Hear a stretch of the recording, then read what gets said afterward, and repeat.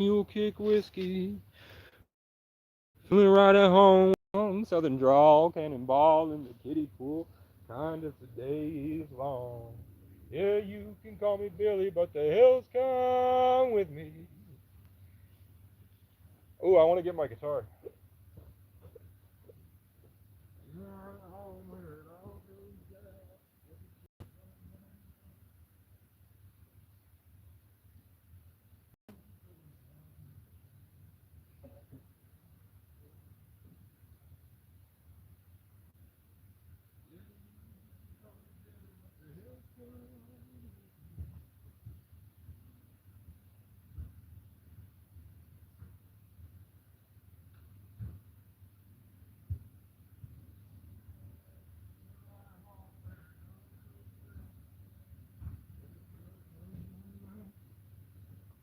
Strong southern drawl, cannonball in the kiddie pool.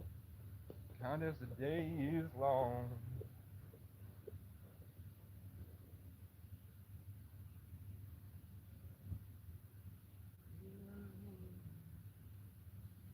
All goes south. Chevy truck running my mouth. Got a strong southern drawl. Cannonball in the kiddie pool. Kind as the day is long. Yeah, you can call me Billy, but the hills come with me.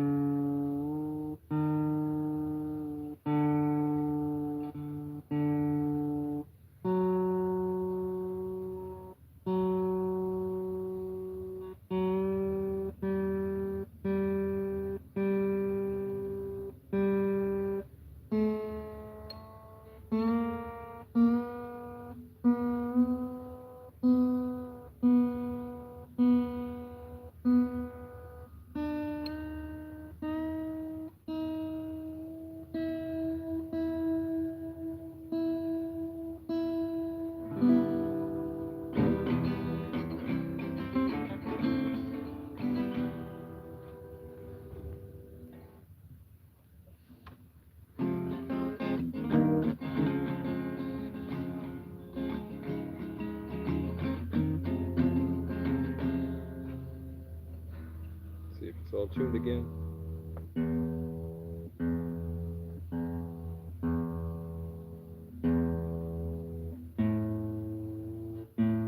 Yeah, that's gonna be a problem.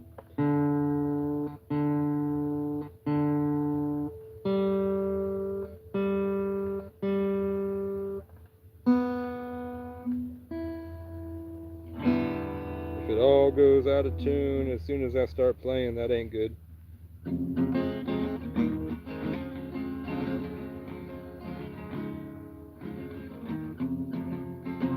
Yeah, I think it's done for, man.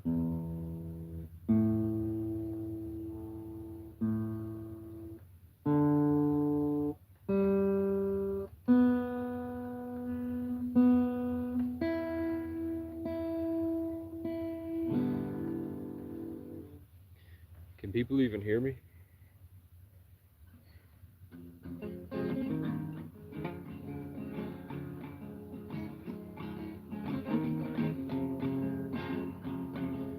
All day, all I see is you, hiding from unspoken rules, fighting for some hopeless purpose. I'll never be good enough, but I'm dying to. I've been talking to 45, and I think it agrees with me. It ain't my fault they kicked me my whole life and left me out dysfunctioning. And I wish you would call me back so I can hear you hide the truth. We got something wrong inside, and that's why I'm in love with you.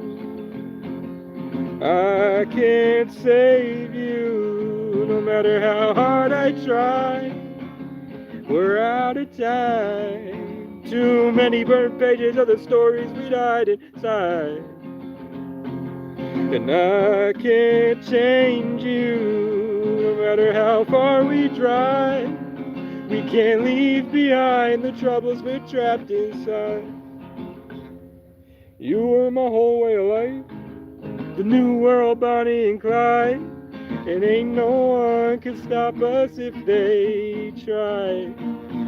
I protect my cabin with railroad spikes, so I can try to find some sleep. But something out there keeps on trying, and it's gonna get me one of these nights. So send me off my broken boat, captain of a hopeless dream. Match my rhythm and hold me one last time. Leave that launch and pray the sea's good to me. 'Cause I've been talking to the stars and I think they agree with me. It ain't my fault you ain't did me right. I dodged that bullet, but it left a hole or two. I can't save you, no matter how hard I try. We're out of time. Too many burnt pages of the stories we hide inside. And I don't blame you for taking off sometimes, but I can't leave with what's in those lion eyes. You were my whole way of life, the new world, Bonnie and Clyde. And ain't no one could stop us if they tried. But we knew this car was gonna die, and it'll putter out at the lights, that the end of the road is barely getting by. Now we're just the tracks we left behind.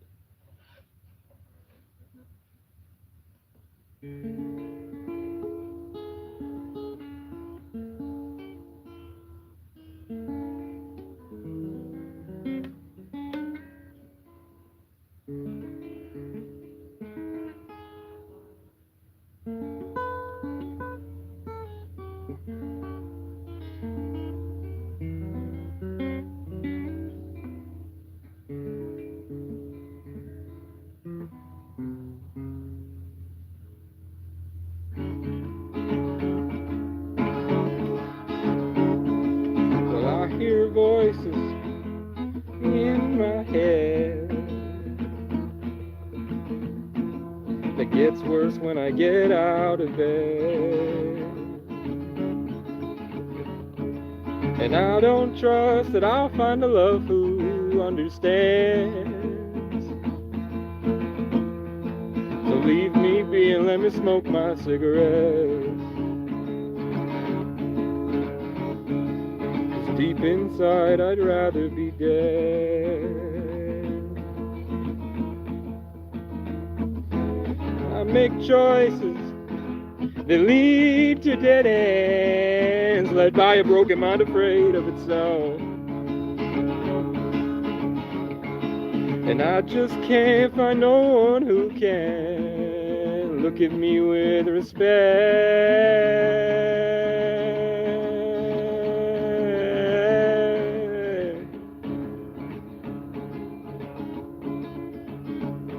'Cause the cops gave me trauma and the crows ate the red. I don't know how to be human again, so don't talk to me. 'Cause I'm tired of pretending all good things should end. Well, it's been hard to catch my breath, running from knowing I won't see you again. But sometimes something way out there says to be grateful for the simple little moments we spend. Maybe it's better, you're a voice in my head.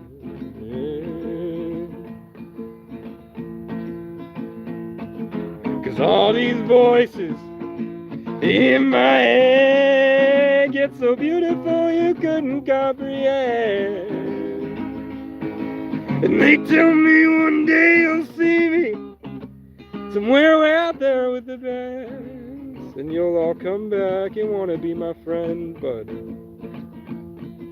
for now I'm a monster that haunts at 3 a.m.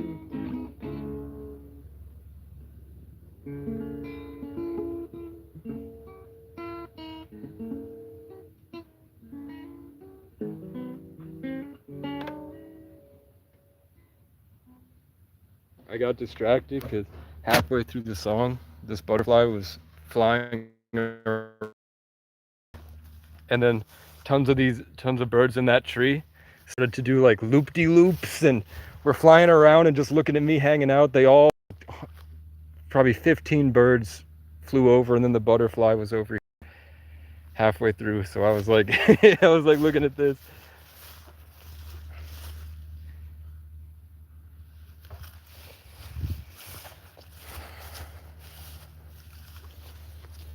So that's why I, like halfway through, I was like, ah.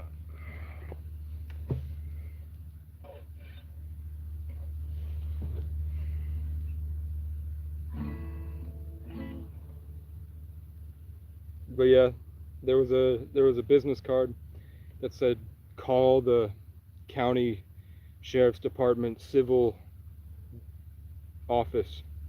And then someone right where the business card was peeled off a cross that was glued to the door of the owner's cabin. So I went and got super glue, fixed it, and I called everybody. I called the owner. Nobody answered my messages. I was like, man, somebody came here and ripped apart my gazebo. But talk about God. I was on, when they ripped apart all my gazebos, I was on my way to get this really nice metal one.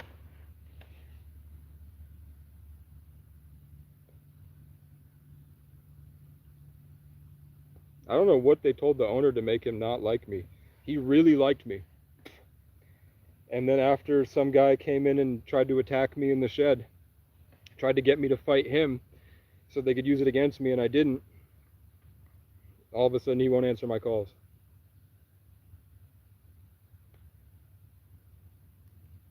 And then his daughters came and said, is this the individual?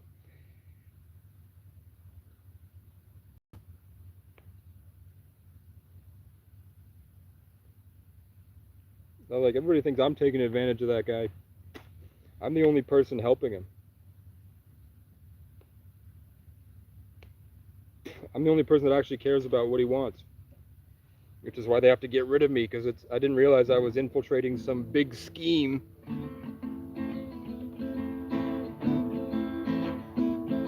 You know what I might do? Let's tune it all down half a step, and I'll do...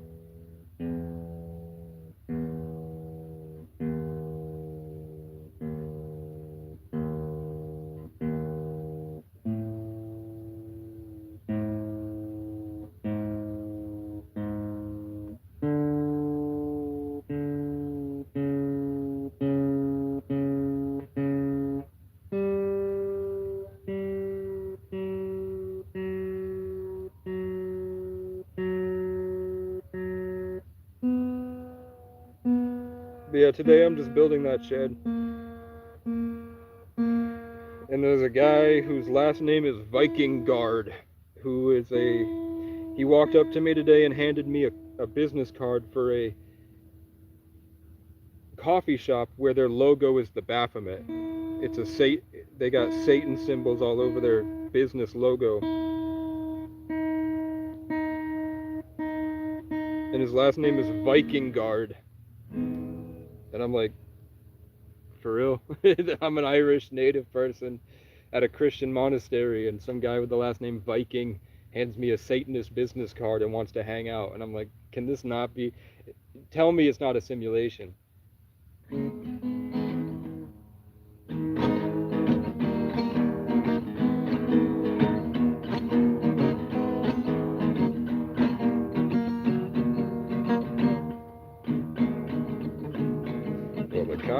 cunts and the creeps and the crows all want the same thing to rip and tear at your soul. So before the morning comes, something else can come and try. Grab a hold and take control, and now they own you. Well, when I was just a boy, they all told me I was blessed, and something about me means I'm meant for success. Now they all talk shit behind my back, put a target, told the town I'm hooked on crack and that I'm messed up in the head and I'd eat mess. I don't want to work a stupid fucking job and pretend I have a boss.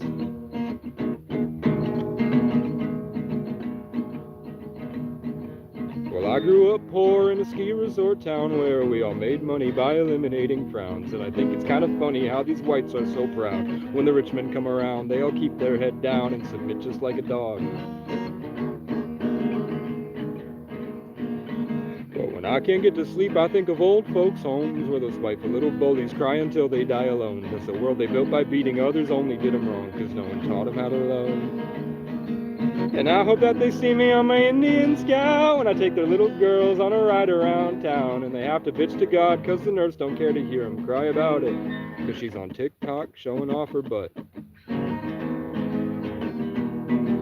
And when they're on their deathbed, I hope that they see my face when whatever tortures me shows them all the love I gave, trying to help them sing and clap along to my broken-hearted songs. Hey, hey, hey, hey. And before they meet their grave, good Lord takes them away. I hope the final breath they take is followed by a list of names, and somewhere along the way I get an I'm sorry or an island from their estate. And the cops and the cunts and the creeps and the crows will have another friend to follow everywhere I go. And I'm so grateful for him, because without him I wouldn't have ever known the value that I hold.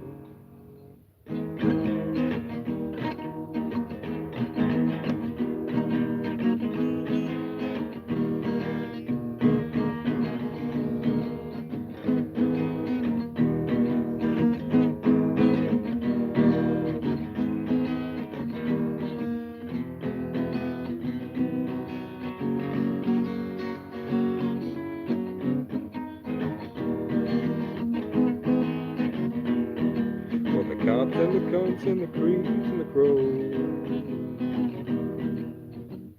I could do mosquitoes, actually. Oh, it's a fucking snake. What the fuck? That's a massive snake that was next to my boot. There's a snake near my boot.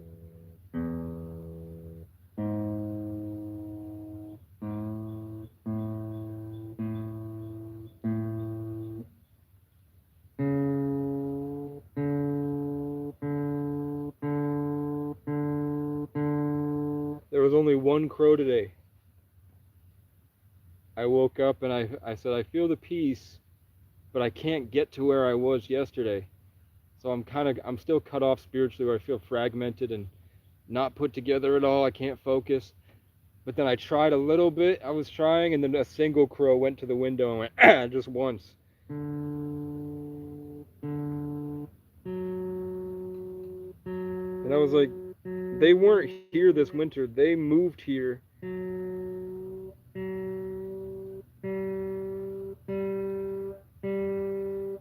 People said they weren't here last year. So that makes like 6 different locations where I've showed up, and then immediately the crows move in next door. And then they just rip at me all day. So crows must naturally see me as either safety or a source of food, or I bring something with me that makes crows more comfortable, because they do be moving in. When I was on the rail trail, they moved in above me. When I was in Randolph, they moved in above me. Now that I'm here, they moved in above me. When I was in Shelburne, they moved in above me. They leave where they currently are, and then wherever I am, they tend to move in nearby, but they treat me like I'm an invasive species. They get angry at my presence, yet they don't move away, they move to me.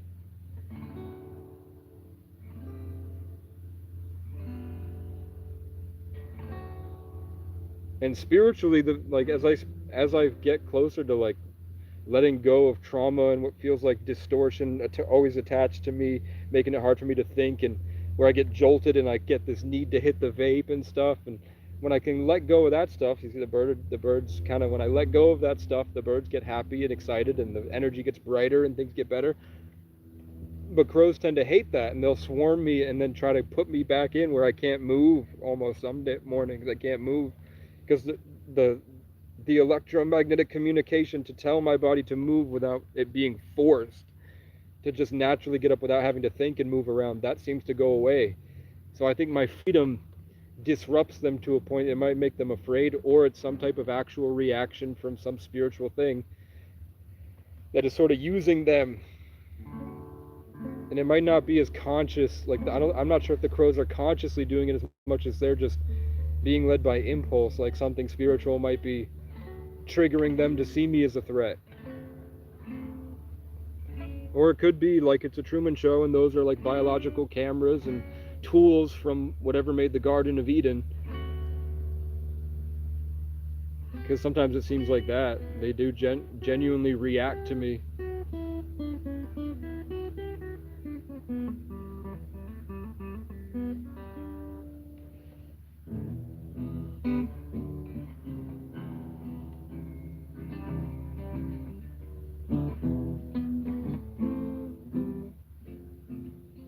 Is that my pigeon? Unala, is that you?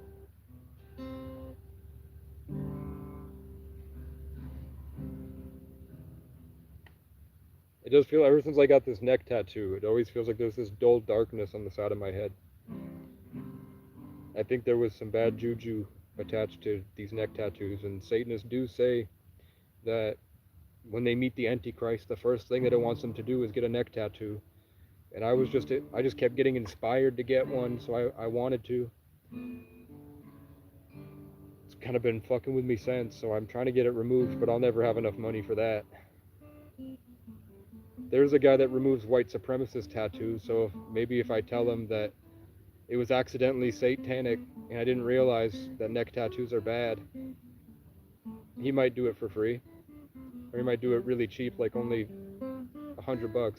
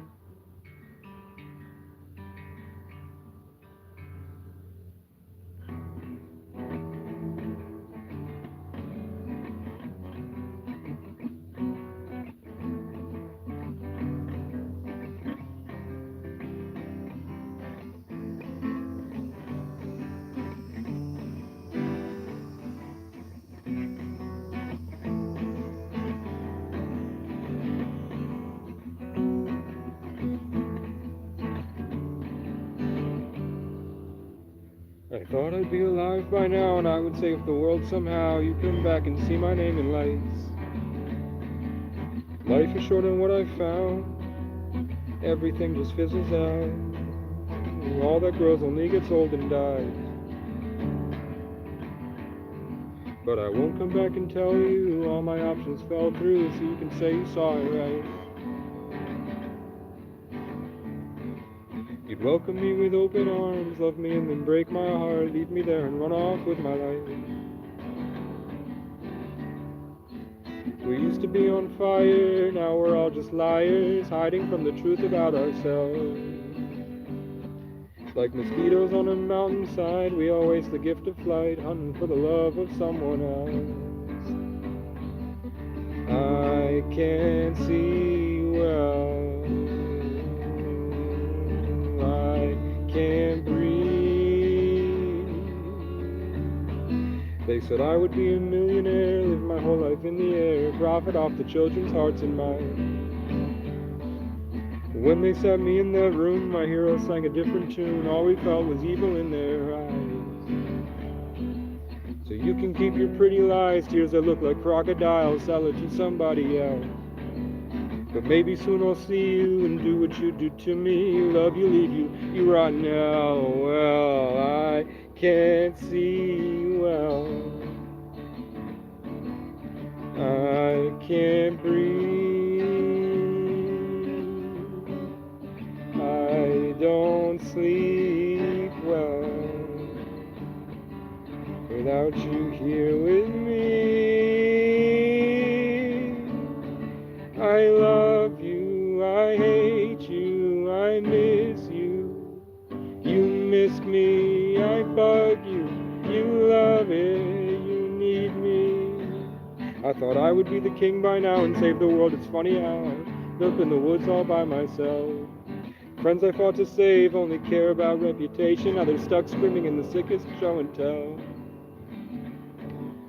Turns out you all suck, and now I'm glad that you're all stuck. Where were you when I was crying out for help? You wrote me off as nothing. Now that I get money, suddenly you care about my mental health.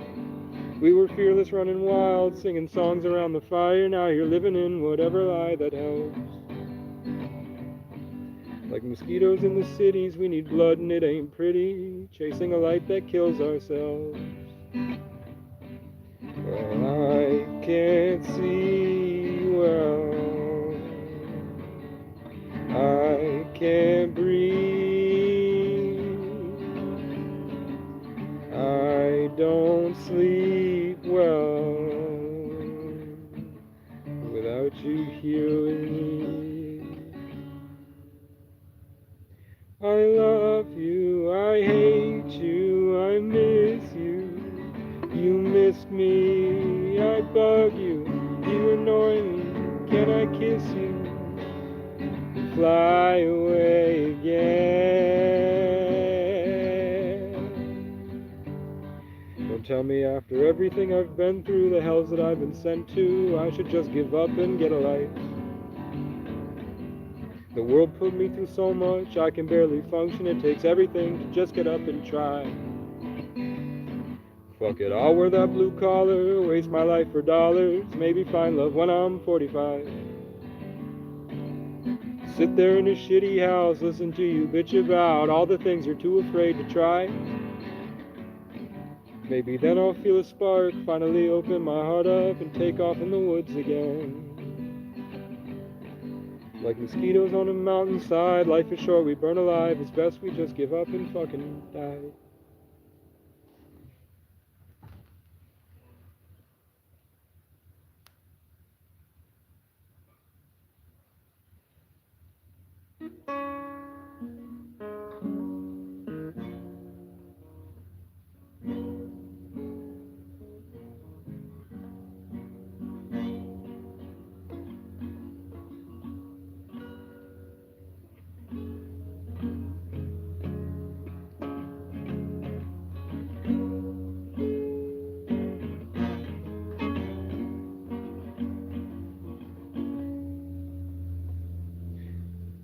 Unmarked graves around the house I built that I won't see until the world stands still.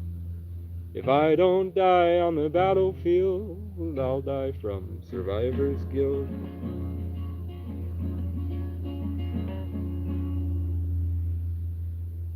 And I know you're all dead and gone, and you're stories got old and the world moved on, I'll keep you alive inside my songs. Times before it all went wrong.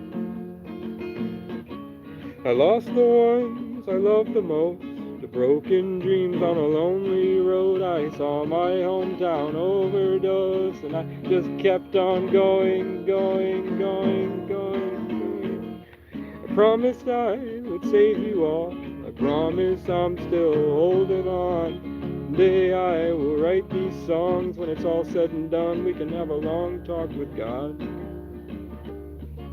Unmarked graves around the house I built that I won't see until the world stands still. If I don't die on the battlefield, I'll die from survivor's guilt.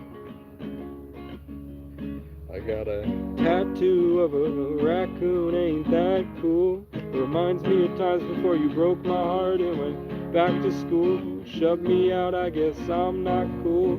Now those demons torture you. I think God got a sense of humor.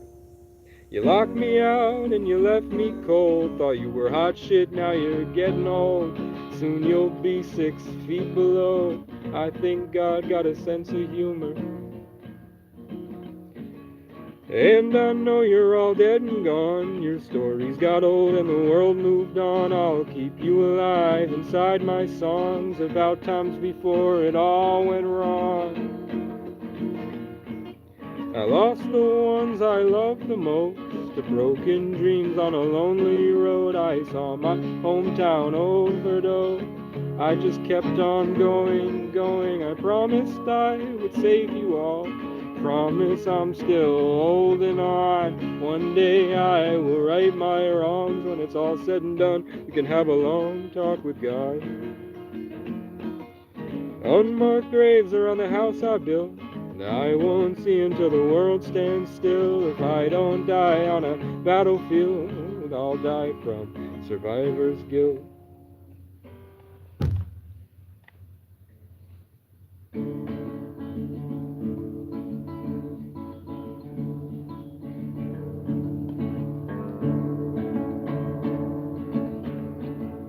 Thunderclouds and passing rain keep me trapped inside a cave, dreaming about when I'm on stage.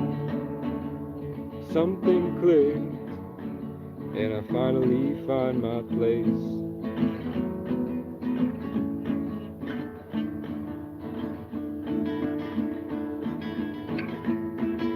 But I know one day soon the spotlight shining down on us all are gonna fall. Will they love me for all my flaws, or judge me for all my faults? And maybe I would be someone if I didn't waste my whole life lying down, freaking out about the things I can't figure out. I climbed up that mountain and I found out we got it all wrong. The view is cool, but they only play sad songs. And I sat down with the superstars and they told me they'd rather lose it all and be anyone who can do anything. Maybe it's a trap, and being famous ain't all that. 'Cause every step you climb is a sacrifice, and the farther you rise, the further of you got left to die. Until you're sat atop your pile of trophies alone and begging God why.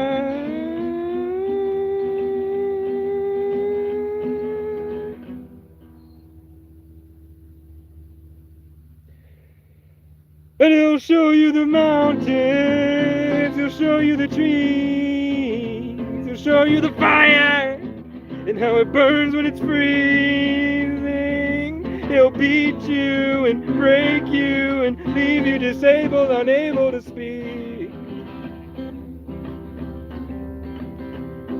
Then he'll kick you and rape you and make them all hate you till all you feel are chips in your teeth. While they all laugh till everyone falls to their knees. Then he'll take you by a riverside with the birds and the bees.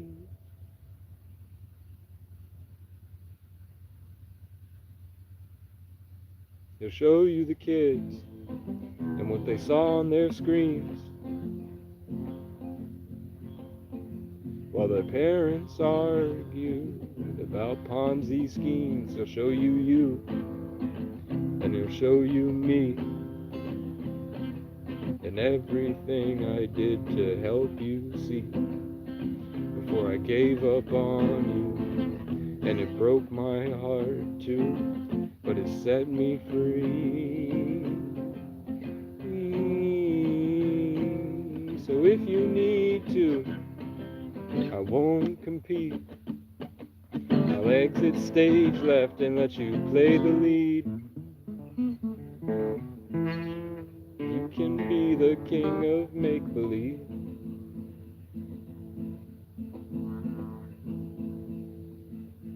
When you find it ain't all that it's cracked up to be, you won't find me. 'Cause I'll be in Hawaii.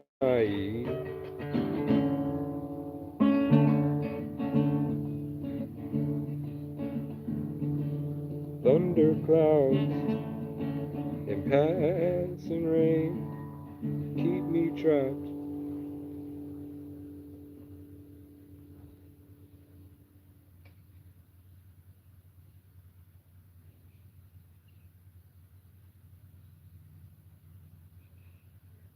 Yeah.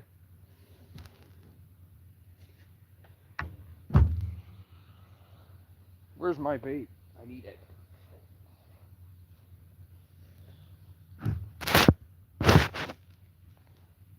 My dude, I hope you're good. You are my tribe. Y'all think I'm lying about the crows or what? You think I'm schizo? You really think I'm schizo at this point? That I live outside society and there's a different way of living that everybody that lives outside society says is true, and that's how it is. When you're a part of the forest, you become a part of the forest, and then it's all about energy going around each other, forest sharing nutrients and all this electromagnetic or whatever you'd call it. And something about the crows, they don't like whatever I have, so they come at me every single day until I can't focus, and it feels like I've got 1,000 different things on me constantly attacking me and keeping me from moving. And sometimes it's like I even just move to the left a little bit and it triggers them, because we're all connected. And society, obviously you're in an electric box, and then you get into an electric box and drive to another electric box. You don't have time for the 6 months it takes minimum to even start to get a part of this. So when I tell you that it's torture and there's a reason that we don't live like that, it's true. It kind of sucks. Indigenous tribes kill crows for that reason, that they just make it unbearable to be outside. It's not schizo, it's just a natural byproduct of living out in nature, and it sucks, and it's torture, and I don't know how to fix it. It messes with me every day. Makes it so I can't think at all, and then I go into public and I'm just not like everybody else anymore. I'm like a woodland creature. People have been calling me Keith on accident for like 4 years. Since I moved out in the woods, people have been accidentally calling me Keith. It happened the other day where somebody called me Keith instead of Casey. And I was like, why? It's so far from Casey, the word Keith. Why do they keep calling me that? So I look up Keith, and it means the forest. They've been calling me the forest.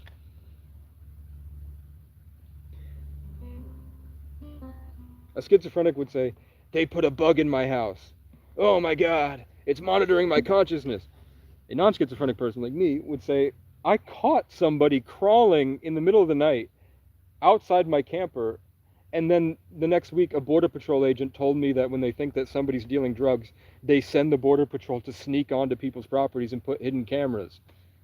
So my brain doesn't think that there's a hidden camera. My brain is like, what the fuck was that? And in the same week, I catch somebody crawling nearby over to a tree and then fucking bolting in the middle of the night. And I think somebody's going to kill me. But then the next week, Border Patrol is like, yeah, we go onto people's properties and put hidden cameras when we don't know what they're up to. So I'm like, you know what I'm saying? That's not schizo. That's like, what the fuck is my life? Schizo would be like, they're following me. Casey is like, here's the same video of the same car with the same license plate and the same thing on the dashboard.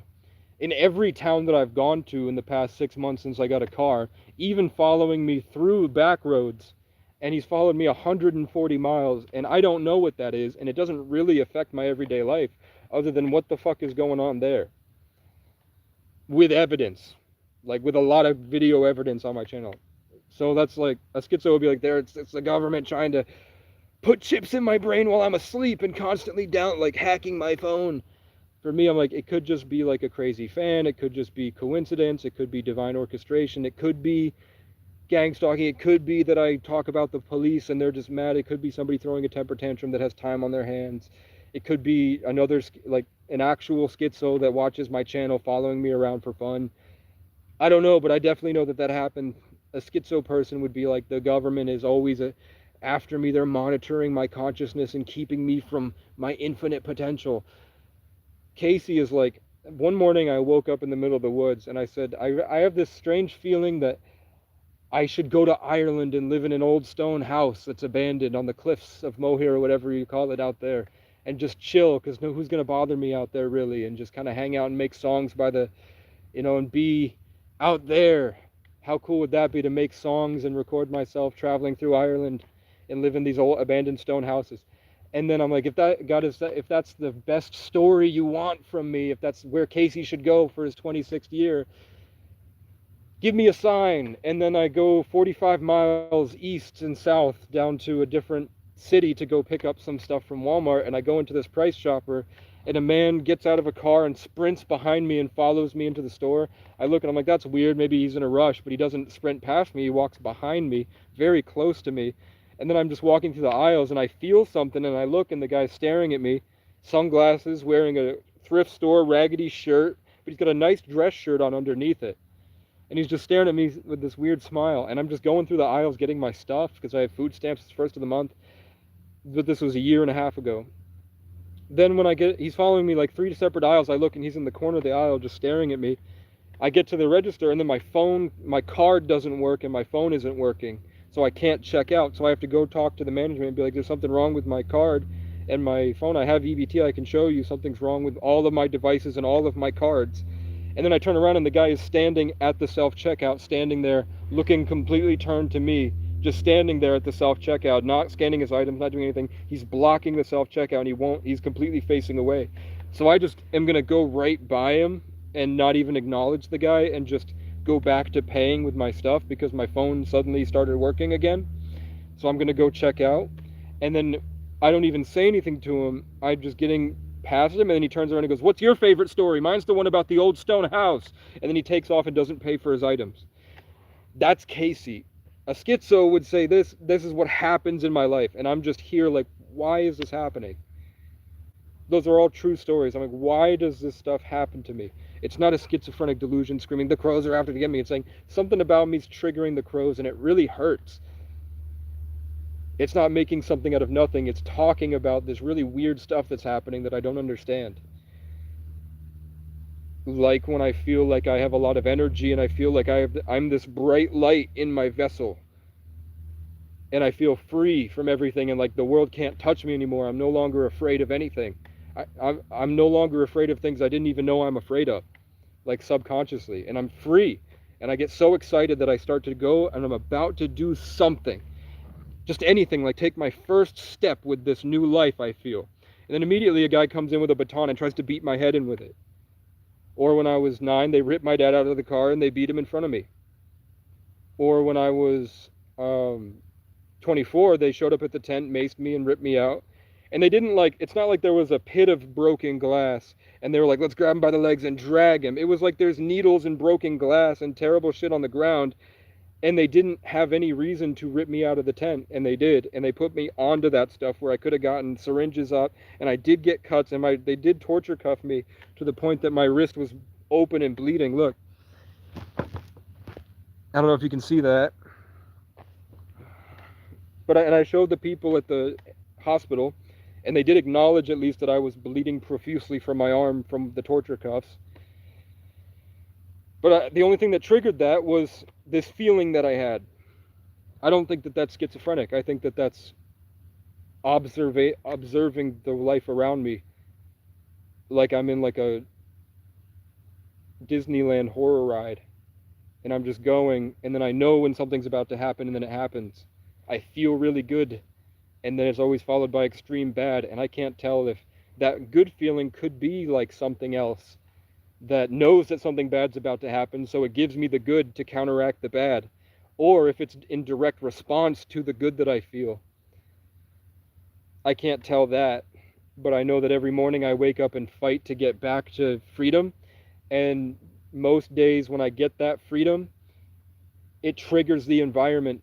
Crows will start cawing, and they make sounds that sound like computer codes. Like imagine there's like 15 different crows surrounding me when I'm laying in the camper or the tent or the car or wherever it's been for the past 4.5 years. And they'll do the original and then I'll feel them push all the energy away, and once they get a connection with me, then they and it feels like they're pulling it out of me, and I don't even know what it is. It just feels like an emotion or my consciousness or freedom or focus or something, some energy that they're consuming. So then I'll hold it in and try to fight back, and then all of a sudden they all at once, like a symphony, start going, and all of them together sounds like it almost sounds like they're ripping a portal open together, and every single one of them is a node clustered together, and the frequency is opening up something that I can feel and see. It's like this massive spirit. And then I feel suddenly everything locks my chakras up, and I can't move, and I can't think, and then for the rest of the day, it's like I'm just permanently depressed, extremely, where it's just hard to move. And when I try to think about things at all, I can't. It just doesn't work. Like my thoughts go to the space that I usually use to think about things and move things around in my head. Like imagine a bunch of Legos, and you're piecing together a bunch of Legos into a tower. When I try to piece the Legos into a tower, it all of a sudden the Legos just dissipate and then flow to where the crows are. And then the crows will go, ah! Like they're taking it or diverting some channel that we're a part of and we're all connected, and information's supposed to be coming to me, but then they take it and put it to them. And I've been knowing stuff like that for a long time, but now it's coming out with the Epstein files and Tucker Carlson and all these podcasts where they're bringing in Masons and Satanists and people that say that's literally the entire point of what we do, is that they see children as fruit that bear spiritual currency, and they've made these towns that we all live inside of to do exactly what the crows do, to take it from them through staged trauma. And like talking to them at grocery stores, and kids aren't taught this, so they don't realize what's happening, and then they're scared on purpose, or they go to prom and then they have to, what they wear. Like at my school, which was a Masonic run town in New England, for the basketball games, all the girls had to wear short dresses. Like they didn't wear uniforms or anything. They were told to wear short dresses like homecoming. So every girls basketball game, they were in short dresses where everybody could see everything. And that was just customary, and the kids didn't know any different. We didn't have social media. Like it wasn't as prevalent where people can just talk to each other as like it is now. It was like you make an Instagram post and everybody likes it, and you DM people you have a crush on. Other than that, you don't talk, nobody talks to each other like it is now with just this cesspool of information. Now it would be like somebody records, like, why is the principal making us wear dresses to our game? Well, everybody's parents are watching us. Why can't we just wear normal clothes? That's normal now, but back then, people were still like, pre-internet. My generation was like just getting social media when we were 11. So we didn't really know what to do with it. We were just taught what we were, like Lil Pump. Everybody loved Lil Pump in my school. And I'm like, you only love Lil Pump because of the number attached to his name, and you're told that that's what people like. You don't like Gucci Gang, Gucci Gang, Gucci Gang, Gucci Gang. You don't, because I know what you listen to now, and now you listen to normal music. You like that shit just because people told you to like it. You like that TV show just because people told you to like it. You didn't have a preference or a style or anything. You just did whatever was put in front of you. So that's why eventually my principal was fired for pedophilia. But back in the day, that was just not something everybody observed, but it didn't even hit our minds to think about it too much. Now it's like, that's what they say about the Great Awakening, that we're all heading towards Aquarius from Pisces. And they had limited us in our limiting beliefs in Pisces, and now that we're getting towards Aquarius, we're getting better in telepathy and the crow stuff and all this. That's why it seems crazy to people that aren't my generation. When I tell people my age about what happens, they're like, obviously, I get, like, somebody my age told me that because of the crows bothering him in his house, he puts fertilizer out. He does offerings because he thinks that it's Odin. His spiritual thing with the crows, in the way that they act towards him, made him start to give offerings to the crows. That's people in my generation. People before that are like, that's schizo and crazy. But I'm like, no, we're getting to the awareness that there's more happening. People just don't have the full scheme, and they're not really out there as long as I've been out here.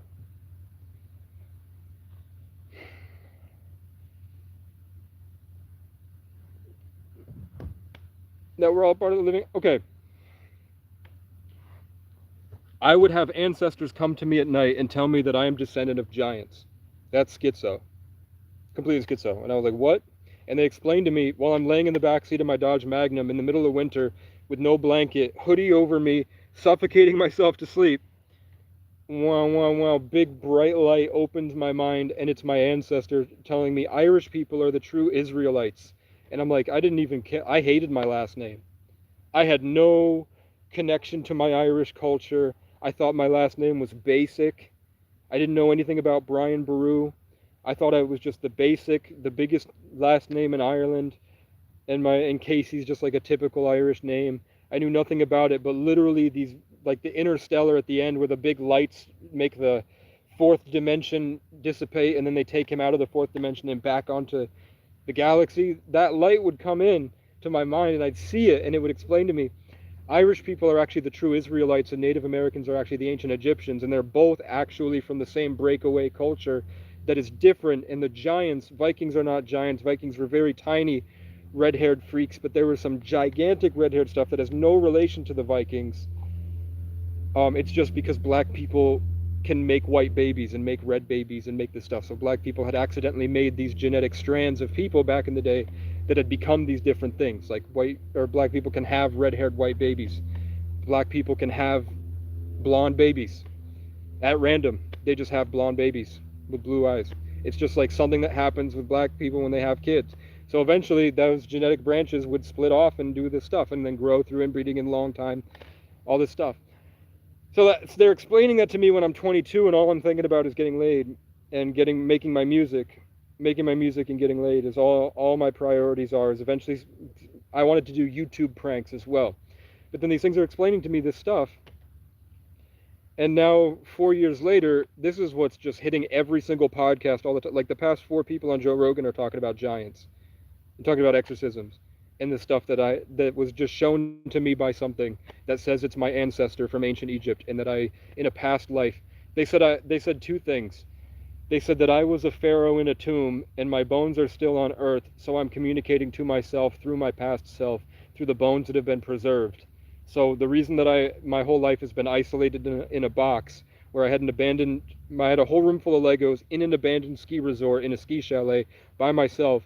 And then the reason that when I was younger, I could only fall asleep if I was in a refrigerator box with just a little bit of crack to breathe. And no matter where I slept, I couldn't sleep unless I was in a refrigerator box. They were explaining to me because I still feel like I'm in the tomb. And they've brought me out of the tomb and put me in a physical vessel for my mission on Earth. And I'm like, that, I'm not going to tell anybody this stuff. But then I'm scrolling and I get an Infinite Waters video, and Infinite Waters says, I'm a pharaoh from a past life. And I was like, I don't want to stop filling my head with this garbage, please. It's making me crazy. I don't want to think about this stuff. But then it's the stuff like, as when I was really out in the woods and the native ancestors come to me and explain to me that they're my native ancestors through a language, there's a language barrier, and they won't reveal their skin tone. They look like just light itself, but they're wearing the native garb, and they won't show me their skin tone. because I'm like, I don't have the native skin tone, and they're not gonna show me what they actually look like, but they're guaranteeing me that it's in my blood because they are able to communicate with me that they are Native American ancestors. And they all have dreams where there's a reptilian in a robe and it's showing me this weird insect with 4 legs, and it just explains to me through YouTube videos that I've seen of those deer that have like their heads broken, or people's corpses that crawl up like crab walk up and are going ah, and the deer that have the head thing and they walk really funny out. They're telling me that bug thing that I'm looking at is crawls into their corpses, and people assume that it's a skinwalker when really it's an extra dimensional intelligence. And I'm like, I can't say that that's schizo because it's not a thought I had when I was awake. It was a dream. But like, do you guys have dreams where a reptilian is introducing you to a metaphysical entity and explains what that is on Earth, and that the people are wrong about what they're seeing? It's actually this, when I don't think about that stuff in my day-to-day.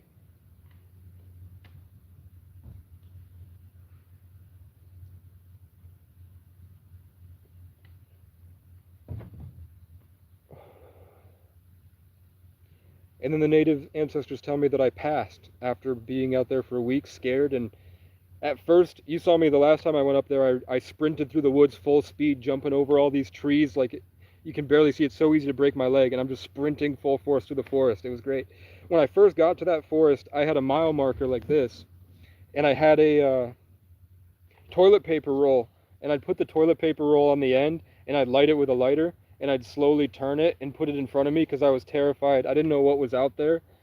I was like, I've heard stories of Appalachia, and I didn't want to run into those things. Like the hooded figures with the deer skulls and the shadow people I'd seen before, and I didn't want to know what that was. I think it was already when I had that sleep paralysis demon out there, and animals came to the cabin and started yelling at it, and then it left. Like deer were screaming at it until it left, going until it left. I knew that stuff was out there, but I had to charge my phone because I'm not going out there without my phone charged. So I decided to put the mile marker and the toilet paper, and I would slowly turn it. I've also seen 2 years before that, I was on Mount Mansfield in Vermont. It took me the whole day to hike up. It's a 7-mile hike. I went up the restricted area to the very top, where you have to literally climb up the side of a mountain. But I was like, fuck it, I want to do it. I don't know when I'll be able to get here again, if I'll ever have gas to get back here. And it's going to be winter, so I'm climbing up just the rocks, and like trees were falling because they're barely connected by the roots. And I climbed up to the top. It was exactly sunset, so the sun is right in front of my face like this. And I say, I promise I'm going to treat every moment like it's my last. I'm going to appreciate every meal. Thank you so much for everything you guys have, whatever you are, have done for me. It's a really cool life, and I'm going to enjoy it. When I get back down, it's pitch black out. It's just about to be pitch black. The sun is almost down. There's a guy in a car, and I go like, what's up, man? He says, oh, I'm just here I'm going to record all night and camp out. And I said, okay. I don't know if that's okay. They said they're going to tow my car if I don't get back down there after sundown. Do you mind just drive? I'll give you I didn't have $5, but I thought I had money in the car and change. Turns out I didn't. But at the time, I really believed I had $5 in change in my console. It turns out I'd already spent it on gas, and I forgot. That was my emergency money. So I was going to give him $5, I swear. So I said I had $5 in change if he just drives me down the 7 miles to my car. And he goes, actually, there's somebody on the other side of that building with a side-by-side that's taking people down. So I go around to the sea, and there's nothing there. There's not even a driveway. It's just the forest. And then I turn around, and he already left. So he left me up there. It's pitch black. I can't see at all. I can barely make out the tree line from the stars, but there's no moon. It's just stars. I can barely make it out. I can see where the ski trails are and the sides of the forest, so I'm just going in there. As I get down maybe a quarter mile, and then a big light shines in my brain, and then it's a big man, but it's a deer. So it's got deer fur and a deer head, but long human fingers, and he's standing upright, and it's just a deer head with a big antlers, and it's telepathically communicating to me through information, not any language. And I'm learning that it's telling me I'm the embodiment of the wild. I am the forest itself, and you're in like this test or this initiation, and you're guaranteed to win if you just make it to the bottom of the hill. If you don't, and then I saw myself get mauled by a bear, and then a bunch of rustling behind me in the trees, like right there. So I just keep, I don't, I don't acknowledge it, and I just keep walking. And as I'm walking down, it's following me behind. So I get like 150 feet, and then it darts from one side of the tree line to the other side of the tree line to the other side of the tree line. It's following me down the 7-mile hike down Mount Mansfield. Eventually, I pick up a mile marker, and I'm holding it like this. So if it charges me, I'm going to turn around and fucking try to get it away. So I keep going. I get halfway down, and then it's just I don't know how big of a drop, because when I spit, I can't hear it. I know that it's a big chairlift post, and then it's just a drop. But there's this tiny, like just enough to fit my body in between the cement for the chairlift post and the rocks leading down to that drop. So I'm hiding in like sideways like this with the mile marker up, and the thing is just on the other side of the cement block. I can hear it. It's right there. I can't hear it breathing, but I heard its footsteps. So I'm just right there waiting for it so I can push it off. I'm like, if it jumps at me, I'm going to try to move it off and get it down, and then try to run back up and hide back at the top. And it just stands there.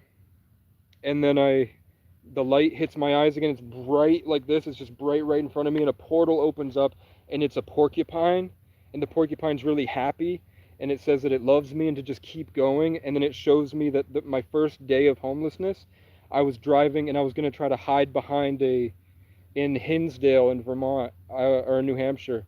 I was going to hide behind a storage unit facility and try to work at Walmart to save money, and DoorDash. And I was like scoping out the place to see if I could hide back there, to see if anybody would care, because they left the gate open. So I was like, if I go in there at midnight and I leave at 5:30 every morning, it shouldn't be a problem, because I was young and I'd never done this.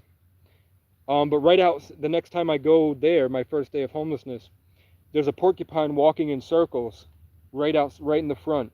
So I put it in my guitar case, and I put it in the back. Eventually I put it in my cat crate, because I had a cat. And then I give it to a wildlife preserve, and it turns out that it had brain parasites, and it was hoping something would eat it. So it was just walking that carcass in circles, like the thing I saw in the woods, with the reptilian thing that explained to me that it does that. And it was just walking in circles, hoping something eats it. So that spirit of that animal told me 8 months later, that was like February, this was in September. So 7 months later, the spirit of that thing says that it loves me, thank you, and keep going. And then I was like, what if I don't? I kind of want to stay here. And then I saw it looked like a big tadpole, like a huge UFO with a yellow light, like a tadpole or a sperm cell, slowly go over my head, over the mountain, and then just drop. And then I saw the image of some massive gray alien with 4 arms running at me. And it said, we're going to get you. But not in English, just like I could understand what it was saying. It's like, we'll get you, which I don't, now that I'm older, I don't think it would have. I think it was just trying to scare me. But maybe it would have. I don't know. Maybe it was like, if you don't go, we can abduct you, but right now you're protected. Because that's what the deer person told me, is that you're protected as long as you keep going. So I was like, if I stop, then suddenly that's going to get me. So I just crawl to the edge of the rocks, and I grab these vines, or like these roots. And then as I'm grabbing hold of the roots and I'm going to try to get down this probably 20-foot drop, I hear like something just in the tree line, and I look, and it's a black silhouette of a person, and it has a voice deeper than I've ever heard, and it speaks a language I don't understand, and it just says like a sentence of something in some language that I can't copy. I don't know how to do it, but I can kind of see what it was. I don't know what it said, but it was just right there. And I don't acknowledge it. I just keep going down, and then I walk the rest of the way, the next 4 miles down, straight down these ski trails, while the thing is still following me, rustling from tree to tree to tree. Eventually I get to the bottom, and I'm in the spotlight, from the spotlight that shines over the area, and they've put this massive chain link fence with barbed wire facing this way so that people can't crawl in from the forest. And I'm just slamming on the thing, going, ah, help, help. And I lose my ability to speak English. Like, I don't, at that point, I just didn't know how to speak English anymore. And I'm just slamming the mile marker on the ground, going, trying to get it to come out so I can see what it is, so I can try to fight it with the mile marker. And then I hear something make a noise out there. I think it might have been like a coyote or something go, but it was way far away from where this thing was, which was just out of sight. And then a person runs through the woods and then gets me and guides me back around. And he tells me that it was probably a mountain lion that was following me and that I'm not supposed to talk about it because people will go up there and hunt them. If you tell people that mountain lions are still in Vermont and they're not extinct, that they've just been keeping it a secret that mountain lions exist so that people still hike and, I don't know, maybe tourism with old people or something. I've never had a plane fly above me before. That's never happened in the history of staying here. And it flew directly over my head, which was weird. It's always directly over my head. I don't understand it. But right before they take me, like I get back, bring me back to my car. Right before I'm about to leave, I just look back at the trail, like all the way, because the spotlight can kind of see the chairlift post that I was at. So I'm looking back up at where I was, halfway up the mountainside, and I see what looks to be 15 feet tall, massive, Vanta black, so it's darker than dark, and it's clearly standing in front of the chairlift post, so I can see that and not assume that it's a shadow or a tree or something. It's right in front of the chairlift post, and it's got these flowing giant black tentacles. Looks like Slender Man, but without the suit, completely black. And I just look at it, and then I just keep driving. I get all the way from Mount Mansfield. I think I end up, I don't know where that Maple Fields is, to be honest. It might be in Jericho, but it's between Mount Mansfield and Burlington. And I stop in there, and then I look for my extra $5 that I haven't changed, and it's not there. My spare $5 in the case of emergencies to get me back to Burlington to DoorDash is not in the car. So I go in and just say, hey, I thought that I had emergency money to get me back to Burlington to DoorDash. I don't. Do you mind if I get all the change in your car? And I'm just going to ask a few people until I get like $3 or $4 to get me the next 35 miles back. And then I'll just break down there and figure out there. So he's like, I got money. I got change for you in the car. Just give me a few minutes. So I'm like, cool. Sorry and thank you. It wasn't supposed to. I thought I had reserve. I swear. I didn't expect to ask for money here. So I'm standing outside waiting for the guy. It's like 1 a.m, and then a girl, and like an 18-year-old girl, walks by me. She's about to open the door, and then she stops, turns, and goes, "You saw the shadow people, didn't you?" And I was like, I was never going to tell anybody. I'm really glad that you said that, because I thought I was crazy. And she's like, no, people see them out here all the time. I'm a witch. And then I try to ask her a question. She just walks into the building. And then the guy comes out and gives me the cash, so I leave. I've had stuff like that. But it's never like a schizophrenic delusion. It's like something I don't understand happens to me, and then the world around me validates what I saw, so I know that I'm not crazy. If that girl didn't walk up to me and tell me that she can see that I saw the shadow people because she's a witch, after seeing the shadow thing, I would just believe that I'm schizophrenic. But every time I have these things, there's always confirmation very right around when the event happens. Every time I have something, it's always validated by something externally to show me it's not a disorder, it's a gift. My bloodline Rh negative on both sides. My dad's Irish from the O'Brien clan that goes back to Brian Boru, who was a red-headed giant, like the giants in Afghanistan, the Kandahar giants, or the red-headed giants in Native American stuff. Brian Boru was supposedly a red-haired giant. So I come from that. And my mom's side is a native New York mutt with Rh negative blood. She had red hair as well. She thought that she was Irish and Romanian, but I'm native. I have the insides.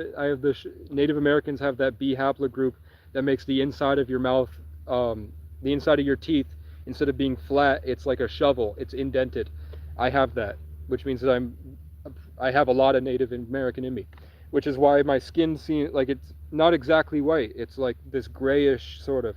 And I knew that even as a kid, when I didn't go outside at all, but then I would hang out with my friends, and I always had just a semi darker skin tone, and I didn't know what that was. I also do, like, it's hard to see, but I have a ton of those melanin freckles. It's just not like you see ginger people have. Like, I have spotted freckles down my whole body, but it's not like as evident. So it's Irish and native pretty predominantly. And I didn't know that until my ancestors spoke to me in the woods and explained it to me, and then told me they had a gift for me from what I learned, being like a graduation gift for living in the woods this long. And I walked downtown the next day because I just felt like it. So I walked 6 miles to town, and then I see them in my mind pointing to a white box on the sidewalk. I see them pointing to the box. I turn and look, where are they pointing? And then I see the box. I open it, and it's this orange dream catcher I'll get for you right now.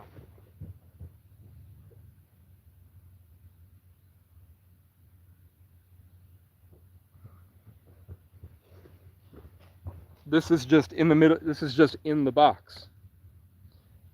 I needed $10 for phone service, and then not the native ancestors, but the bright light that when I was 22, this bright light that hits me and shows me things, came again, no diddy, and tells me to go to McDonald's. It shows me McDonald's. It opens up a board, and I see McDonald's.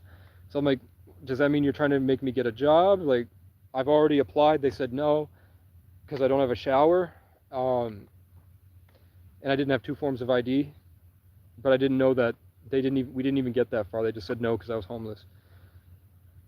But they were like, go get some food. Go get some food. I was like, there's parasites. I don't want to eat it. And they're just like, go to McDonald's. So I go, and then as I'm about to go pass over the barn, which is a gas station, as I'm about to, like, I can't go because they did a false police report and said I tried to kill someone with a hatchet. And then she got in trouble later for it. Because the new manager called and told everybody, yeah, she lies all the time about people that she doesn't like, specifically black people. But she just lied to the police and then trespassed me. So I couldn't go on the property. Sometimes I would go, and then the security guard at that place would stomp out and try to, like, stomp right to the property line and just stand there. And I'm like, I literally have so much other shit I'm dealing with. I'm literally being led by a spirit to go to McDonald's, and I don't want to deal with this spiritual ecosystem bullshit. I'm just walking by, but all of a sudden they go, stop, look down, and I look down, and there's a name tag, and on the name tag for this grocery store, it says Savior on it, which I have somewhere here I can show you at some point. I don't know where it's buried right now, but I do have it still. It says Savior on it, and Savior is the name of the album that I was writing. When I was like, what's my purpose? And I need $10 for phone service. I don't know what my purpose is. Do you want me to get a job, or do you want me to sit here and work on the music? It's the name tag literally says the album name, Savior. I have Sundance Storm, Savior, Songbirds, Soul and Sword. Soul and Sword is 2020, 2021. And then 23 is Sundance, 24 is Storm, 25 is Savior, and this year it's Songbirds. So I was working on Savior last year, and it's right there. And then under it was a $10 bill. And then under that was a Native American bottle cap, or an Arrowhead beer bottle cap. But the parts of the bottle cap that weren't the Arrowhead logo had been peeled off. So it was just the Arrowhead logo itself. I have these spiritual stuff that are like, that's schizophrenia, but then I have that, and that is something. That's some Truman Show, Hunger Games, Alien Garden of Eden shit that I don't understand. And the crow's going off. If you could explain to me why that happened to me, other than something was communicating to me, and then they did that. Because it's not a coincidence that an Arrowhead bottle cap with a $10 bill on it with a name tag that says my album name, my job is to make that album. When I was like, show me what job I should get. And then the name tag said the album cover name for the job.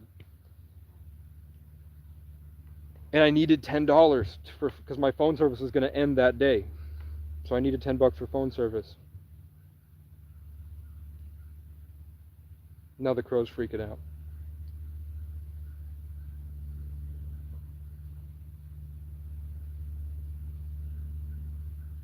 Stop. Continue. It's the first, so the power is too assertive. Usually I can pull it back and make it call. Hold on. It's still there. I think I might be protected right now. But you saw that I made it stop.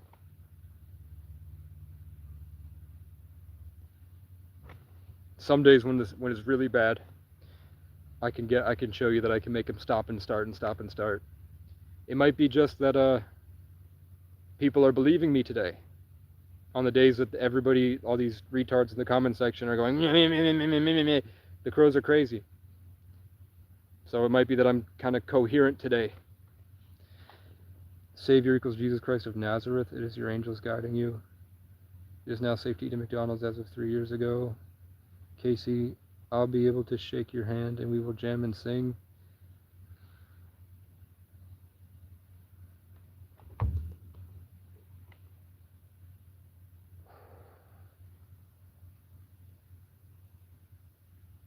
Why are people trying so hard to kick me off this property? They know that what the owner wanted for the property is exactly what I dreamt of in life. They see that I'm working towards making it better. Why are they getting so angry that I'm here? Nobody else comes here.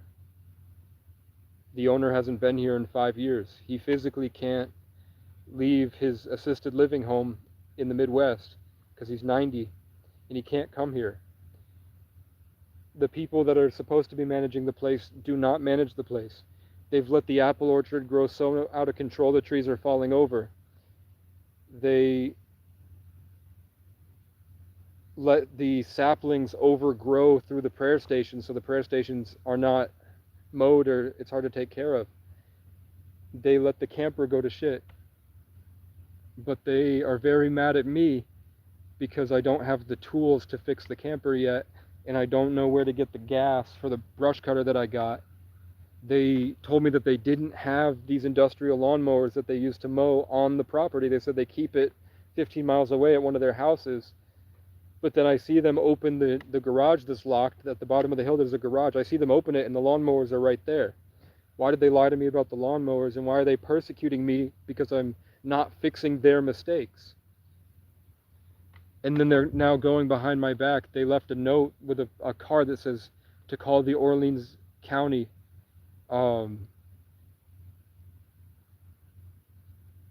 Sheriff's Department.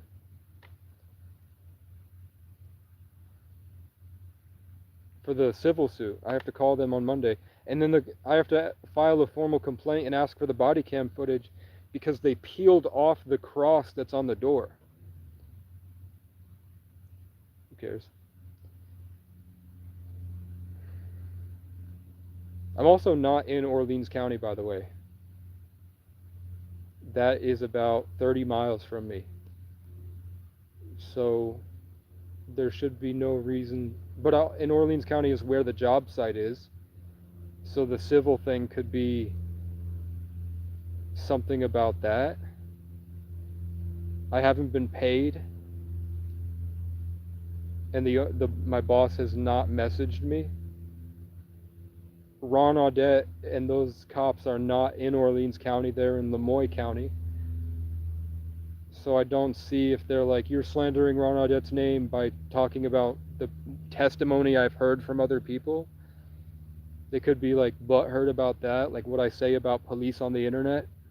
That could be it. I don't see why that sheriff's department would go. I'm like 30 miles from the border to that county. South. I'm in a whole different, I don't know what county I'm in. I'm in,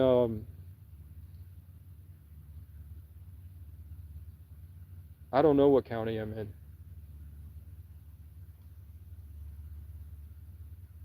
I guess it would be, is Chittenden County Montpelier? You're not from Vermont. I don't know where like Montpelier, Barrie, what's north of Montpelier? Plainfield. It would be that county, I think. central Vermont. Orleans County is north, like 30 miles north. I don't know why they left a note for the, and they left it, they didn't leave it on the camper, they left it on the cabin. But they know the owner doesn't live here. And they peeled the cross off the door and they dropped it, and it dropped upside down. So I just got super glue and I super glued it back and took a picture of it. Somebody peeled that off. And somebody also did come up here and destroy my gazebo. We do have thunderstorms. Don't know where you are. You can't find me. I'm very far. Like, there's like a billion different lakes in central Vermont. To find the lake that I'm at in central Vermont,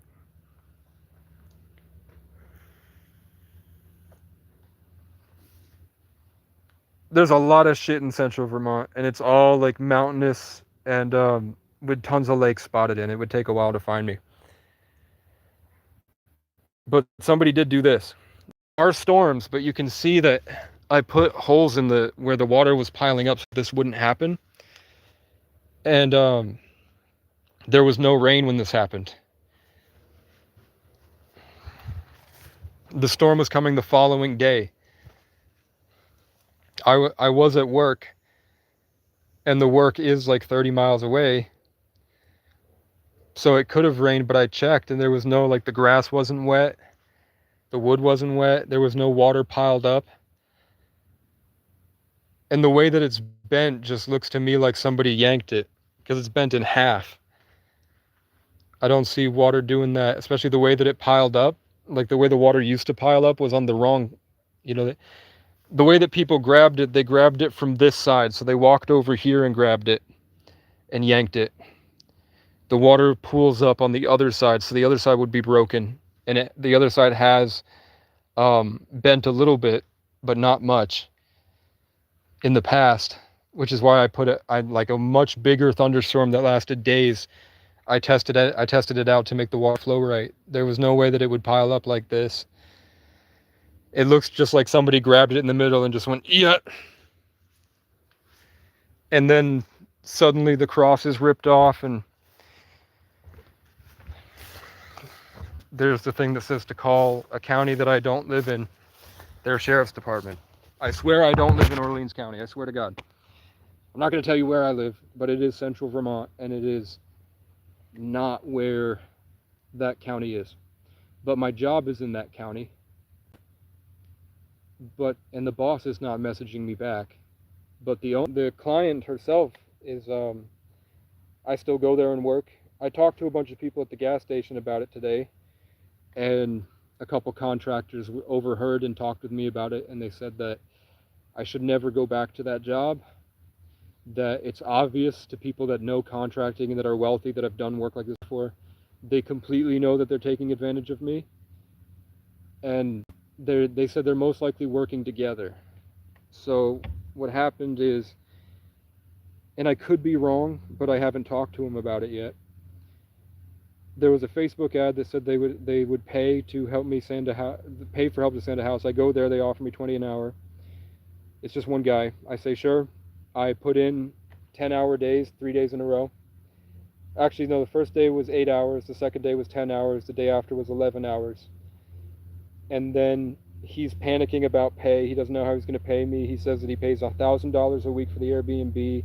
He says that he hasn't even started on the job he's contracted for, and that this sanding job is extra, which means he gets paid $60 an hour for that. And out of that $60 an hour, I get paid $20 an hour.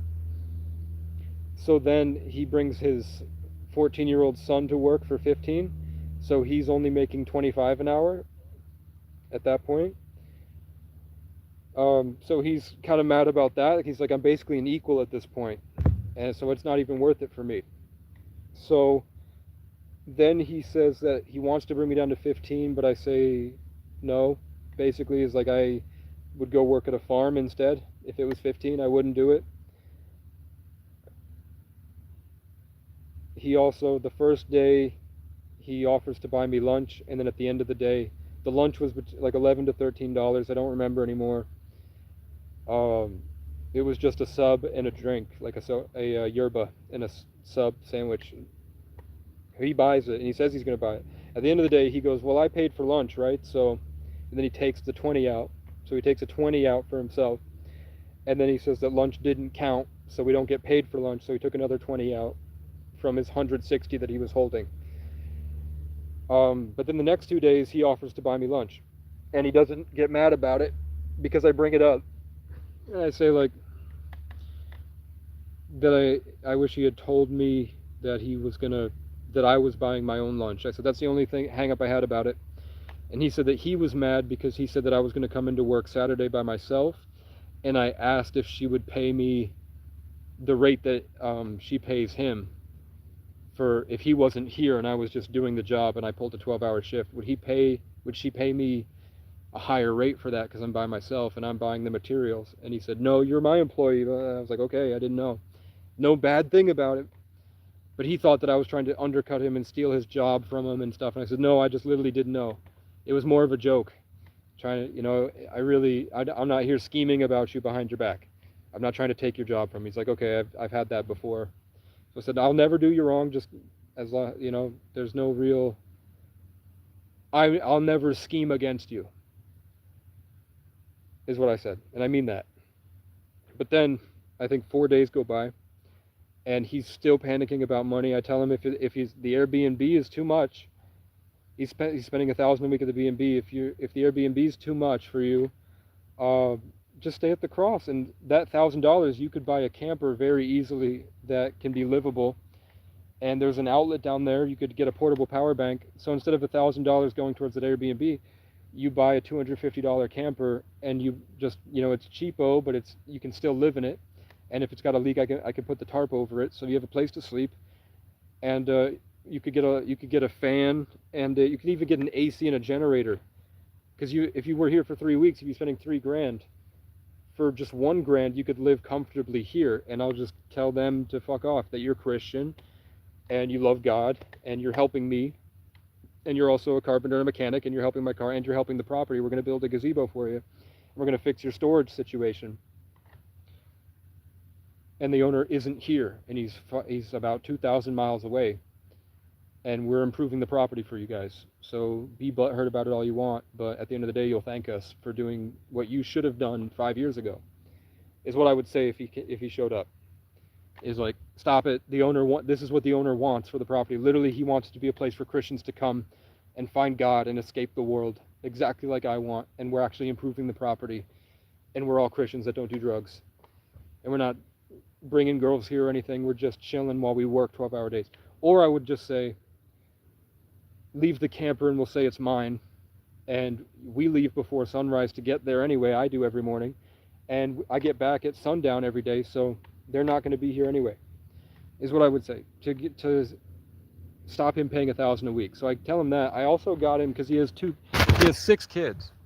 His girlfriend has 2 kids, he has 2 kids, and they have 2 kids together. So I thought, I found these on the side of the road, and I was like, maybe he could fix them up with his kids, because he's got a daughter.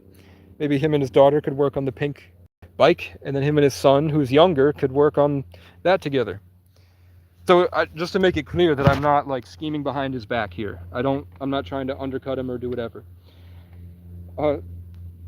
He says that he can't come to work on last Saturday because he's going to be building this race car, so that tomorrow, August 2nd, he's going to go to a demolition derby and compete.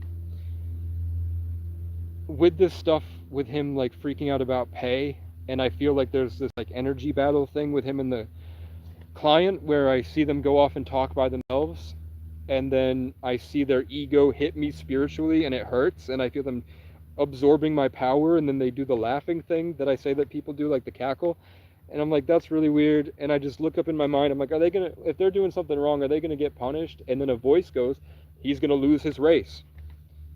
So I'm like, okay. I didn't know what that meant, because I didn't know he did demolition derbies yet. So then a couple days go by. One of those days he comes to me and says that instead of just scraping it to bare timber, he told me to go lighter, go faster, and only work on getting the shine off of the paint, so I can leave like splotches of the brown from the brown paint, as long as the shine is off of it. So I do an entire wall. It took me 12 hours. I did it's a 6-car garage with 2 stories, and it goes to a point. So I get on this big ladder and I go up to the top and I do the whole thing. And then afterwards the client says she doesn't like it that way and to change it. So I go back to what I'm doing. Now I have to go back and fix all of that and fix everything that he did, because he did the doorway all like that. So Saturday comes around and I still have to do the entire back. I did the entire back of the garage. He did the top half with his son on the lift. I did the bottom half, and I went all the way over and I went up on the ladder and did above the roof there. And then I started working on the porch and I had to go do the whole basement. So it's a basement that wraps around like this, all the way in like this.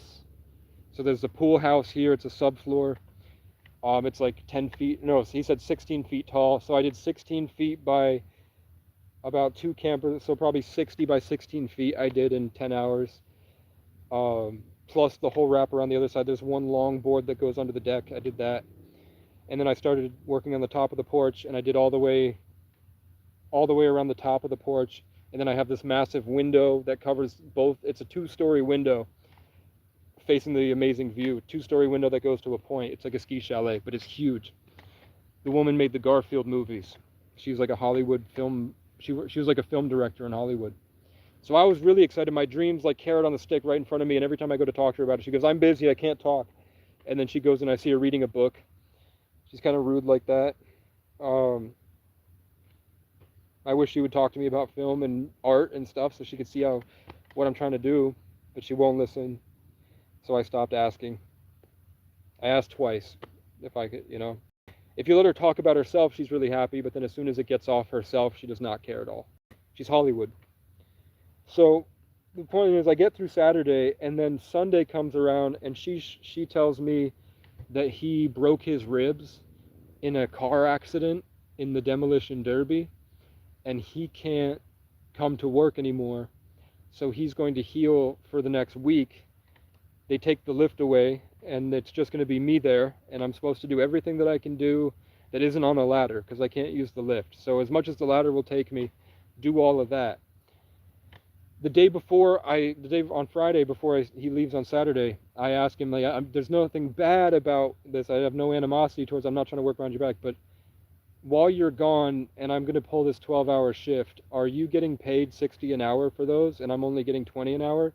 So you're pocketing $40 for every hour that I work while you're not here? And he goes, yeah. So I don't say anything, but in my head, I'm like, I never want to hear him complain about paying me too much, because I know the job is $35 an hour per employee if this is a real contracted job. The amount of work that I do, bare stripping timber to the timber itself through the curved log siding, really intense, and they didn't give me a respirator. Those are forever chemicals that go deep into my lungs. There's a lot of risk here. It's really, contractors tell me I should have asked for a lot more, and that they understand that they're playing me with this, and they've made comments about me being played to my face. Like, while I'm there, they think I don't know what they're saying. They think I'm dumb because my communication is bad, because I've only talked to animals for years. So they assume I'm like a retard. They don't understand by my communication issues my brain works. They think my brain works as well as my communication, so they treat me like a retard sometimes. But I do amazing work. I do it perfectly. I've shown them pictures. The contractors around here, they're like, yeah, I would charge, like, if you were my employee, I'd pay you $35 for that, especially with how fast you're doing and that you don't complain and you work 12-hour shifts. Hell yeah, I'll pay you $35 an hour. We just don't need anybody right now. So they know what they're doing. They know they're scamming me a little bit. But I don't care. It was my first job. He didn't know how good of a job I would do. His last guy walked out of the job. He hired another guy, and the guy started freaking out, saying, when I would do this job, I used to pay kids $25 an hour. I would pay kids $25 an hour when I had this job, and I was contracting sand and scrape and painting work. I was making like $100 an hour. I would hire kids for $25 an hour. I'd make $50 an hour. And I'd cover materials to put other kids on, I guess, at the end of his career. He was helping other people. So all that together, that he's making 40 for every 20 I make, and he doesn't have to come to work to make that 40, and I'm covering the materials, so he's not covering anything. I got screwed. And he told me his demolition derby is tomorrow,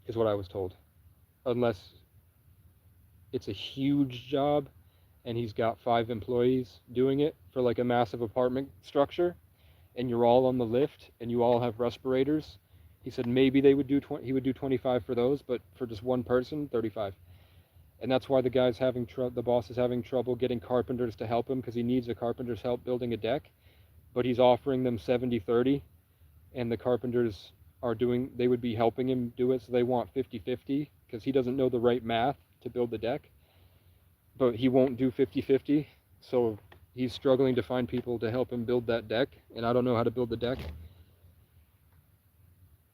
But he also said that he would fix my car for free, which is why I agreed to 20, because he'd fix my car for free. That would be, to replace the wheel hubs is like $300 because I have the wheel hubs, and then I don't know how much it is to check everything, probably $50, and then I know I need a new transmission filter. I don't know how much that costs. He said he'd do all that for free, so that's why I've been doing this. But if he's not responding to me and he's not around, and we don't even know if he actually broke his ribs because the date of the race is wrong,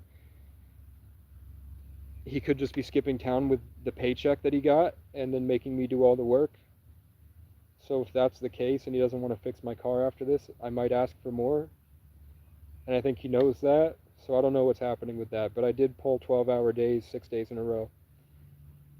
Actually, 2 of them were 8-hour days, 1 of them was 10-hour days, and then 3 of them were 12-hour days plus more. I'm at 40 hours that are unpaid right now, and I don't know what to do about that. I didn't build the gazebo, but I still have time. I just have to go get move my guitar, find my car keys, and then I have to drive down to pick up the awning. Not the awning, but the awning. Maybe I'm buying an awning at some point, and then I'm fixing this one. But yeah, I think I got played.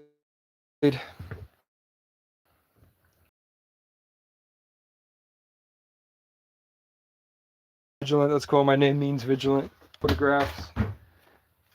And I don't think they're out to get me. I just think that I think they both understand I'm getting paid significantly less. I think for a while they were like building a camaraderie off of the idea of him taking a sabbatical. But I could be wrong, and I'm not saying that's what it is. I'm saying that that's what the situation might seem like, and I'm not totally sure what's happening. On Monday, he might just pay me cash, and then I can go back to work, and that would be cool.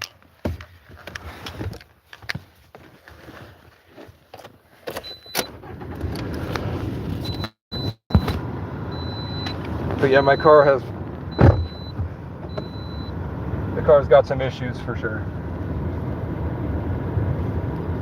And what I was told is that the car had to have been like this. They said there's really nothing I could have done, even idling it through the winter. They said unless you were taking cross-country trips like every day. I was driving for long periods of time, but I kept up with stuff. It's 92 degrees right now. They said it's not really, I shouldn't bear the responsibility of ruining the car, is what they said. That wheel bearings don't break like that off the bat. The car had bad wheel bearings. Transmission filter already was bad. She said that the owner of the car said she spent money bringing it back to inspection, but it was just to make it inspectable, so the car did already have problems. I thought that they were selling me like a $5,000 car for $2,000. Oh, hey. Cernanos. Can you all see that?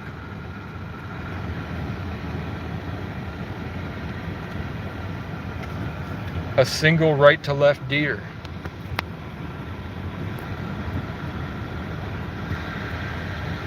I'm shaking. Oh, there's a baby. Look at the baby.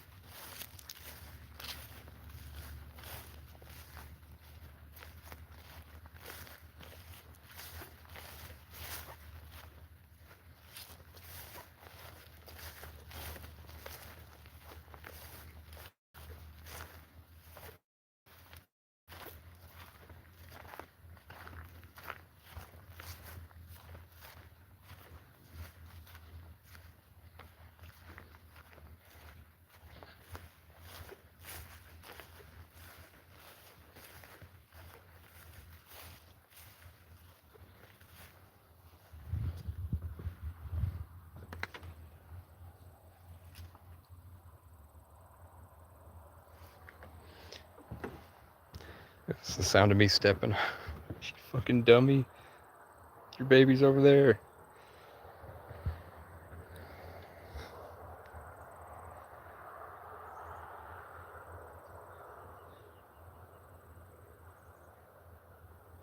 That was a treat, man. That was pretty cool. This should be charged 100%.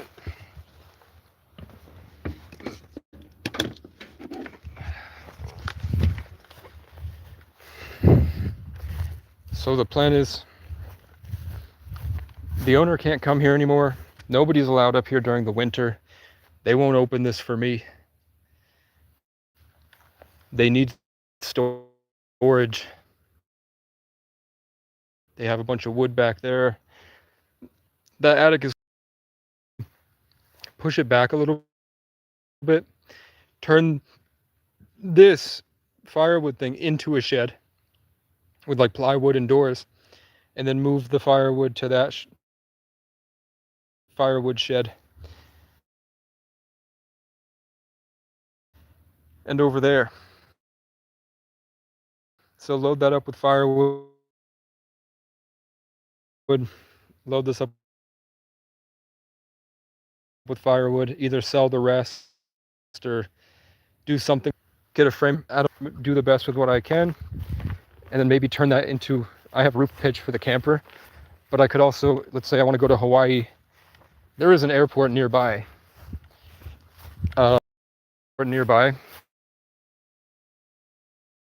I could save up and just take that flight for the winter or something in the winter in Alaska, and then I could just leave the car here. Crows did not like that. Before they even cawed, I felt it hit the back of my head. It's spell work, man. Shut up. It's the first of the month.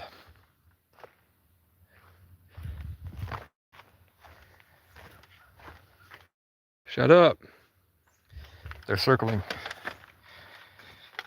They do, I don't know if it's by design or not, but they do put 5 of them around me usually. Which to me, something crazy. Some guy walked up to me and handed me a business card. And the business card had the Baphomet on it. And the guy said his last name was Viking. His last name has the word Viking in it. And he got out of the car and said, "What, you didn't see me?" Or he said, "What, are you ignoring me?" And I said, "I didn't even see you. What are you talking about?" He was like, "Yeah, I was just in that car." I was like, "I was in the car, the label." And then he wanted to come hang out. I've met that person once before.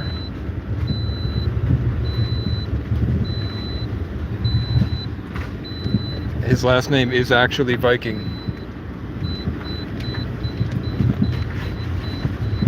And he's got the same first name as the guy that my ex cheated on me with. And then a week after a week after I met the first guy, and then a couple days ago I had decided that I'm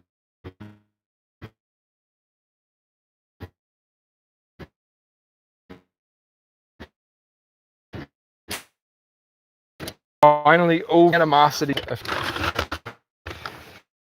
Okay. Monarch butterfly. Hello. Dull colors. You're not very bright. What does that mean?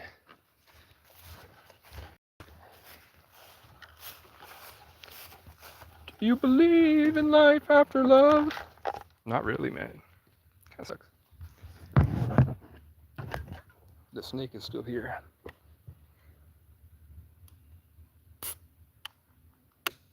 Yeah. Oh, that's a grasshopper. Did I step on you?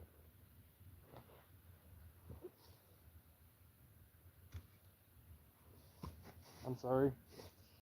I stepped on him and his leg was broken, so I killed him. So he would not be in pain anymore. I'm sorry. I didn't know. I didn't know, man.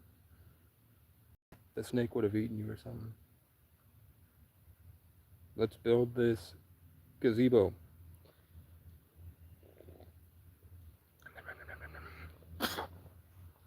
Make sure that no flies touch my drink while I go get the materials.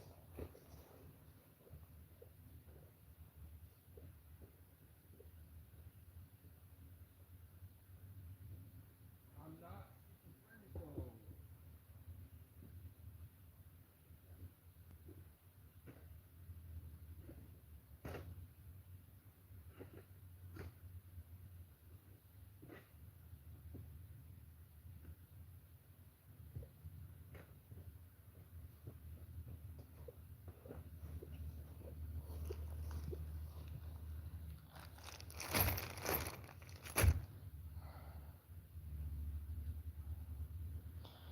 Where's my instruction booklet? Booklet? Where's my instruction booklet? Where's my instruction booklet?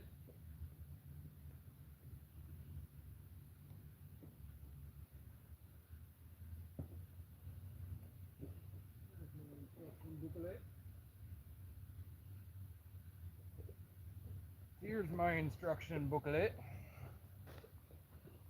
It's a little wet. Now where's my screw-doodly doodly drivers? I need my fucking screw-doodly doodly drivers. Everything feels minimal like the back room.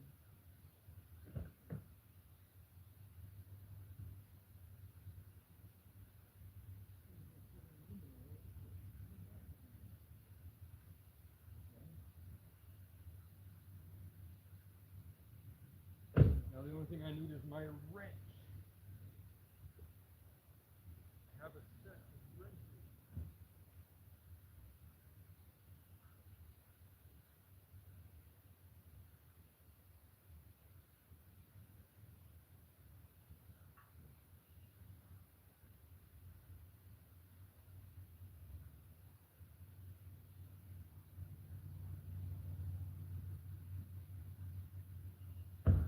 Oakley dokley, bitch. Oakley dokley, motherfucker. Oakley dokley, in Christ's name we pray. Amen. Oakley dokley, motherfucker. Well, fuck you, mosquito. I ate 2 Domino's pizzas because I had a free Domino's pizza.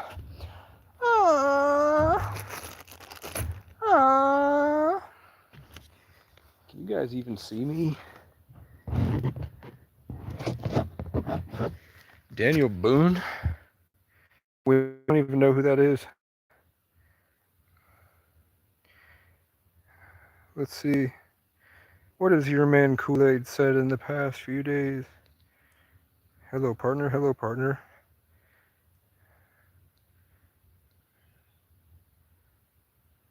I did a reading on your man Kool-Aid once. Pretty cool. It's hard to tell. 80% of my audience is like the biggest dorks you've seen in your life that are just so addicted to the internet. And they have these mental problems. The other 30% at least acknowledge that they're crazy, and they have a lot of other crazy stuff going on, but they're generally pretty cool. I'm hoping that guy with the RV come back.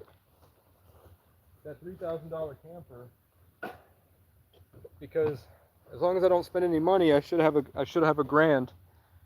I guess I could pay the car off. I was kind of hoping to get a cordless framing nailer to build this shed, and then whatever's left over, give the owner after insurance, so that the responsibility's off her, which it already is. A bug just bit my back. It's on me, bitch. Stop, I have to make this.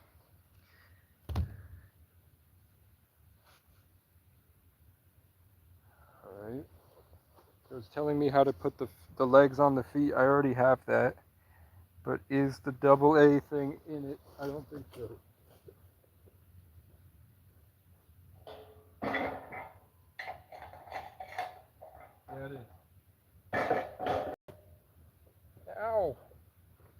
Ow. Okay, the legs are already together. Now it wants me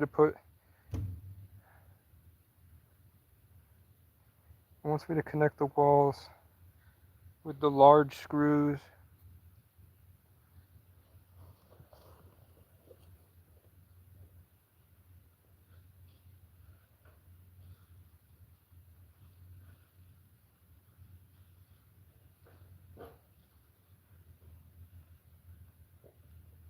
So we have small Phillips and large Phillips.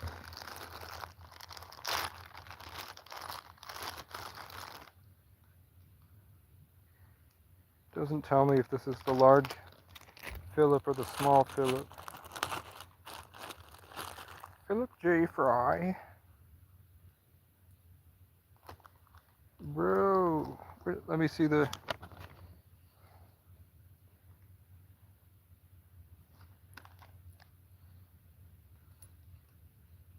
Okay, so this is FF. My fault. And this is AA. That makes sense. I'm glad that they do that. They have the actual part size. So I do AA, BB, LL, and EE. Come on, bitch, I need you now. I need you now more than ever. Would you put my heart back together? Search the world till my head hurts, just to find out your way's better. But his way is nothing like the way that you're talking about. Jesus' way was to be a traveling homeless schizo. Yet you persecute homeless schizos. As Christians, you persecute homeless schizos. You worship our homeless schizo. What is going on? Find out your way better. Search the world, my better.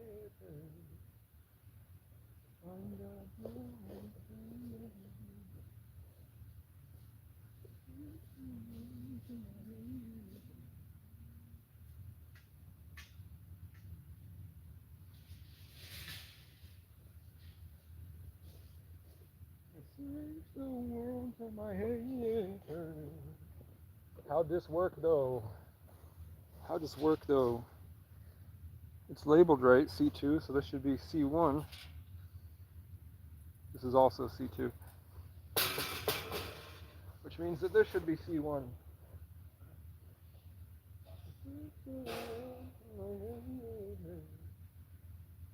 B1? What are you talking about? What you talking about?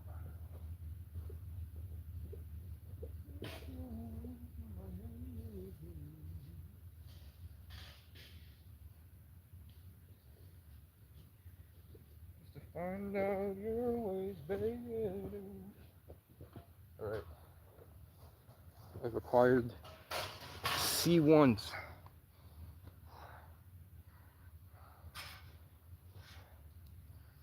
C1 and C2 go together. They go together.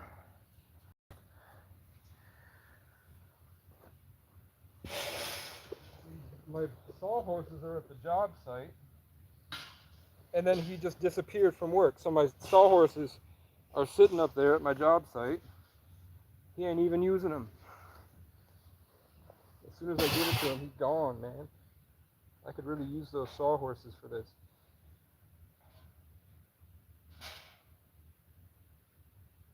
This shit gonna bend, man. Alright.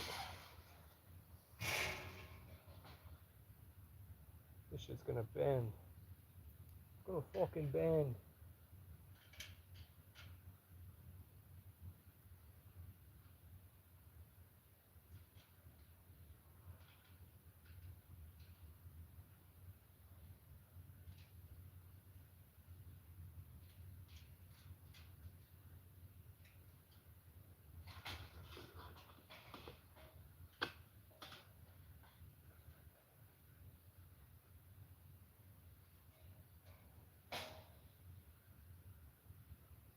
Okay. Ah.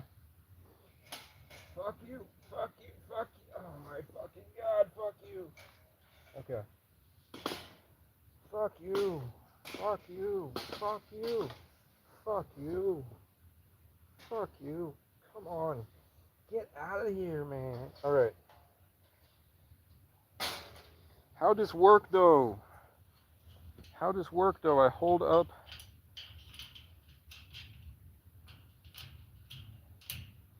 I screw in, I take screwdriver, I screw.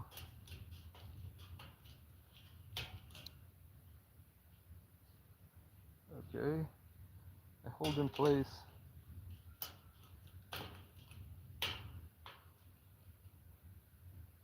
Okay. That looks decent. Now I need another one.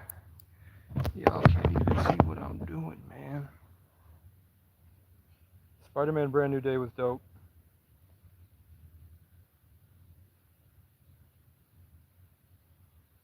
Somebody's here. You think it's the cops? Somebody's here going to check out my stuff.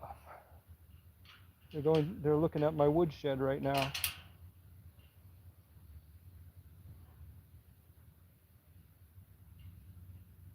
I know when they drive slowly like that.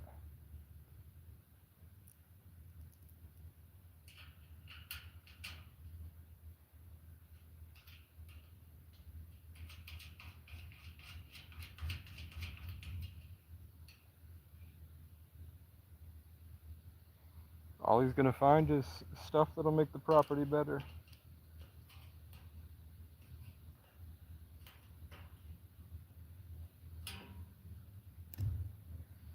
What are y'all doing down there, man? Could be the guy I told earlier that he can come here anytime. Let's see if he didn't message me. No power tools then? Jesus was a carpenter? You sure Jesus was a carpenter, or you think he just kind of helped out people like this that like need stuff done around the place?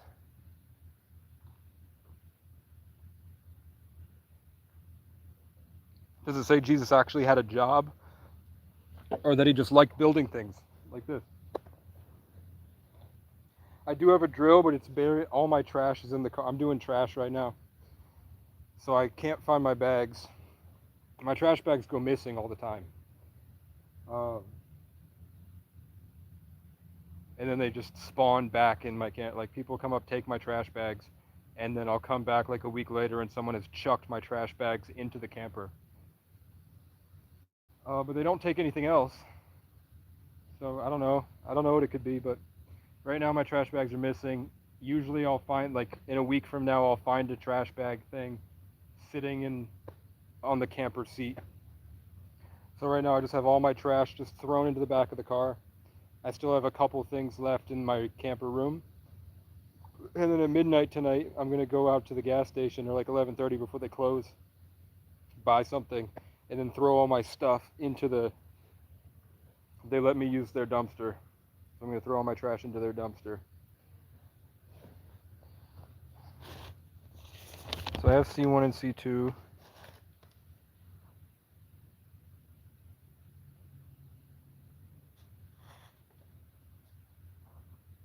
Huh?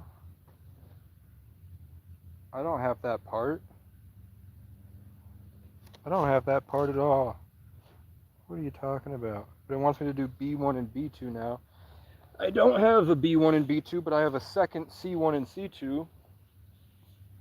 So now I can lay it over this, which might work and might not work.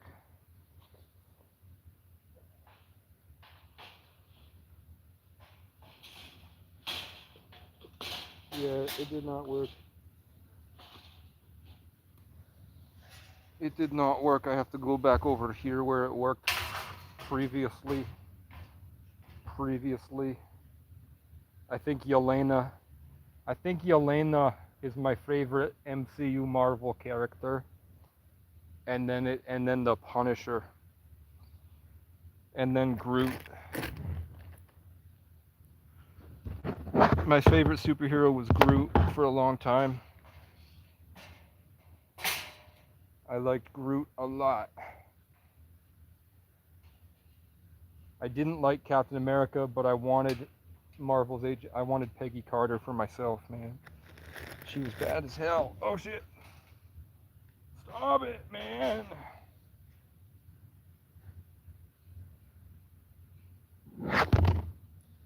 Why did you fall over? Oh my fucking god. It's the fucking ghosts. The fucking ghosts are moving my shit around. Ghosts, man. They're moving all my shit around. Stop. Fucking stop. Stop, man. Fucking chill for once.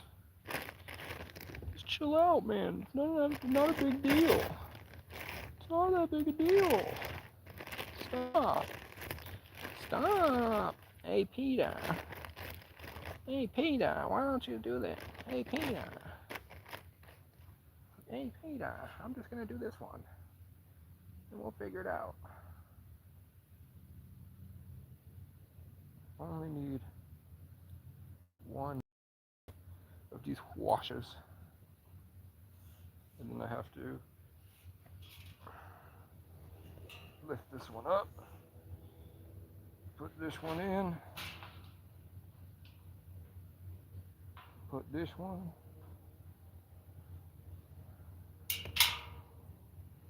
I'm gonna kill like 7 people. Ah. I dropped my nut. I'm never finding this one. I ain't finding this one. Oh, I found it. I fucking found it. I fucking found it, and I had an ingenious idea to use this bed as a table. As my sawhorses.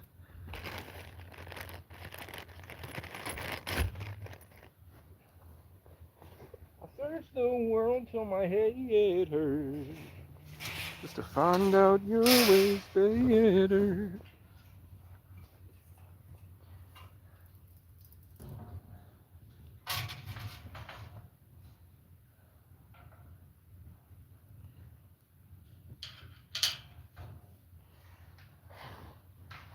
Put it on my top of my head.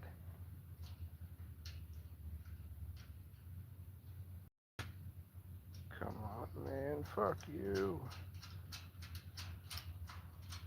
Get away from me, mosquitoes. It's like they know that I'm preoccupied. How did you know I was preoccupied? To swarm me right when I can't hit you. Stop it. Get away from me. Get the fuck away from me. I'm going to kill you. Stop. Fucking bitch. Get out of here. Get out of here. Get out of here. He's gone. But he'll be back.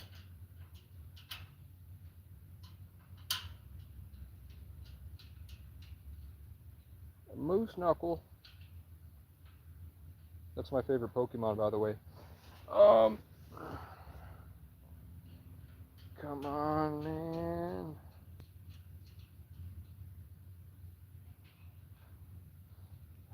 My old boss said, I'm aware of your challenges.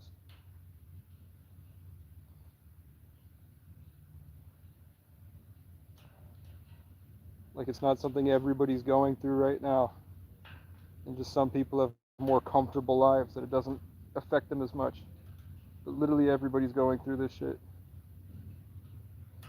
The mark of the beast that says the mark of the beast is in your hand. Look at what's in your hand right now. It's your fucking phone. People think the mark of the beast will be a chip in your hand. No, look at what's in your hand right now. It's your fucking cell phone. Tap to pay is the mark of the beast. Digital ID.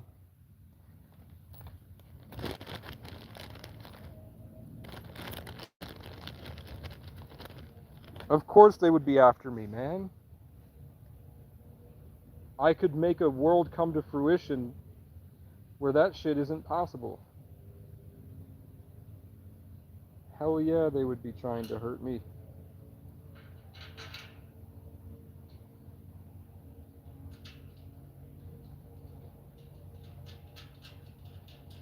I'm trying to just buy a shit ton of land and then everyone can live there for free.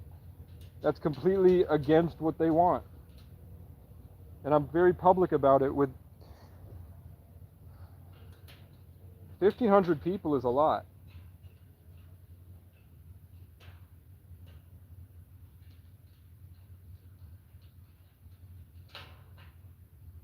Okay. The walls are assembled. Or not the walls, the roof. The 2 parts of the frame are done.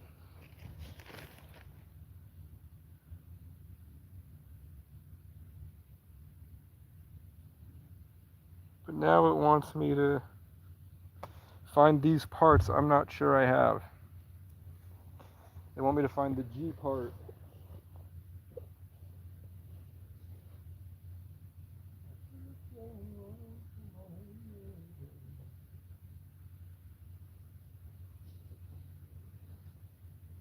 Find out your ways, baby.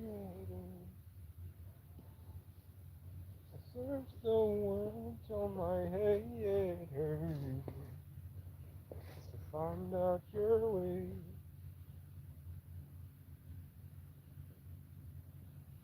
Baby.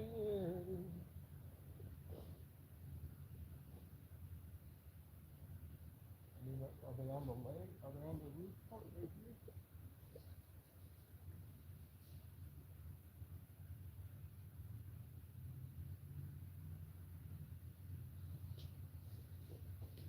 That lady was so nice. I don't want to find out that she lied to me and she's missing some parts. So I don't see why she would do that.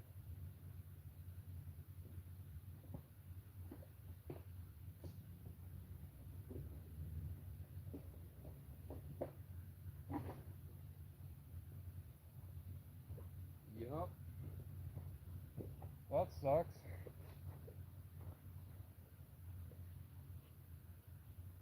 Wait a second. I found one of them. It was still attached.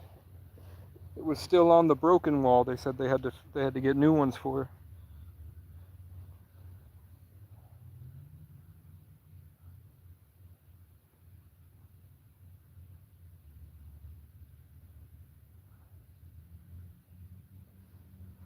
Let's figure it out.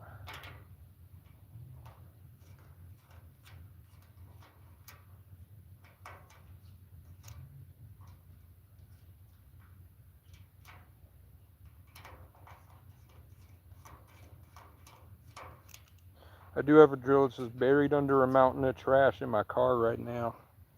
Boy,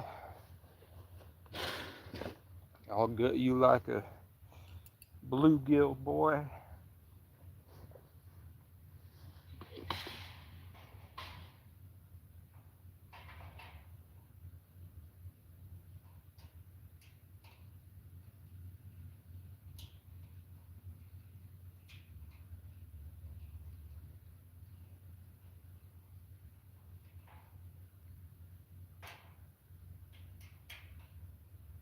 Clean a bluegill with the other.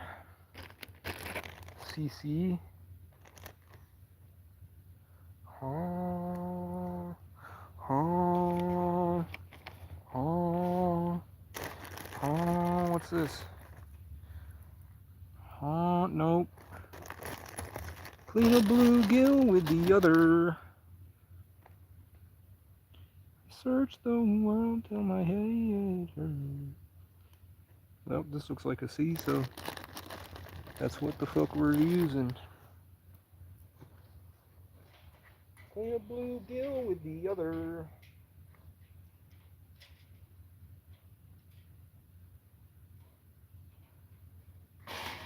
This one's fucking stripped. This one's fucking stripped. They stripped that one. I don't know. I'm just gonna do it as I go so that I don't accidentally make it harder for myself. That one looks like it might fit. Nope, too small.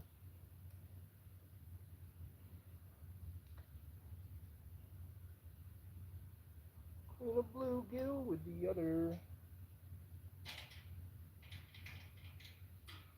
Nope, too small. Clean a blue. Get the fuck in there.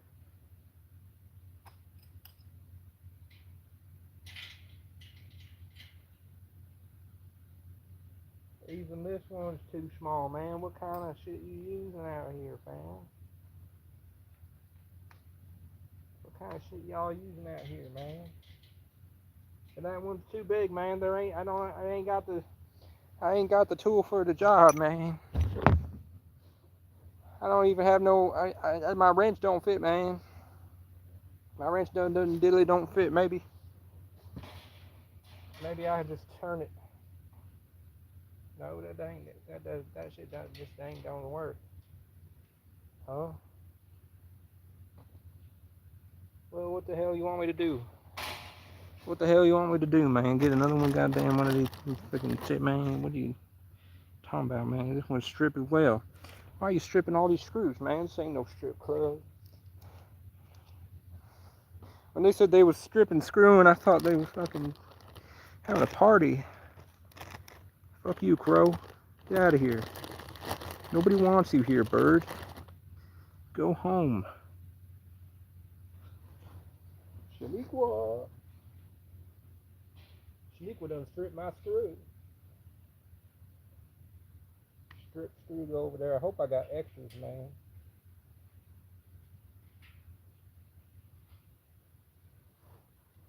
Get in there. Oh, what?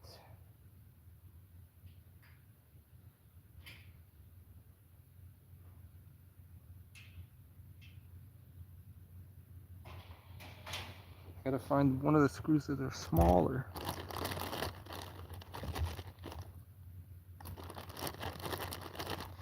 Is there another bag of screws I don't know about? You ain't telling me about? Huh? Where are you? Where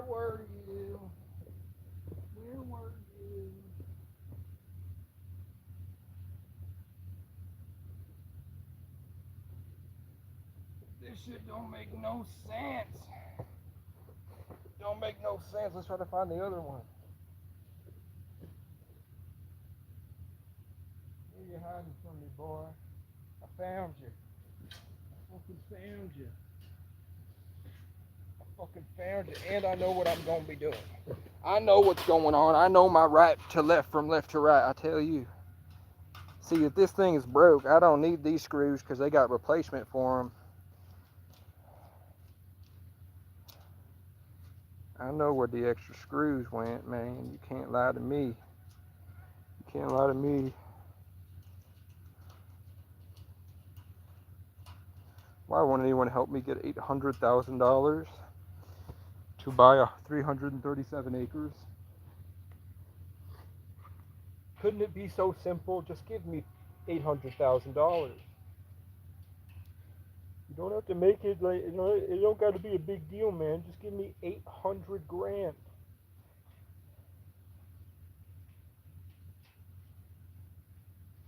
Clean a bluegill with the other. Let's go, let's go, let's go, let's go, let's go, let's go. I have officially assembled one thing. I didn't need you for it. I don't need you to assemble this thing. You thought I am inevitable. I am necessary. I called Chris Hansen on you, bitch. You're going on a jet ski ride. Okay.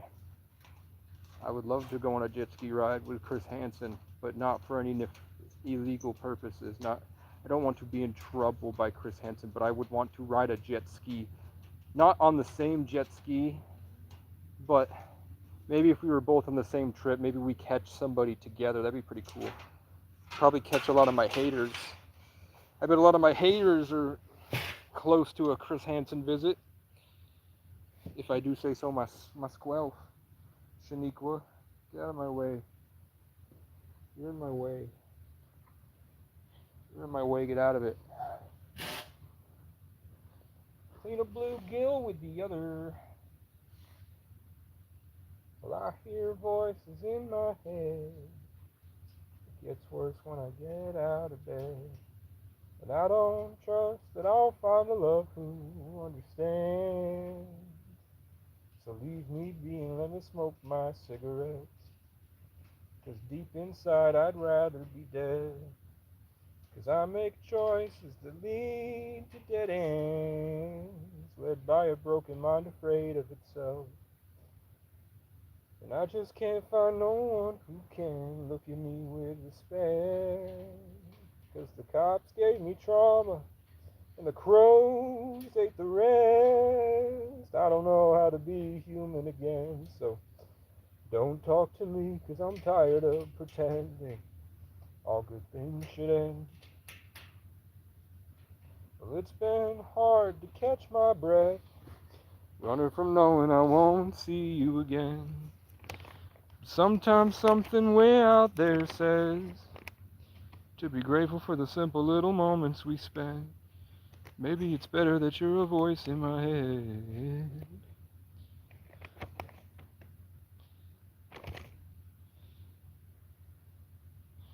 I need 4 and 2s. Sometimes something way out there says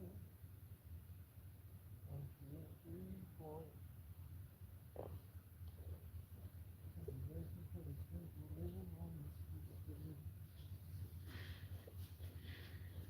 Sometimes something way out there says.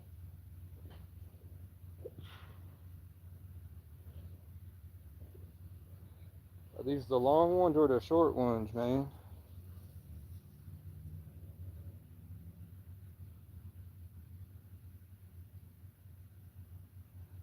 Are they labeled, man? They were labeled.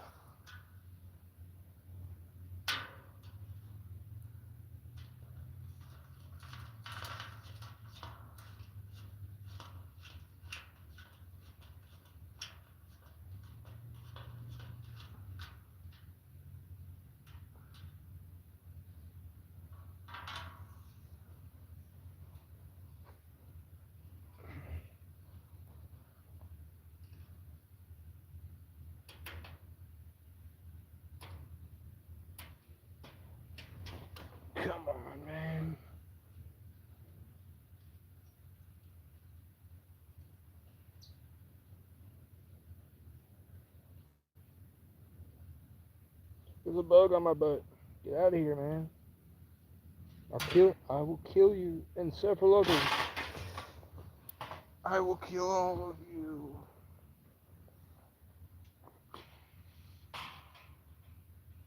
It bit my back. Fuck you. Wait, this don't fit right. Huh? This is not the right piece. Can you fuck off, dude? Can you fuck off, dude? What are you doing? What are you doing, bro? Get out of here. Go home to your wife, dude.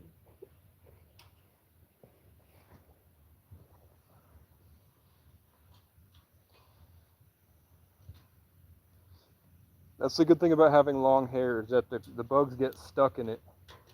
Then they freak out and then they fly away.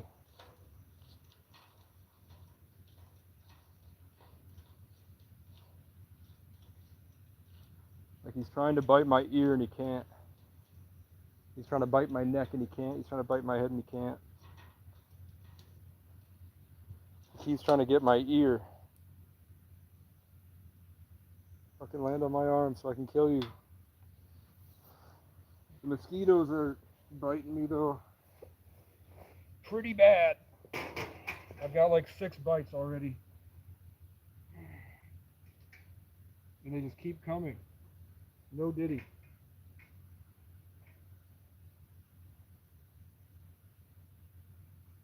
Stop it.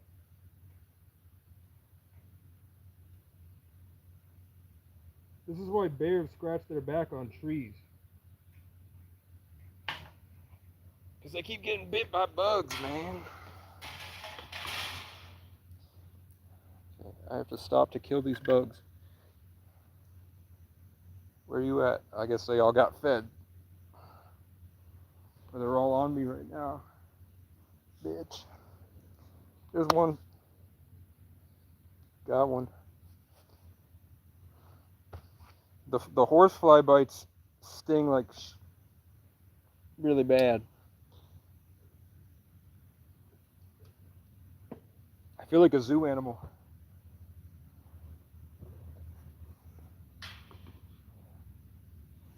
Does it go on the outside or did it go on the inside? It's not really telling me, man.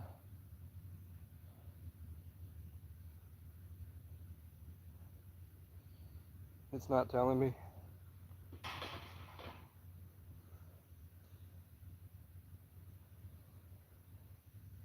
Looks like it's going on the inside. Yeah, it does. I can see it. Where'd I put the screws? I need one.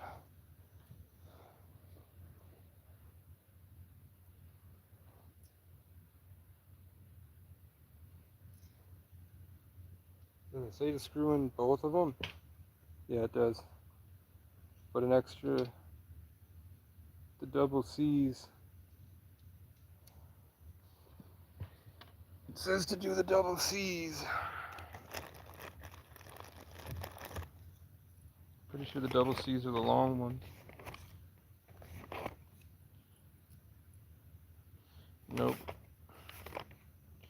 I was right. This one. Bitch.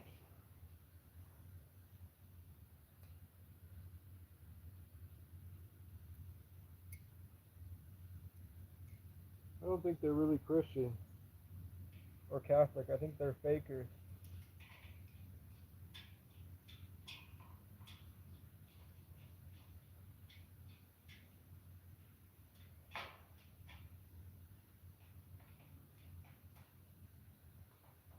I think it has to do with money. I think they're in it for money. I don't think they're in it for any righteous cause or better way of life. I think they're greedy. I think they treat me pretty badly.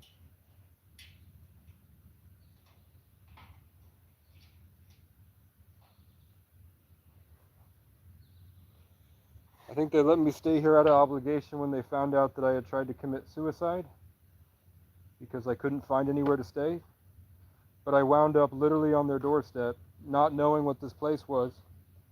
And it happens to be exactly what I was dreaming of, a sanctuary for people to get closer to God.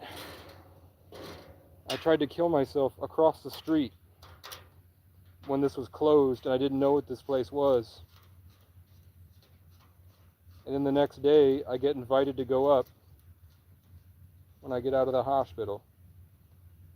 So I go up, and then Kendra towed my car. So I had to get my car back.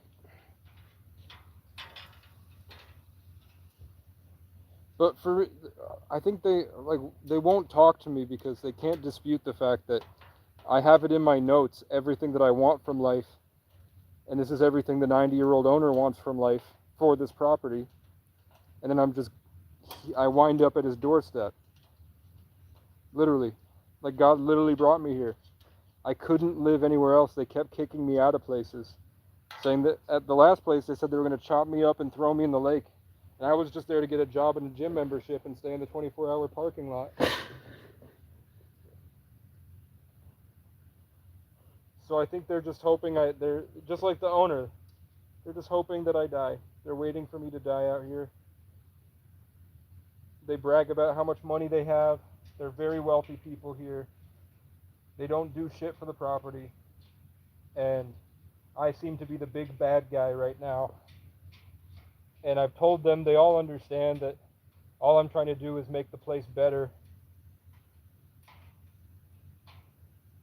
And it just seems like they have some severe problems. They've got their own shit, but they're very malicious about it. Like they think that they're better when actually they're much worse.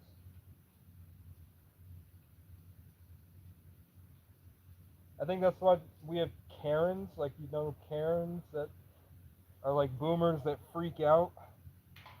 I think society was just different back then. Something's changed now. Like we all have common sense and we stand up to bullshit.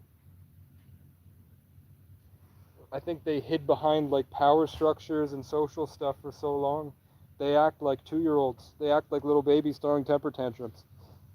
They're really mad that I'm here, but they also acknowledge that God brought me here.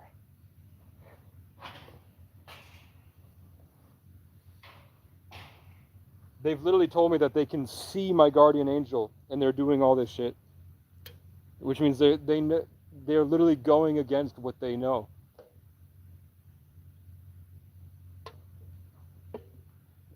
Not only is it just like pretty shitty, they also believe in God and are actively doing the opposite of what their religious organization is trained to do. I'm not trying to exploit that. I don't ask them for anything. But when they tell me to do things and I literally can't do them, I literally can't fix that camper siding right now. I don't know how and I don't have the tools. But at some point I will. But then they talk about how wealthy they are and they say that I haven't earned their help yet. And I said, do you know I've brought like $2,000 worth of pavers right there, a $150 lawnmower, a $200 brush cutter. You smashed my gazebos, but I did have about $400 worth of gazebos. I have this one, this is like $500. And I'm hunting deals on Marketplace to get it cheaper than what it actually costs. But I also have to spend gas to get out there. So it is more expensive than it seems. Like this was $50. It usually costs about $500 to $700, but I got it for $50. But I had to spend $75 in gas. So out of my $700 that I had, I'm down to $230. After going to get this roof pitch for the camper and a big wagon to haul the wood around, and a gym membership.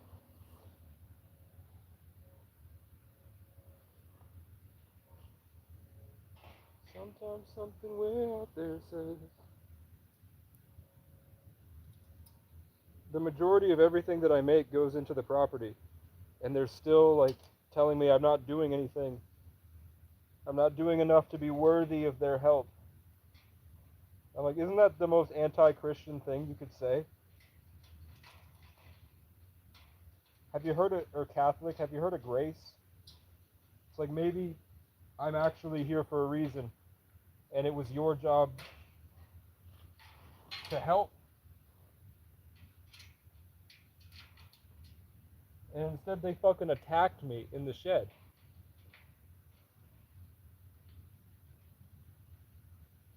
They literally attacked me. A boomer literally attacked me in the shed. Saying I'm taking advantage of the owner. What have you done?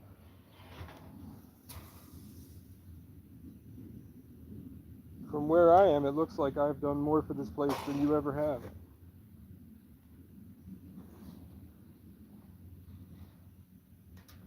Seems like all you do is try to intimidate people because you're a psycho that had a stroke and now you have brain damage.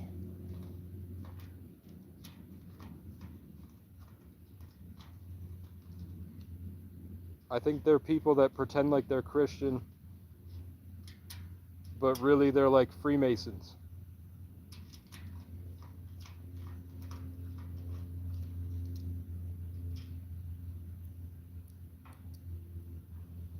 I think they're a bunch of spiritual loophole exploiters, and they're actually taking advantage of the owner, which is why they think that I am. Because everything they tasked me with is the stuff that they broke. They told me to fix the apple orchard that they destroyed, because you can't cut apple trees outside of winter, or else it causes vertical sprouts and the tree gets so top heavy it falls over.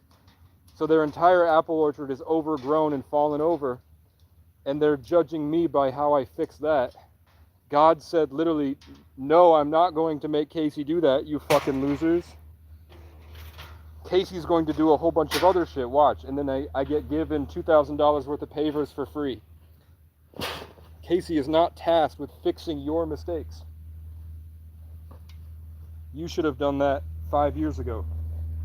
Casey's doing something completely different on the property. Because every time I try to do it, it does not work.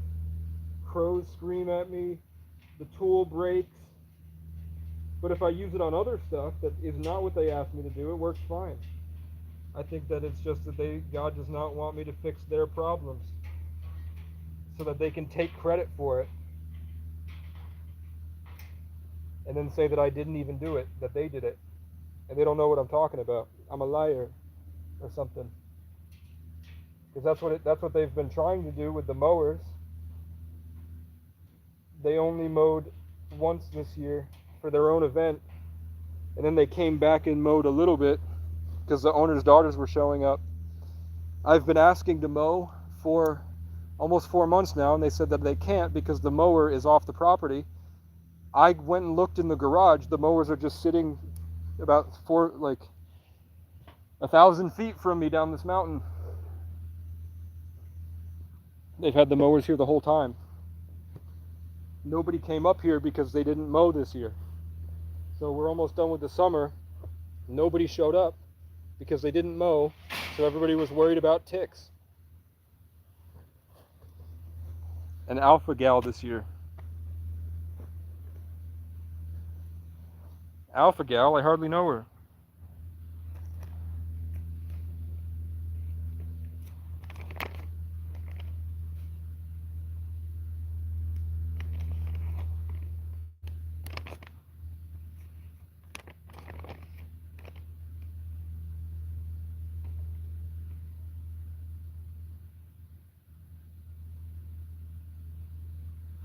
Okay, which one of the double A's? What is going on? Oh, it wants me to do it. Did it want me to do it twice? Oh yeah, 2B1s, 2B1s, 2C2s, 2C. Okay.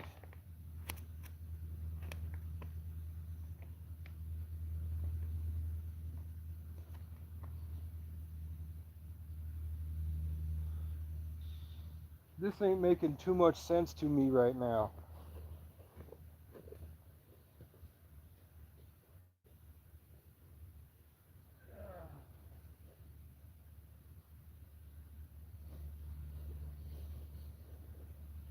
This ain't been making too much sense to me right now.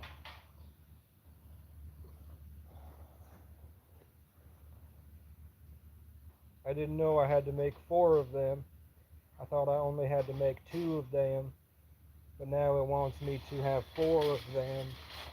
So I have to make 4 of them. You heard me? Did you hear me? Can you hear me? Hello? Anybody in there? So I need this one. These look like different sizes, are they? No.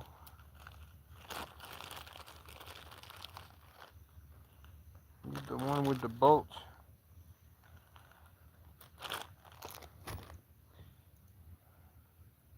Then I'm gonna use the original camper, or the original oh fuck you, come on now. The original whatchamacallit panels for the roof broke on there, so they bought new ones. So it came with 2 extra panels, 4 extra panels. 1, 2, 1, 2, 3, 4, 5. 1, 2, 3, 4, 5. I have 6 extra panels. So I'm gonna use these for the above the 6, 7 above the deck I built outside of my camper room. I'm gonna build a nice awning with these metal ones. Ball ride. Skibbity toilet ball ride.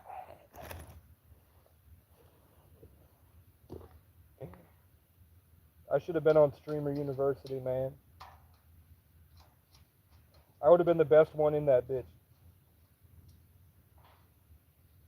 Casey is of the same caliber as Yana and Senna for sure. And Stable, Ronaldo, and Lacey and all them. Fucking Marlin, isn't that the name of a fish?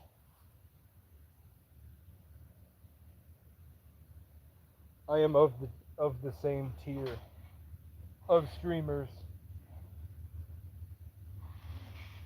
For sure. What the fuck is happening, man? Okay. Stop it. Stop. Stop. Stop. How do I do this? How do I do this? Oh my god. Oh my god. Right there. And oh my fucking god, I'm Charles Xavier.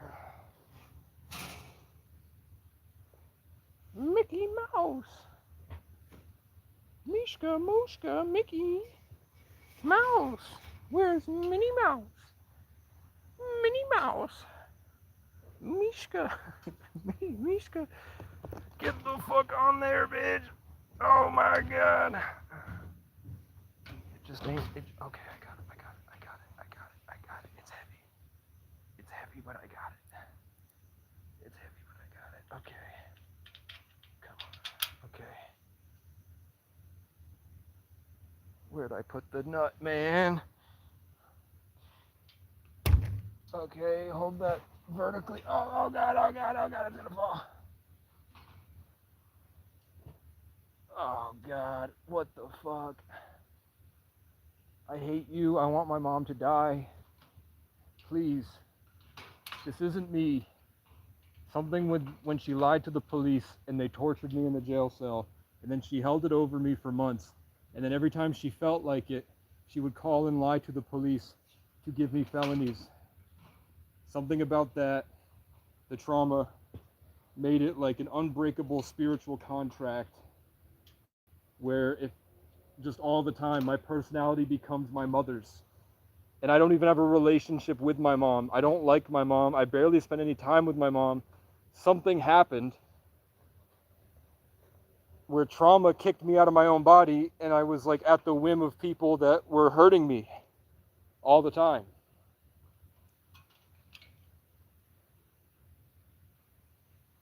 I think it's malevolent spell work, and I think my mom was possessed because she was literally smiling, holding a kitchen knife, and lying to the police. I'm just going to put this down on the ground,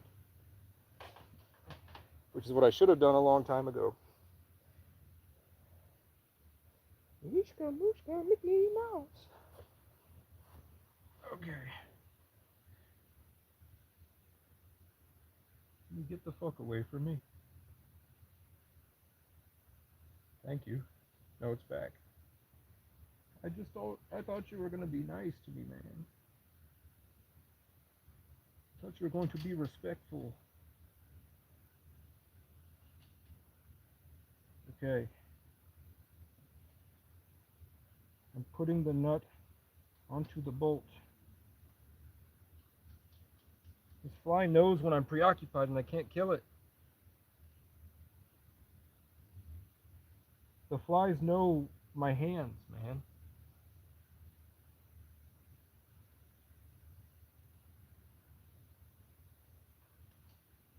They bite me while I'm working. If my hands are free, they don't bite me at all. These flies know what hands are.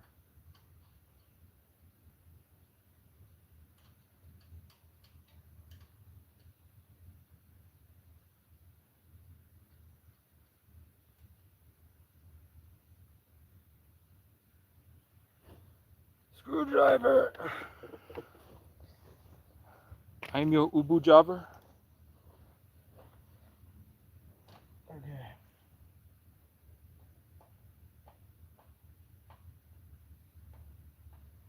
I am inevitable. I am Smegma Steve. Smegma Steve. Back at it again.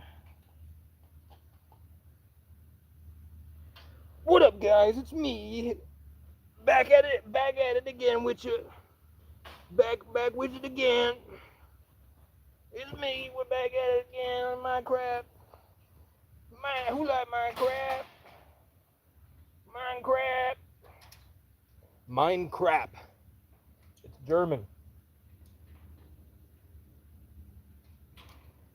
Me, if I made a manifesto, if I made a German manifesto about anarchy through shitting in the woods, it would be called Minecraft.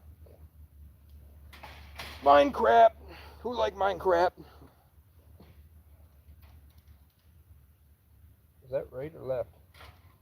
What?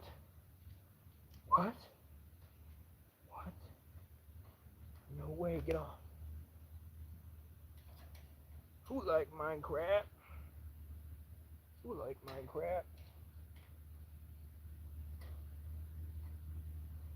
Dude, they stripped these screws to shit.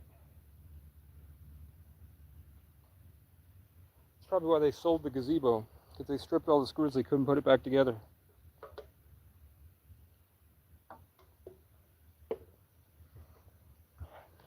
Did I do all of them? I didn't. There's another one. There's a fucking another one, man. Who like Minecraft?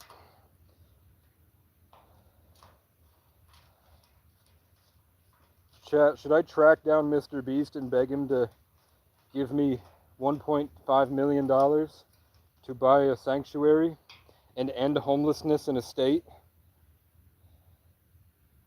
so that he can make a video titled, I helped a homeless man end homelessness in one state forever. I eliminated homelessness in one state forever the right way. It's a picture of me and Mr. Beast together, where we buy 100 or 300 acres and we put 50 tiny sheds, and then 50 people at a time, 3 months at a time. We put them in the program, get them clean, get them involved in gyms in one big group, and then send them off across the country to different homesteads. Instead of labor camps, they work on homesteads looking for helpers on Facebook.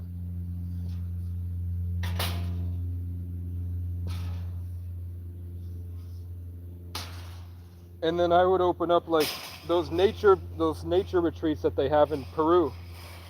I'd open one up in Vermont, where my job becomes exactly what I'm doing, just introducing people to reptiles and praying mantis aliens.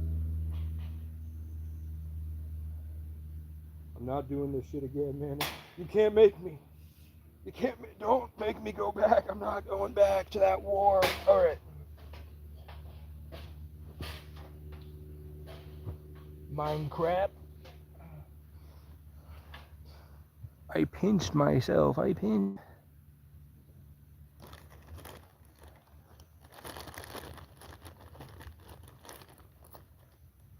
don't do much, Demon Hunter. I don't work that hard. I do with actual jobs, but here around the property I don't do much at all. Because I just don't have the things I need. Like I don't know, I can't find, I went to Tractor Supply, I went to Walmart, I went to the hardware store. I don't have the fuel that the brush cutter needs. So I can't go to all the trees around the prayer stations and brush cut and then take the hand tiller out. I've tried it with the machete's too dull. The only tool that they gave me to cut down actual like thick saplings like this big was a manual hand tiller or a manual weed whacker, but that's only for like these weeds right here, the small ones. I can't even get these weeds around the camper here with that. That's all they gave me was a manual weed whacker, and they told me to fix 100 acres of problems by myself. And then I've come to realize that was their mess.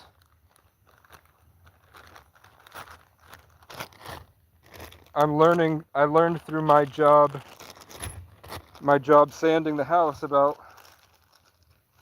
when people are taking credit for your work and are profiting off of your work and using you. These people are using me because there's no net negative to me being here, and they're asking me to fix their mistakes, and they just don't care. They made the apple orchard go to shit. They let this place get overgrown. They left a bunch of garbage in the wood pile. They said that they're extremely wealthy, multimillionaires. All of them are very, very wealthy. And the only way they would help me is when I deserve it. And there's no real criteria to deserving it. I've done a lot. They don't care. They were never going to help me. They just wanted me to have hope so that I would fix all their mistakes. They were never planning on helping me, and they are working behind my back to try to get me kicked out, even though the owner has given me permission. The owner is now not answering my calls. I don't know what they said to him, but last time we talked, things were very good. He was very happy to have me. Then a man attacks me in the shed, and then suddenly the owner won't answer my calls. So it looks like that guy threw a bitch-ass, little pussy-ass temper tantrum, cried to daddy, who's some guy he barely knows, but because he's part of a Christian organization, and I'm just some guy that God sent, with proof that God literally sent him.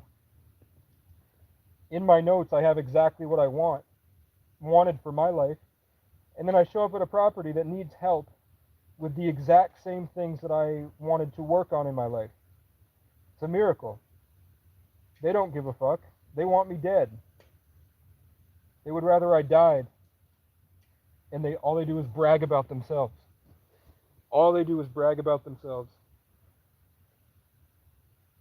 Boomers are the sickest people I've ever met. They're fucking weird. They're fucking weird, man. You're fucking weird.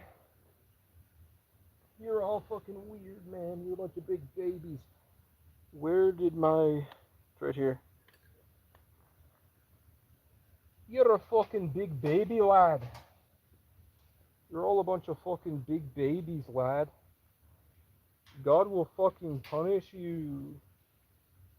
God will fucking punish you for your indifference you see as a virtue. You will be destroyed. You will be met with your own indifference when you are desperate and need help and nobody comes to your aid. And you will be left to sit alone, and hopefully you will see my face and you will see my suffering. And you will realize who I've always been. You fucking bitch ass loser. You fucking bitch ass loser. If Jesus was here, he'd call you a bitch ass loser wimp. Fuck you. Jesus hates white boomers. Am I right? Dead silence. Maybe he don't. But I think while he was on earth, if he was actually man and not God, of course he would hate those people.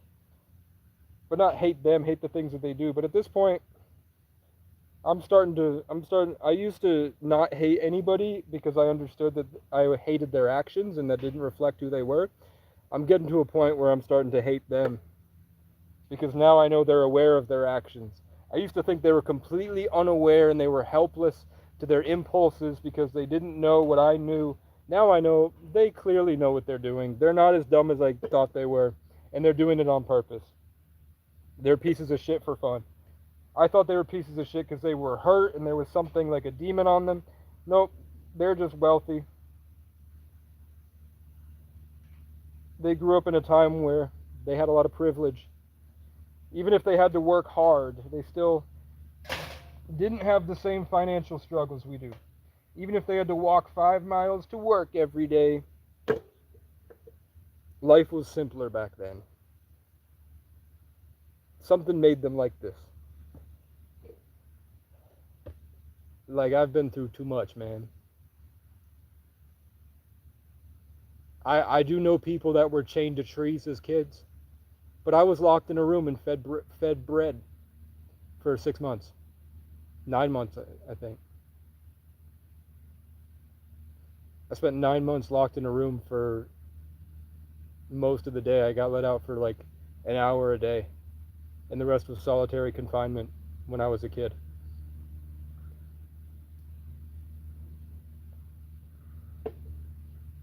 And then they would get my hopes up just to take it away, and they would laugh about it. They've been dangling carrots on sticks in front of me and laughing as I helplessly fight to reach for it for over 10 years now. Cosmically, too, because now there's a Hollywood executive that I am sanding her house. And every time I try to tell her about this stuff, she gets really pissed. And then she says she's busy, and then I see her reading a book in her house. And she's got Hollywood on her cell phone. She could call Kevin Feige right now and put me in a Marvel movie. You know how much that sucks? That because the crows torture me every day and that she's obviously possessed, I work really hard and everything I need is right there. And it's just the universe is not letting it happen. She's getting like, and she fucking twitches around her house like she's possessed. Swear to God, she acts fucking creepy. She acts fucking creepy, dude. She acts like something is very wrong with her. Like she's literally possessed.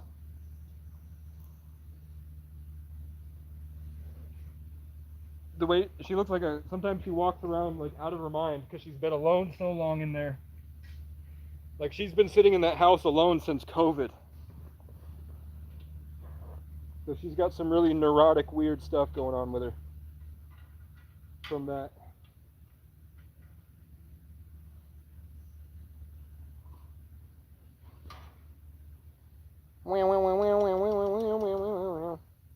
Like it seems like she would be really cool, but she's got like an anxiety disorder or something.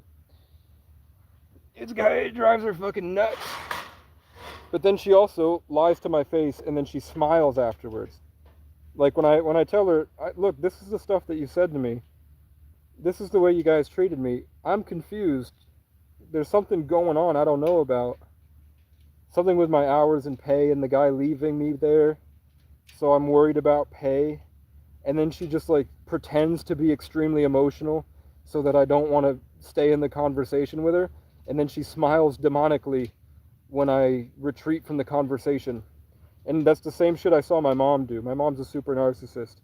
She does the same shit, where if you question her about like shit she does, she'll freak out and guilt trip you, and then she smiles afterwards. Like, I think they get some type of enjoyment out of lying, out of being dishonest for their own personal gain. I've noticed that with narcissists. It's like a game to them. Like they got away with stealing from me.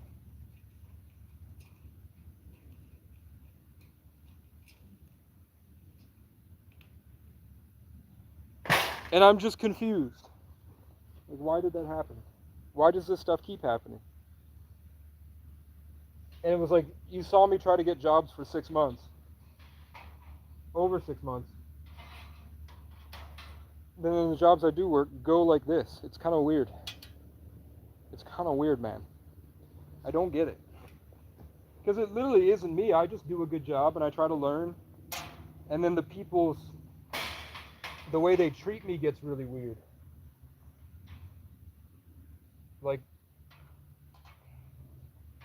shitting on me for being homeless, as I'm working to not be homeless. And then when they find out I have a YouTube channel, they get really, really narcissistic and like trying to make me feel bad about it, trying to make it like they're better than me, constantly qualifying themselves that they're better than me because there's a number attached to my name that is rising, so that makes people like very weird. Back when I used to get a lot of likes and hearts on my pictures on Facebook, people would go psychotic on me. Random guys I don't even know would threaten to kill me because a pretty girl liked my Facebook profile picture. I'm like, I've literally lived in isolation my whole life. I autistically don't understand anything about what you guys are talking about. I am trying to figure out the best way to make the most perfect art and then save people from themselves. It literally means nothing to me about reputation or status. So I decided to destroy my own.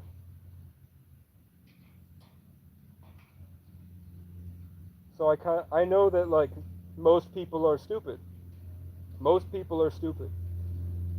The average IQ thing is not actually relative to how many stupid people are actually out here. People are fucking dumb. And part of that dumbness is just tribal stuff. They're still like how people were for thousands of years, living like monkeys in tribes of 100 people.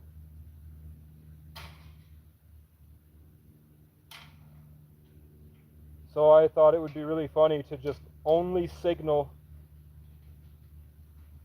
the stuff that gets people ostracized from the tribe, but drop in like the way I'll say like truth bombs, and I'll put really good art that I make, really good songs, but I will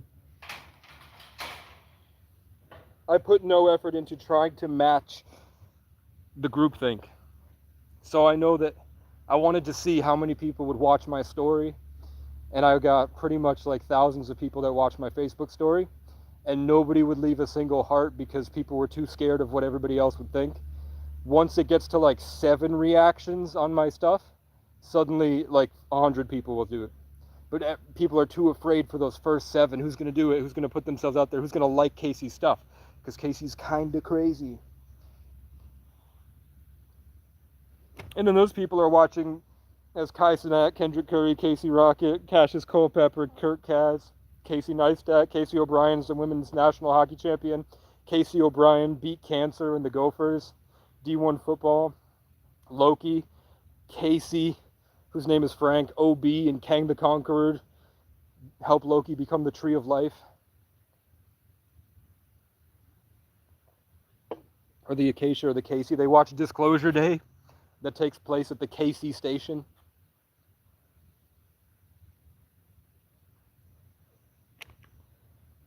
They can't avoid me.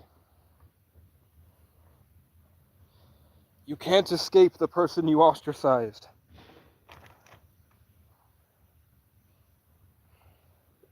I'm everywhere, bitch.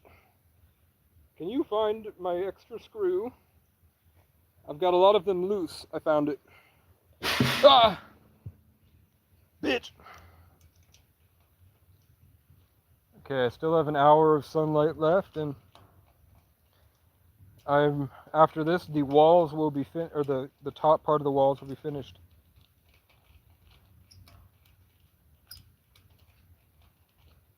Hey there, Delilah. In the woods, it's really shitty. I pooped 1,000 times, and now the forest does the gritty. Yes, it does. I hate the crows, bitch, just because. I don't give a fuck.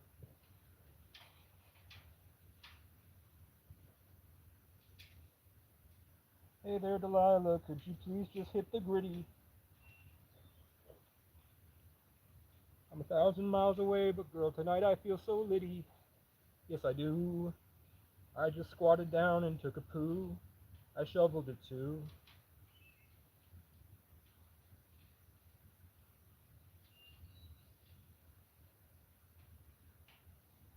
Hey there, Delilah, could you please just hit the gritty? I'm 1,000 miles away, but girl, tonight you look so skibbity. Yes, you do. Ohio never shines as bright as you. You know it's true. Hey there, Delilah, welcome to my store. I'm Apu. J.D. Vance told Nick Fuentes to eat shit, and J.D. Vance has an Indian wife, and Nick Fuentes said, oh, he invited me to a traditional Indian dinner.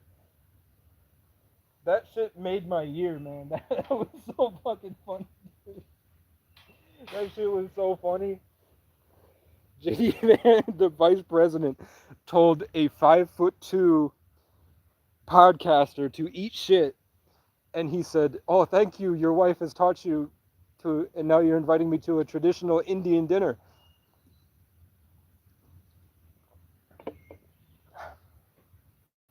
Meow. Okay, let's go. What are you saying? Your poo song? 1 hour until the mosquito festival? You can hear the birds are here waiting for those mosquitoes. Usually I'm in bed by now so the birds can come in and eat all these bugs, but the mosquitoes know to fly away from the birds. So you can see they're not really on me anymore now that the birds are here, because they're hiding. There's this one fly though. I just grabbed it.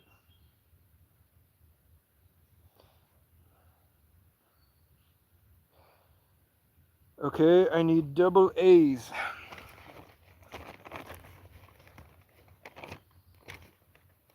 Double A's are the small ones like this. Double A. Do I need washers for them?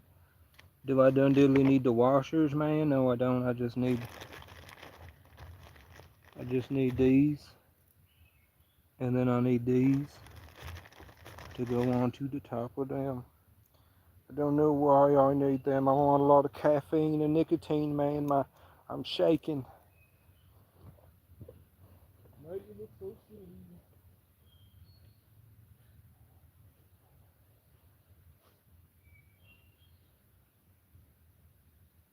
This is going to be a pain. I don't know how to do this.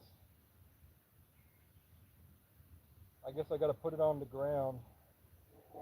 I took it and threw it on the ground. Ugh.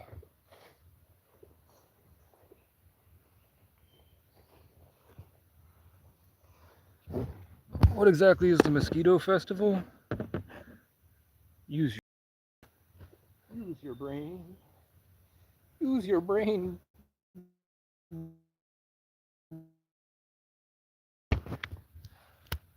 Tonight I took a pee.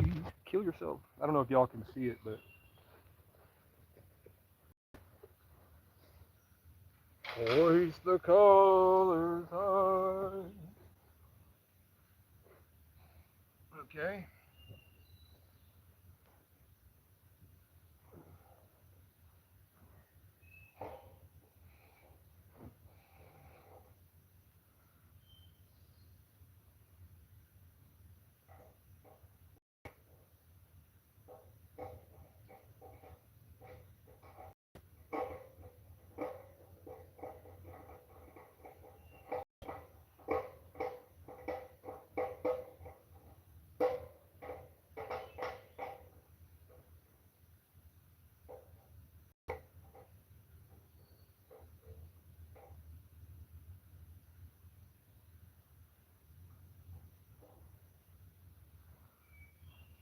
after this goes up, it ain't coming down because all the screws are stripped, and I'm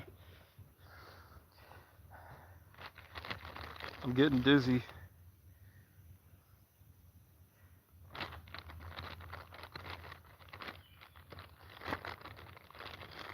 Getting real fucking dizzy, man.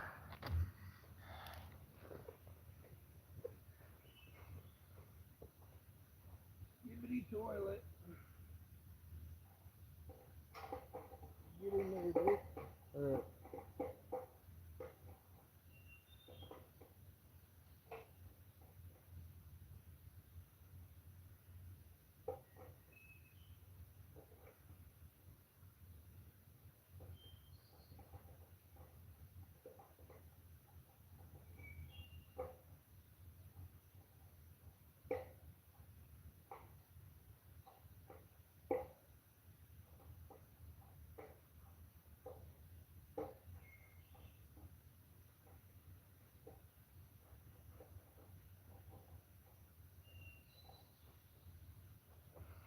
Because the screws are stripped, I'm gonna shoddily put it together.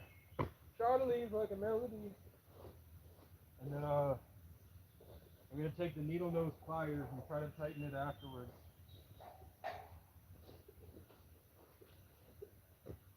This shit's gonna be freaking huge, man.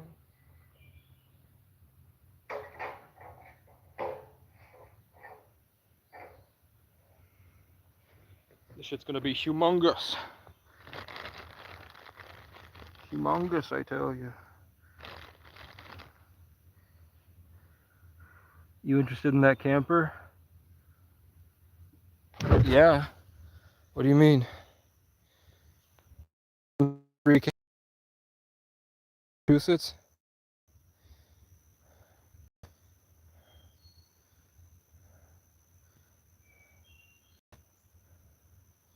The beaver buzz? I don't know what that means. It's a good quality shed. It's a gazebo. What are you talking about? And what camper? Offering me a camper, lad?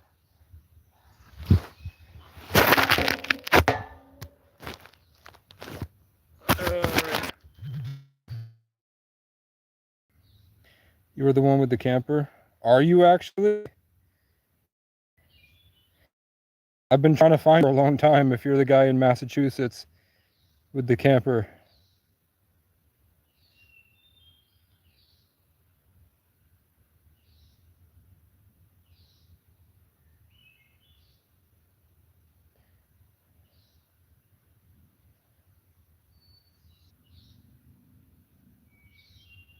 I moved the bathroom and turned it to... Oh shit, you are the guy in Massachusetts. Yes, dude.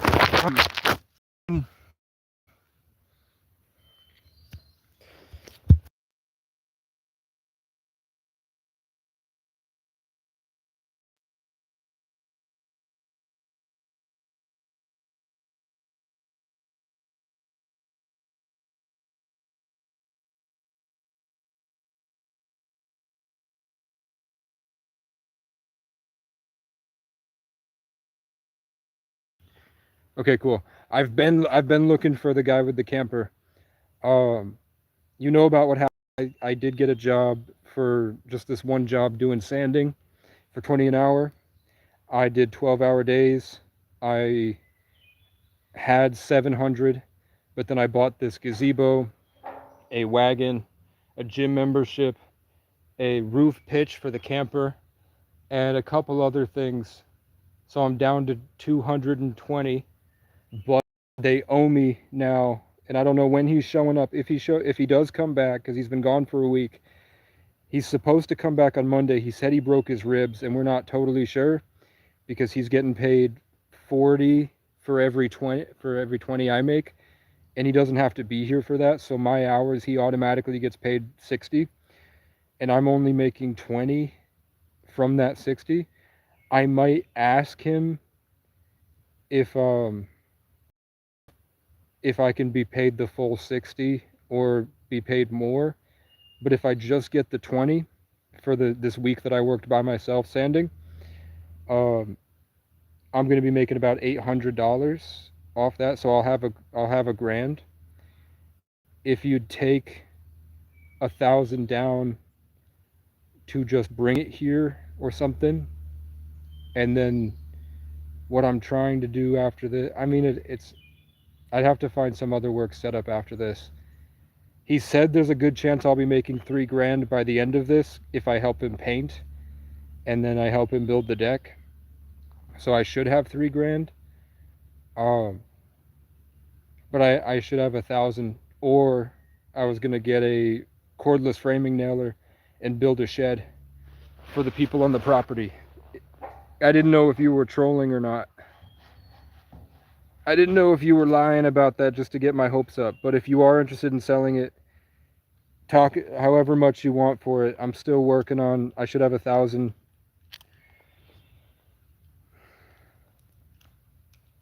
At least. And then from there, I don't know, but I thought with a camper, I could go to different stuff. I could go out to homesteads and get out of this place. Try something else. And then I could probably tow the car behind it, I think. And I have somebody that might fix my car for free.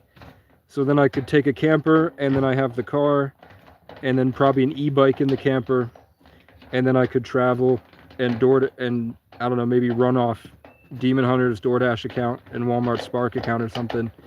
Like have her husband set up a second on their phone, set up a DoorDash account linked to my car, so then I can e-bike DoorDash and all that. And then because it runs off electricity, I'm profiting all the money I make trying to get to Montana. How would I contact you about the camper when you're ready to purchase? I'm planning to list it shortly. Just been camping in my other camper, so haven't yet. Sure, you can use my DoorDash and Spark. I don't want them to get wind of what we're doing. So they don't know your husband's name, so I'd probably try to run it through his. Because DoorDash will cancel all of your accounts and block your social security if they think you're running multiple accounts.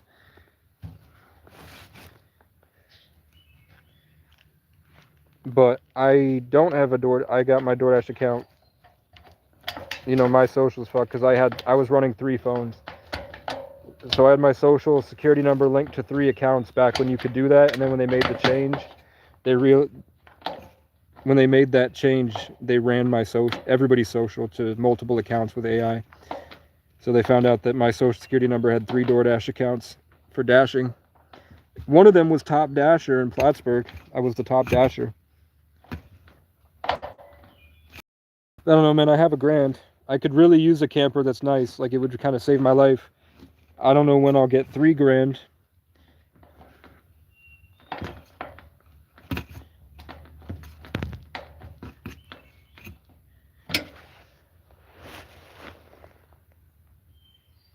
But I'm in central Vermont.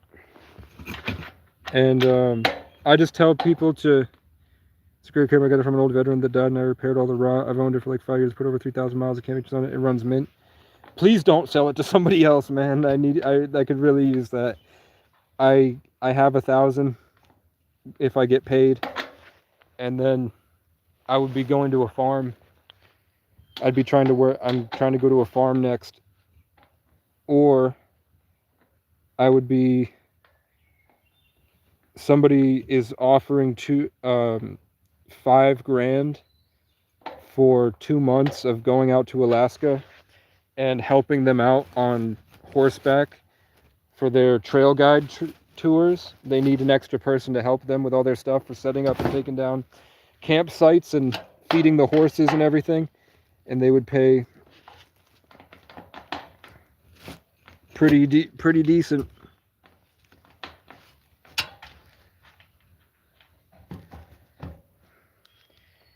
I built custom bunks in the back, so sleep 7, 2 of the dining, 2 of the rear bed.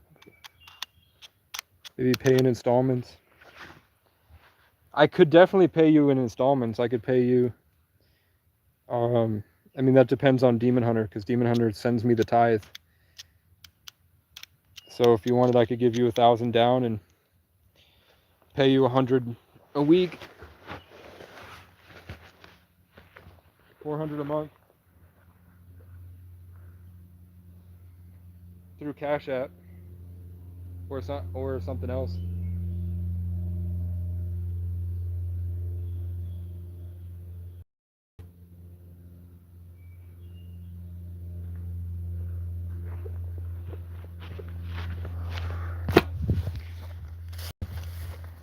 That's $1,200 a month. No, it's $400 a month. 400, 800, 1,200, 1,600. So that's 2,000, 1,600.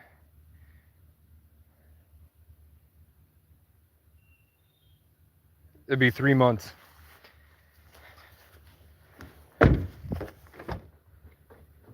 Three to 4 months of $100 a week I could do with 1,000 down. Or I'll try to find something. But I really could use that camper. It would change my life, for real. Because then I don't rely on them for this. And I can put everything I own in that. So I'm no longer panicking about what's going to happen and where am I going to go and what I'm going to do. I'd have something to rely on.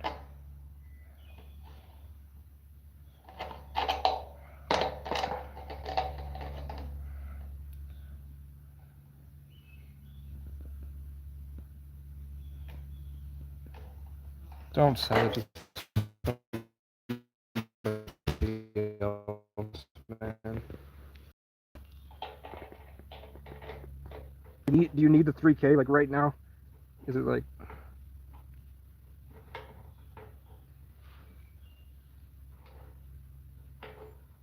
I'll try to figure it out. I was saying to get a hold of me off this,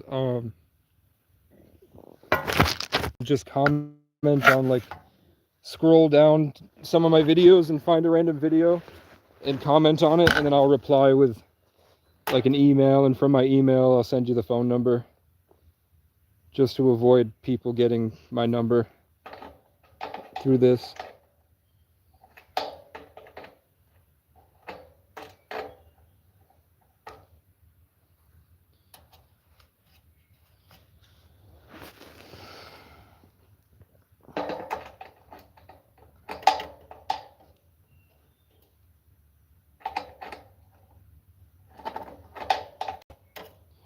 In Barrie, Vermont, they're selling a piece of land for $16,000 for an acre. Right in the, like, right a hillside. They call it Scary Barrie, which is why it's so cheap.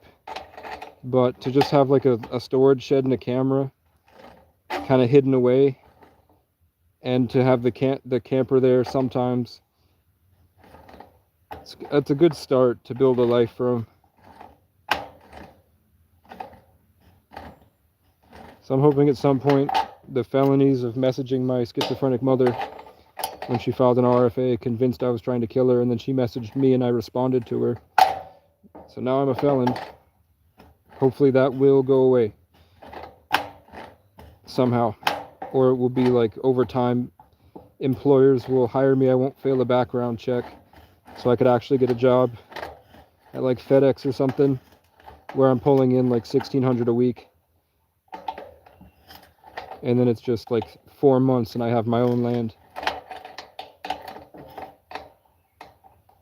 But like right now, especially through the winter, I don't want to live in the car for the winter again. So I was trying to get a camper at some point. And this is probably the best deal I'll ever have. 87,000 miles and it runs nice, and you only want $3 grand for it. So I guess I'll ask around where contractors are. But I'll give you $500 to hold it. I'll definitely give you $500 to hold it for me until I get, and it shouldn't be very much longer if I can find some job that'll let me work 12 hours a day, because I go for 12 hours all the time. It just depends on what happens on Monday when this guy comes back. If he's like freaking out all the time and he doesn't want to pay me anything and I have to leave.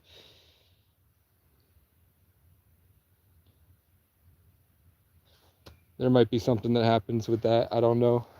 But it's kind of sketchy. He's not answering. So I'm trying to figure that out. I'm getting this stuff because I want it to be nice for the people that come after. So this is going to go up.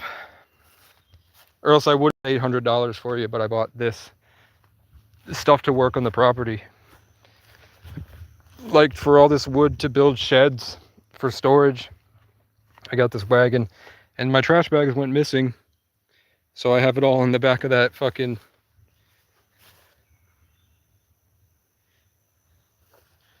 He's not trying to rip you off. I think he probably is. But I think it's half accidental. Like maybe he just didn't have his shit together. But he also has a full-time job. He just says that his rent is really high. And he has 6 kids. So he expected the job to be easier. And it wasn't.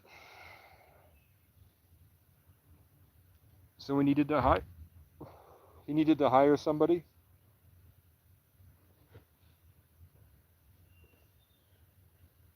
So then he couldn't afford his Airbnb because now he'd have to pay me.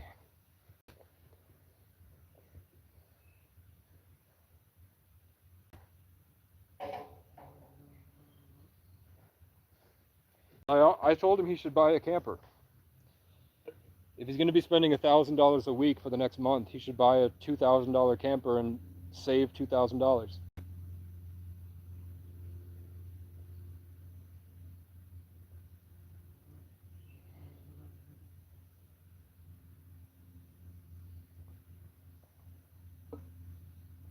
Maybe I'll tell him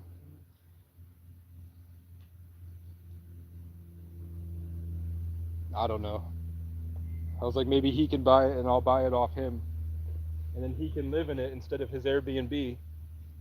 And then I'll pay him off. But I think he needs the money.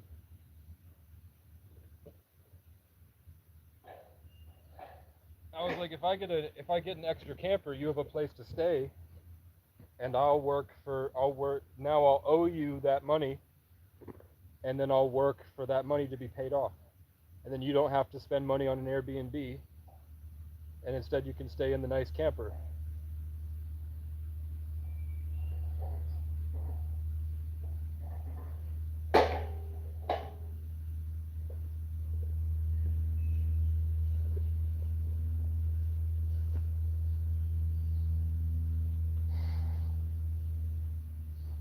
Like it would cost him what 2 weeks of staying at the Airbnb would cost. He wants to go to a state park and stay at the state park. But then if he decides he wants the camper, so it would have to be in my name.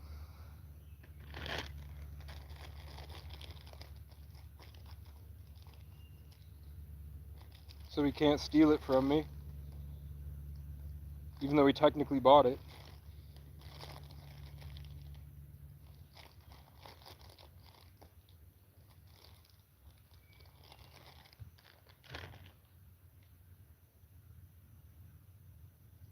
Plus he is 90. No, that's the owner of the property, not the boss of the job site. The owner of the property is 90.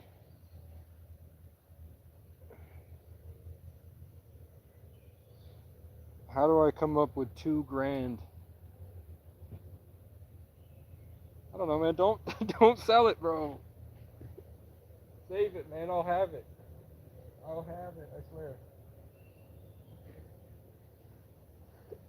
I should be getting $800 on Monday. So I'll have $1,000.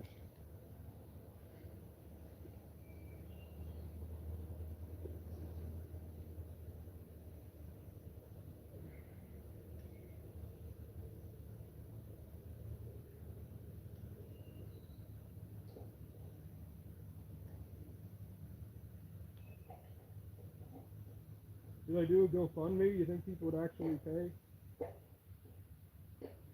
They didn't last time. when I was more homeless than this.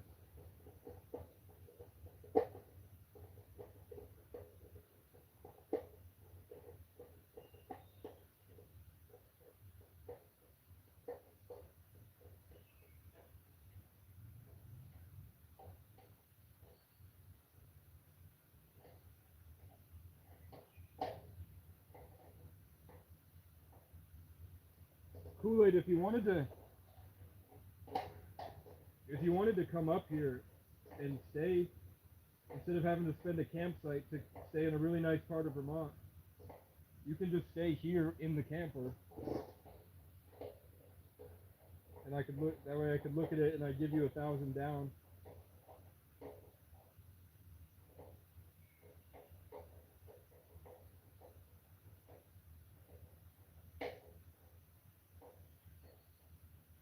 Because I think the people on the property would be pretty happy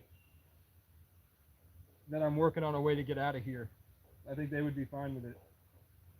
The people that are supposed to be managing it but don't. If they showed up, they would be kind of ecstatic that Casey's working on a way to get out of here.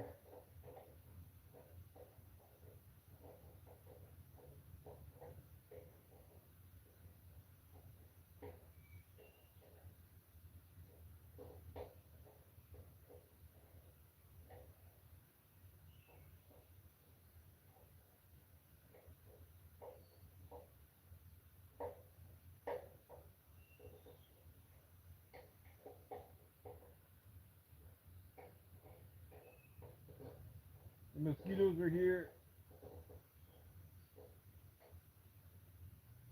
The fucking mosquitoes are here.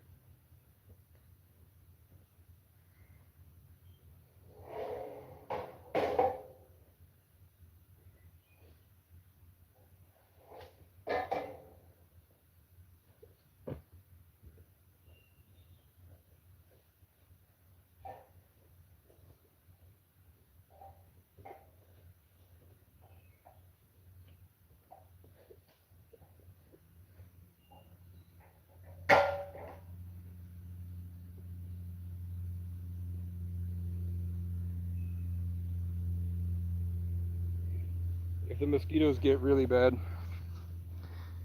did the guys you're sanding for mention maybe additional jobs that you can help them with after that one?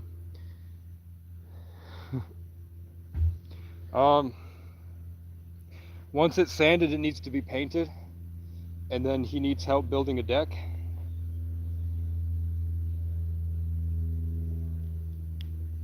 In 2023, Lowe's in Burlington put me in touch with a company that needs people to drive a box truck, pick up a load of furniture at 5 a.m. every morning, and then drive it in the box truck and unload it into different Lowe's down the state, and then drive back at the end of the night. And they said I'd make $200,000 a year for that, and however much if I hired an employee, it would come out of my $200,000 a year.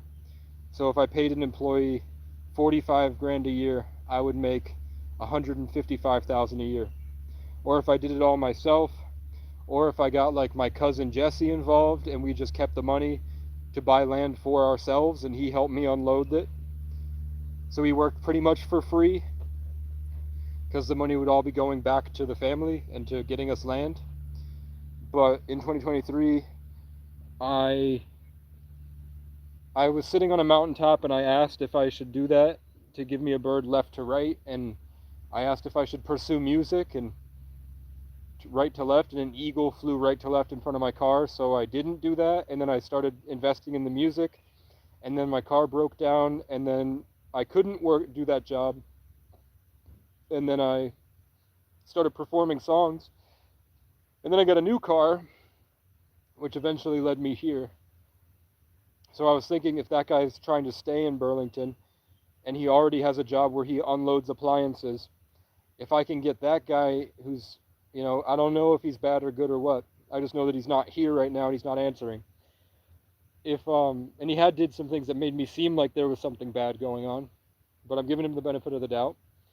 If I could get him in touch with that company and find that company again, which I'm having trouble finding it, I could get him onto that job making $200,000 a year, and he would hire me So then I just wake up every morning and unload appliances, and then I have that guy as a friend who's making 200 grand a year. So anything I need, like a new car, he'd get me a new car. You know, if things go well, he seems like he has the potential to be a really good guy. I think he's just going through some shit, and he's a former. I don't know if his former addiction makes it. He just seemed like he was really stressed out about things that, and he did try to take money from me because of that. I don't think it's personal. So that's kind of what I'm worried about.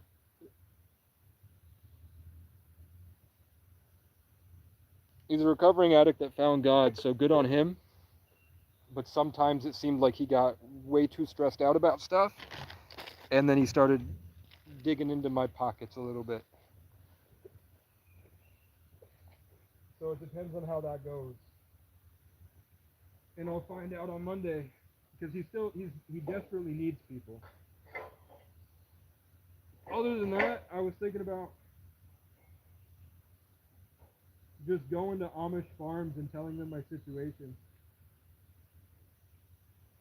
And seeing if they know. I'm sure the Amish community has somebody somewhere that could use a helper. And I bet they pay really well. But they don't use power tools. So I'd have to do everything by hand, which might be cool. It would be exhausting, but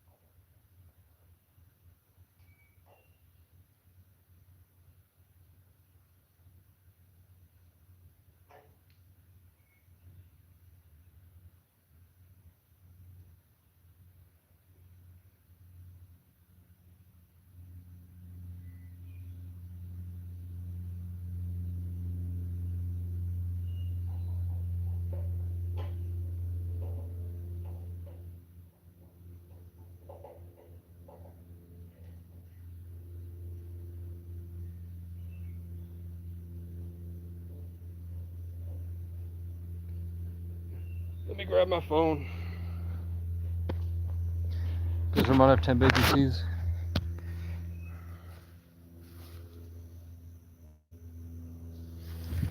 I'm a felon.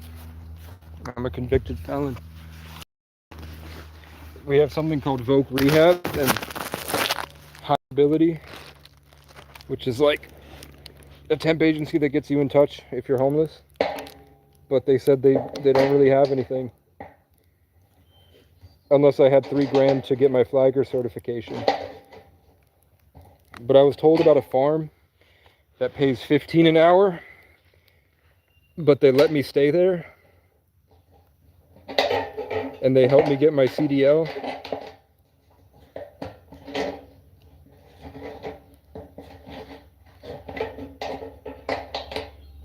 But I don't want to, I don't want to live that life. I wanted to get a camper on a piece of land and then travel. And I also, best dreams come true is that I would just get given $1 million. And then I would be a big time YouTuber where my job is just going and doing cool things and recording it.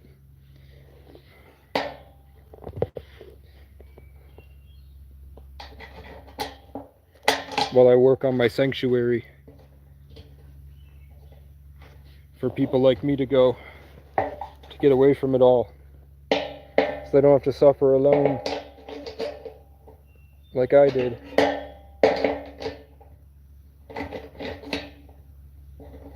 It took me trying to shoot myself to get a piece of land that I could stay on.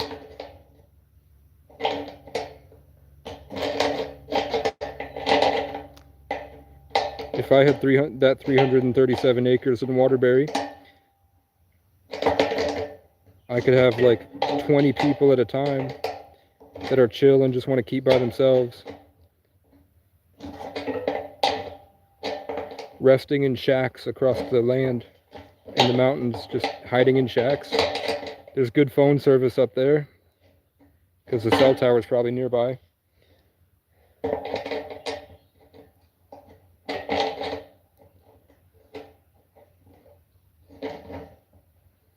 And then I just set them up at farms, and they help me build these wagons and distribute these wagon rickshaws that fold up and then fold back out, and then just giving them to homeless shelters. So there's never a shortage of beds, because if they run out, instead of turning people away, they can put them in those wagons so they never freeze to death. Because homeless people are not picky. In 2024, when I was in negative 60 degrees on the rail trail in Morristown, I tried to build my own out of pallets and a clothing rack wheels. I tried to build my own wagon to carry around, and it didn't work because I didn't have any nails or screws, and then snow covered it all. So then I just hunkered down and then when I would wake up and it was too cold, my fingers would be like purple, I would run to the fucking McDonald's, and I'd hide there all day, live streaming, being crazy online, hoping that a very wealthy person would find me, take pity on me, and help me make music and get a piece of land so I could save my cousin and someone I call my little brother. And now I think my cousin is homeless somewhere, and my little brother is dead. He froze to death that winter.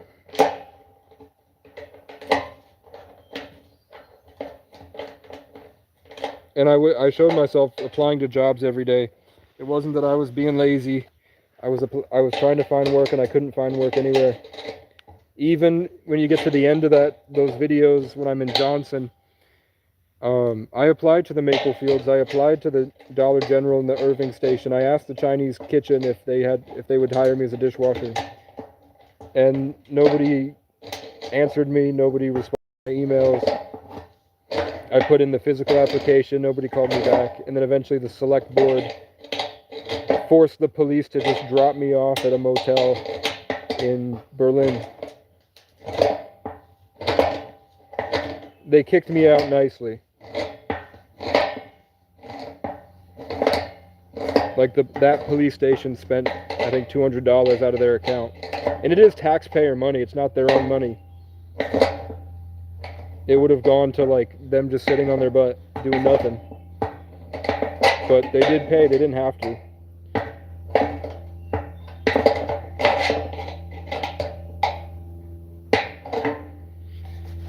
So that was nice. That's not the same police station. That's the police station that one of the officers, two guys picked up a girl hitchhiking. I think they raped her and they killed her, dumped her in front of everybody in public. Their friend was a police officer. They called him. He did something to make it impossible to prosecute. So they pled guilty, and the judge had to let them go, and they were smiling in the courtroom. And now that cop is being held accountable. He's on trial for tampering with the evidence to make it impossible to prosecute the people who raped and killed that homeless girl.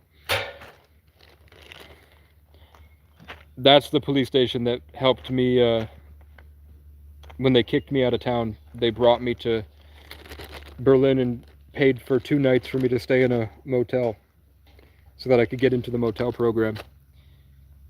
I know a guy that's a felon in Mass, but he was able to work as an electrician. He makes great money. Yeah, if you can get...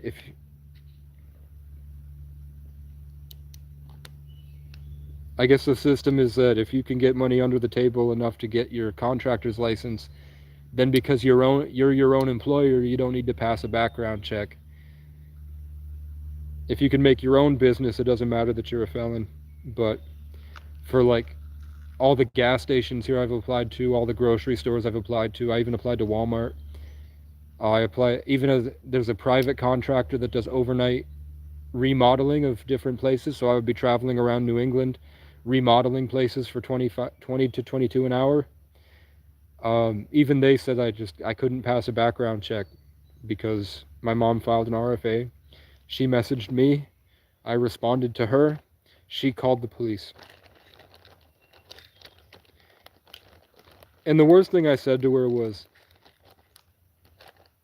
that if you make up in your mind that people are trying to hurt you, and then you hurt them really bad because of what you've made up in your mind with no evidence, those people are going to want to hurt you. You're creating these things for yourself. And then I said, I want to hurt you, but that didn't mean that I'm going to kill you. It meant that I'm so hurt by what you did to me, I kind of feel like I need revenge for what you did, because you're a malicious narcissist that plays victim. And you, even though you say you have mental illness and that it's this horrible thing, that's why you did these things to me, you do like how it feels to have that power over me, that you can hurt me at any minute. And you do maliciously, pretty often, lie to the police and people on Facebook and my family. You've made me out to be something that I'm not, and you do enjoy it. That makes me feel like, what you're afraid of. Like, you might be afraid of people hurting you because you kind of feel like you deserve it. So that's why she filed an RFA, and then she offered to pay for my insurance, and she messaged me all the time. And then when I would respond, not like baiting me to say mean things to her, just if I said like hi, or she invited me to hang out and then I went and hung out with the family, she would use that, and then it's a felony. So now I can't work at any of these places I'm trying to work at. If that didn't happen, I would have been able to work FedEx a long time ago, and I would have been able to probably have like 30 or 40 grand in my account by now. Because as you can see, I just don't stop. I get up every day and just go. It just can't be indoors surrounded by drama. If I'm indoors surrounded by drama and the social stuff, I can't work. I quit. I freak out about all the wrong people are doing. Not like, but like it's just like a grudge in my head. I can't let it go. And I get tired of the drama and the negativity. But when I'm out on the job site where I can have my headphones in and you leave me by myself, my dad has the same thing. He told me that they said that Gary does his best work when they leave him alone. If you leave me alone, you can't have a boss. And it's funny because my dad used to say all the time, you're not the boss of me. I kind of inherited that from my dad somehow. I cannot have a boss. But now I know that I can do sand and scrape jobs. I could go to houses and be like, hey, are you trying to paint your house? Normal contractors will charge you $60 an hour. I'll charge you $35 an hour, plus materials.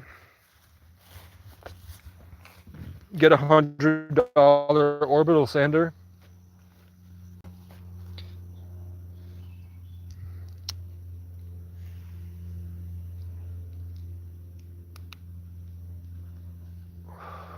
He still gets paid good money and works under someone.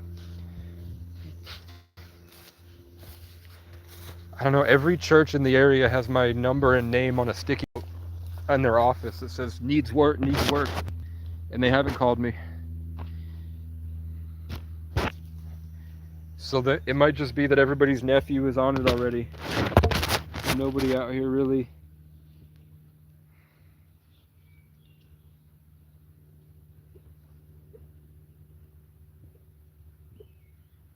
has work.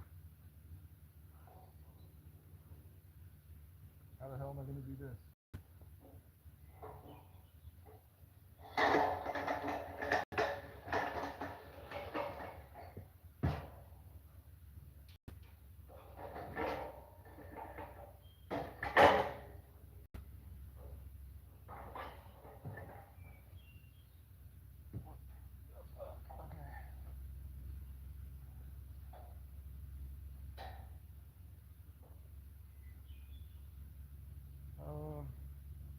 It's already bending.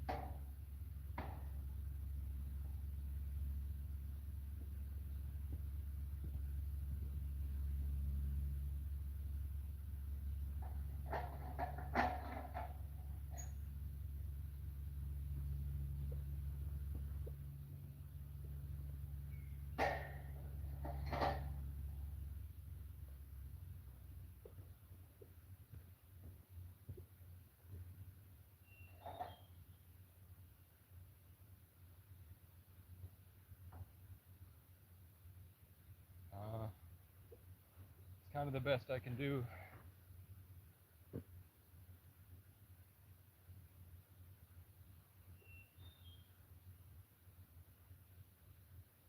Even if I put it sideways, that would break it worse. It's not broken, it's just bent.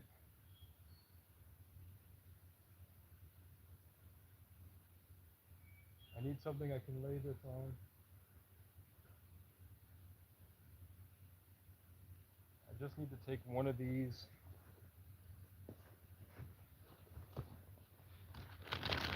How long is that cable? What are the specs of the sticker? What is the dry weight? It hasn't been moved in like 30 years. The wheels are all popped. It might be 32 feet. I don't know for sure. On God, no cat, I don't know. Fuck you, Crow. Fuck you, Crow, shut up.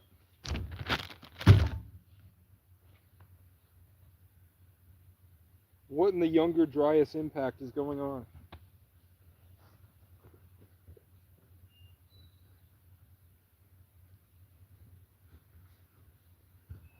What in paleontology? I'm looking for my bag of screw. It's over here.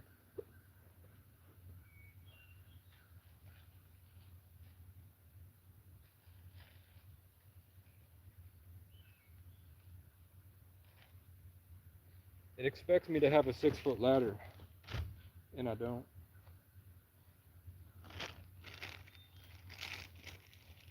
The mosquitoes are here again.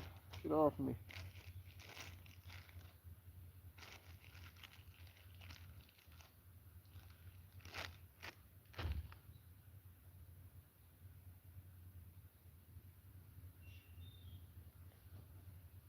The thing that sucks the most is no matter how challenging my life gets, I'm still kind of at the whim of my own decisions. Like, even though it is kind of pretty crazy and unfair a lot, I still could have found a way to like get a camera earlier, and then I could have made better content, or like I could have gotten a drone and instead I bought something else, and now I know I could make better videos like Mr. Beast if I had like better camera equipment and a way to edit videos.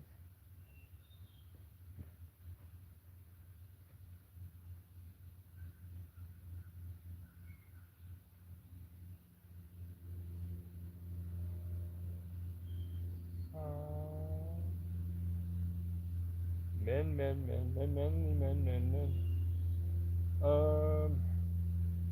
I have to turn this all the way around. I have to find a way to make it stay upright.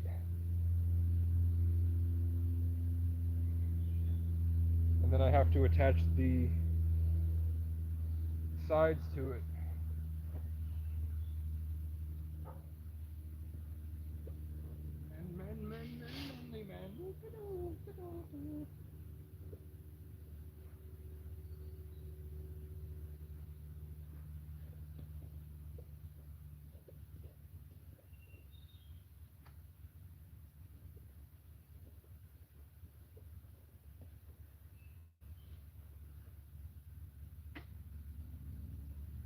I'm going to try to put this ladder as a counterweight. They expect there to be 2 people here doing this, I think. Can you shut the fuck up? Can you shut the fuck up?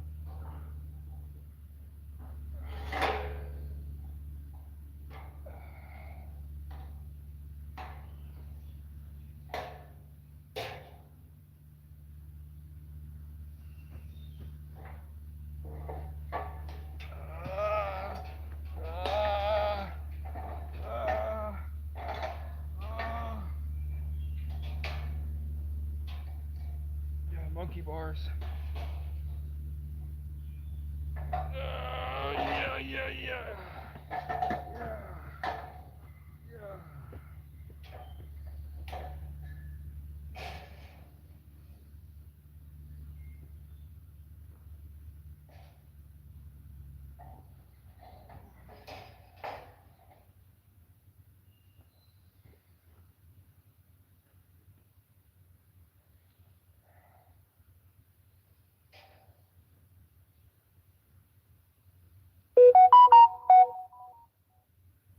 messages me? Who messages me twice?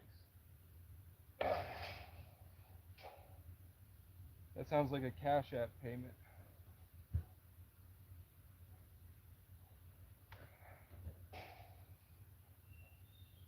Ta-da. Holy shit.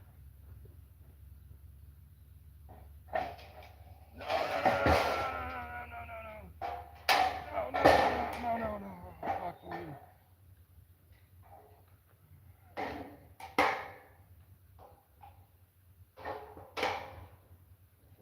Oh my god, 2.5 men. Fuck you, Charlie Sheen. I can't use that ladder anymore. What in the Younger Dryas Impact?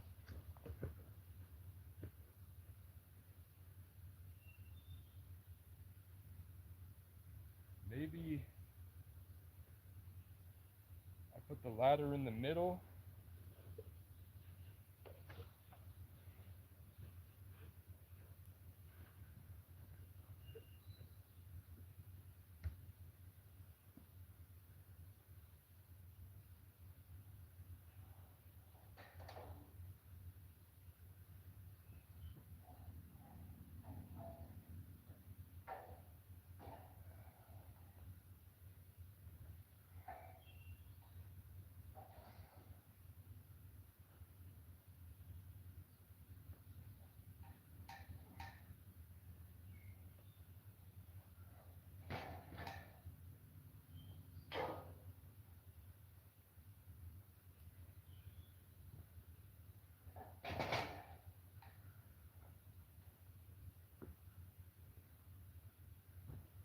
That's fine from one of the arms.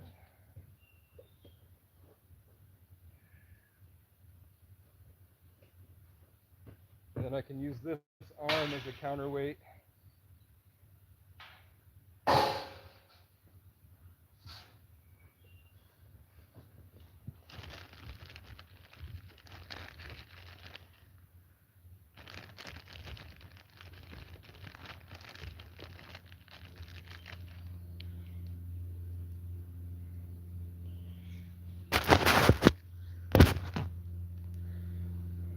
Where's my screwdriver? Right here.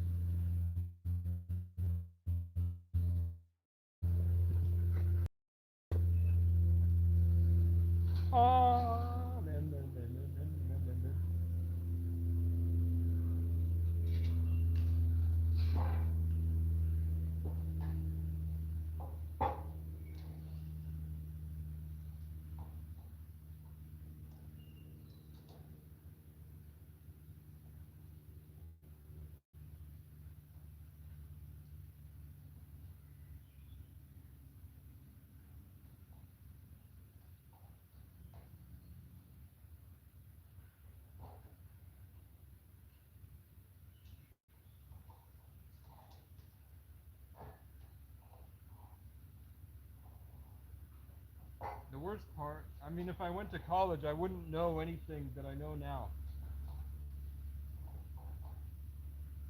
Like, if I went to college, I might have a cushy job, but I wouldn't be anywhere close to the man that I've become. So that's pretty cool. I went to the school of life. So now I could do anything that a person in college could do. I could go to college but they could never do what I've done.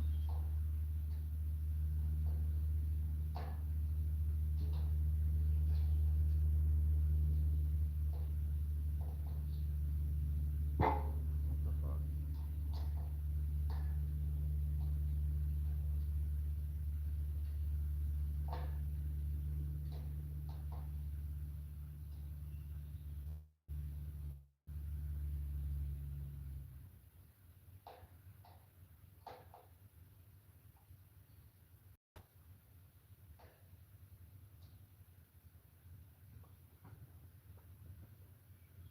Where's my pliers? Right here.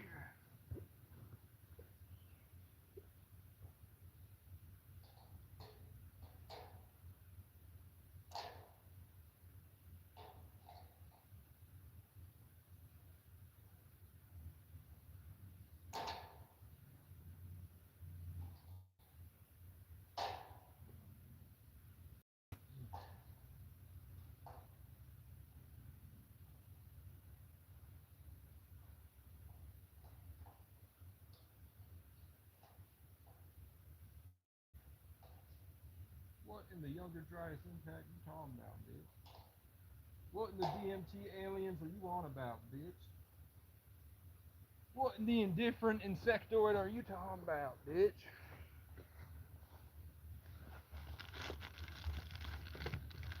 I need to quench my thirst.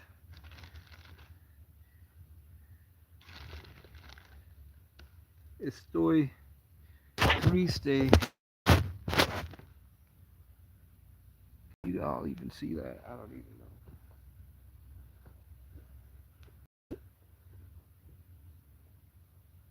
They don't teach you this shit in the instruction, that's for sure. Please fuck off and get out of here.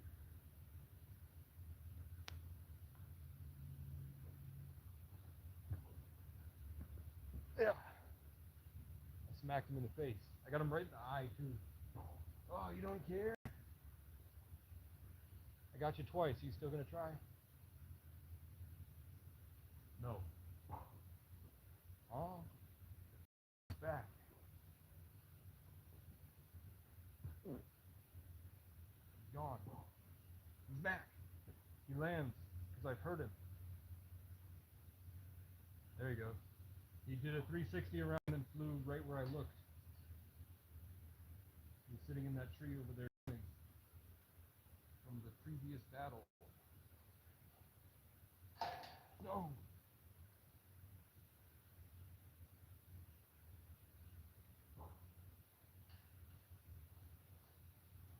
No. What the fuck?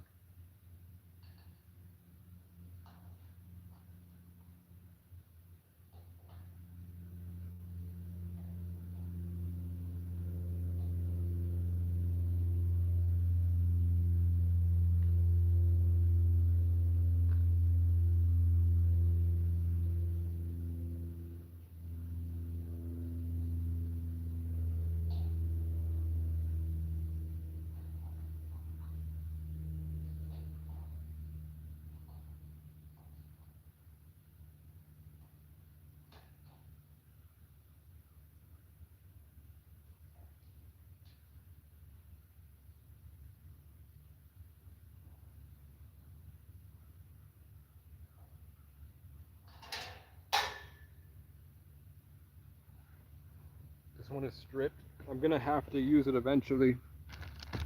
I don't have to use it right away.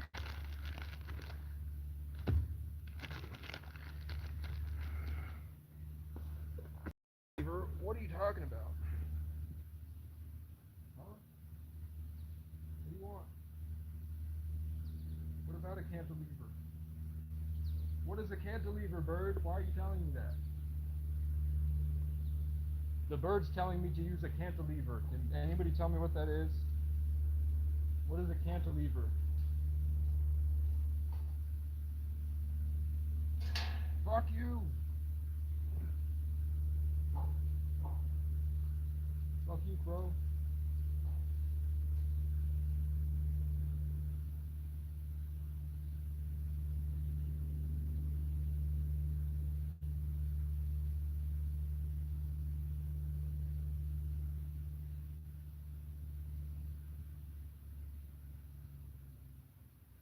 I got it.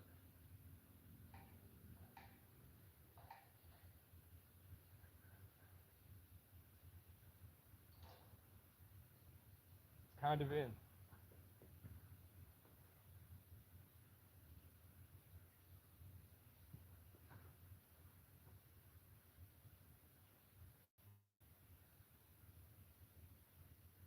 I don't know how to do this. I don't know how to do this. If I try to lift it,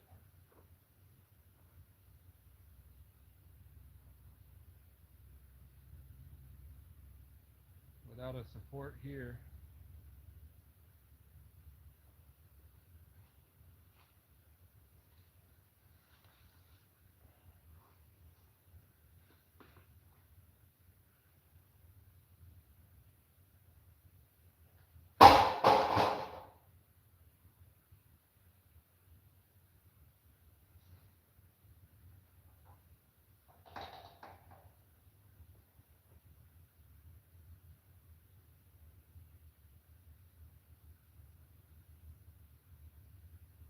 What the fuck do I do?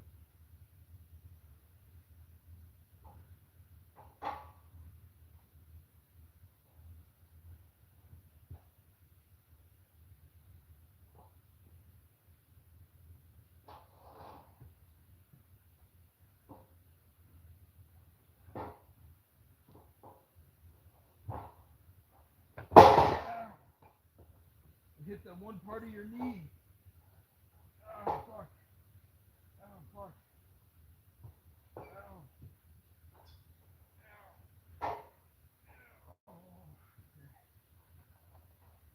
Okay. Okay. Okay.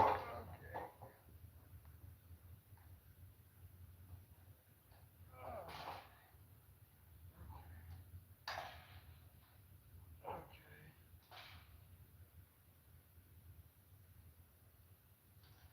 Oh, the screw broke. What the fuck?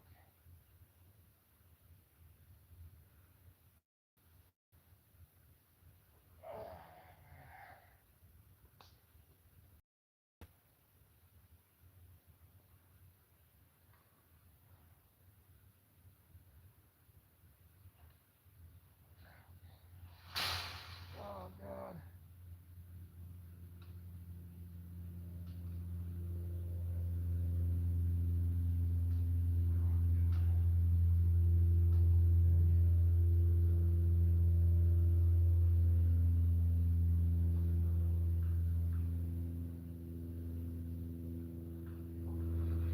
There's the washer. There's the screw.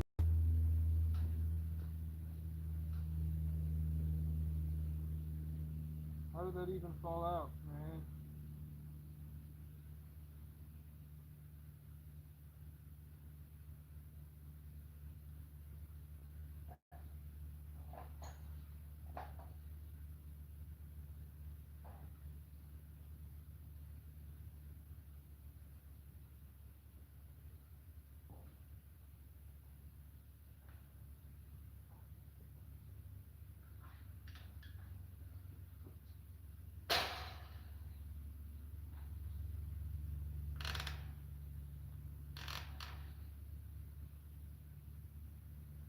I did it. You thought I wouldn't do it, but I did it. You thought I couldn't do it, and I did it. Ha ha ha. I'm missing a screw though. I need 1, 2, 3, 4, 5, 6, 7.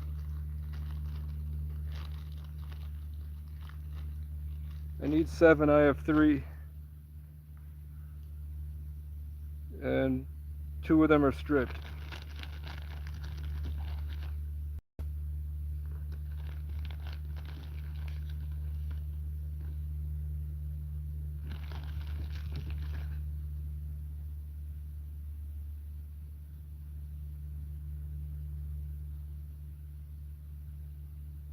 And then there's 2 right there. So I have 5 out of 7.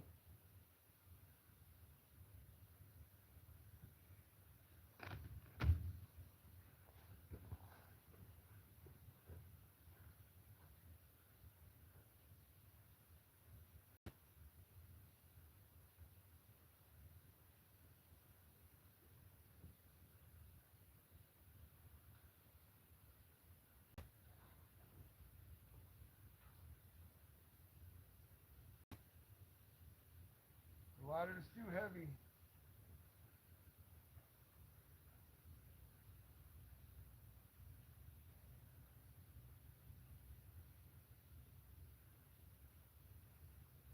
Which means I have to feed it through this one. But if I do that, I can't get the ladder out.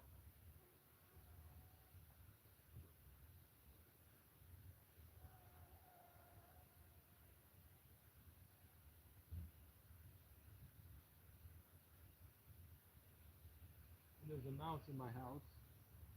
I just saw. I don't know what to do here.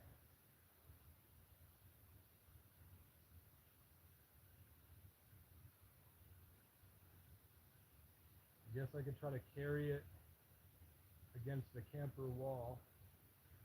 Bird on my right side says that's a good idea. Thank you, chickadee. So we'll try to move it across to the side here,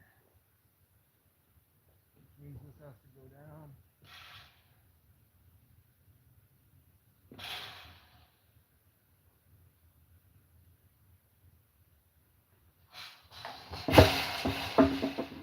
Fuck you.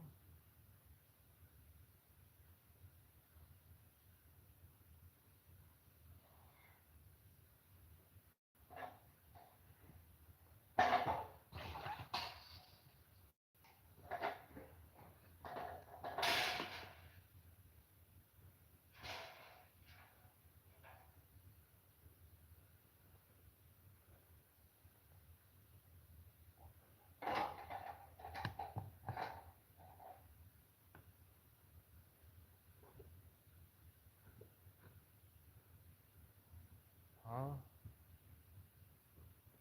What the fuck? Okay.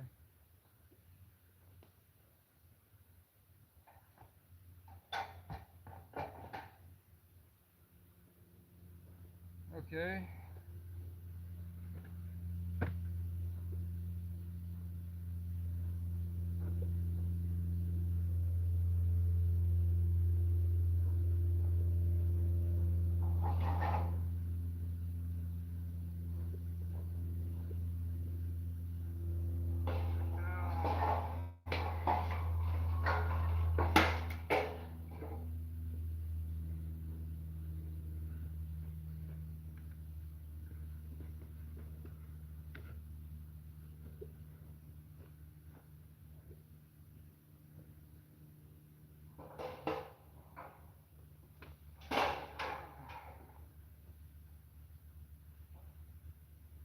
I think we were supposed to lift this up and then screw it into a base of some kind, so that this wasn't an issue. Like, we should have already measured out the length and width and then laid it down onto like posts. This wasn't meant to just stay upright like this.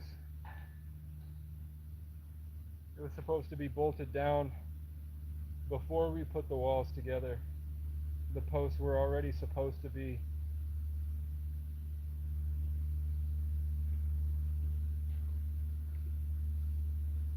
bolted to.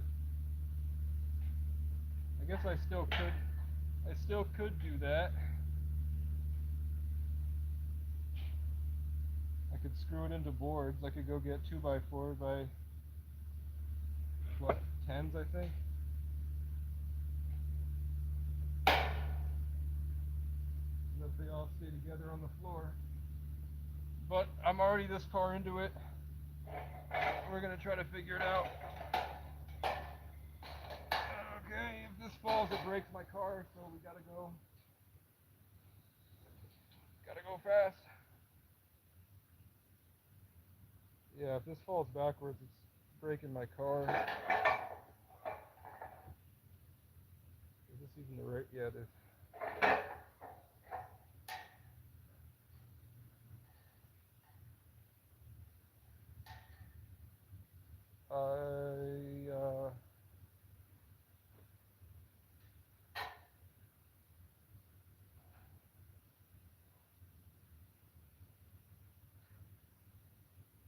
Needs to go back.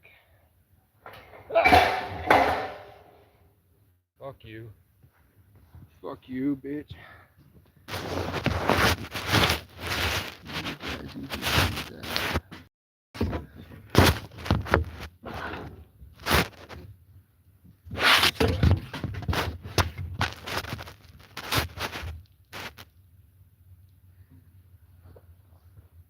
Okay.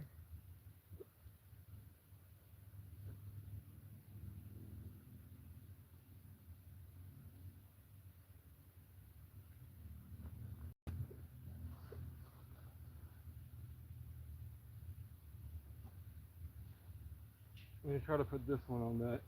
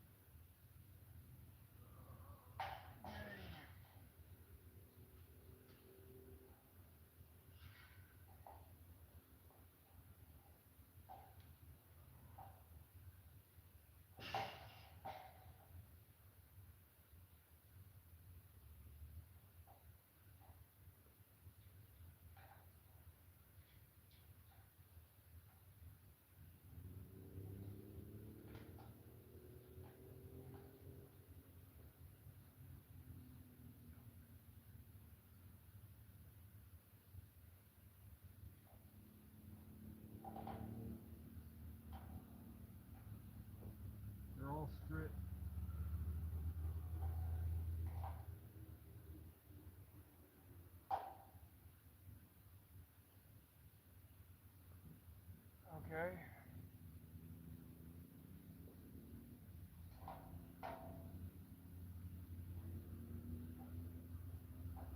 You guys are crazy.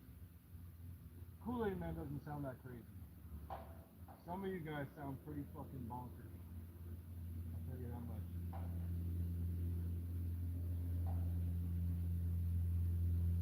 Yeah, that's not going in there without the pliers.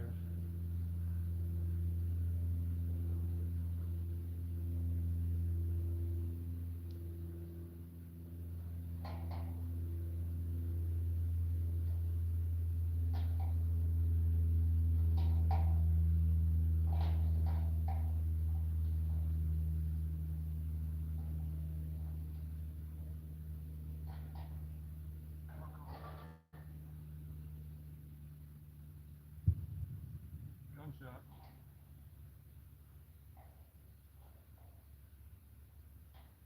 Big boom.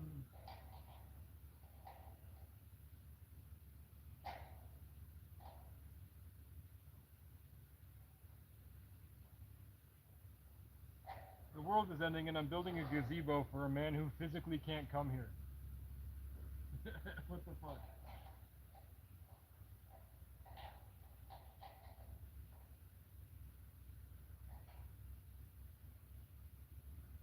What the fuck am I doing? He literally can't come here.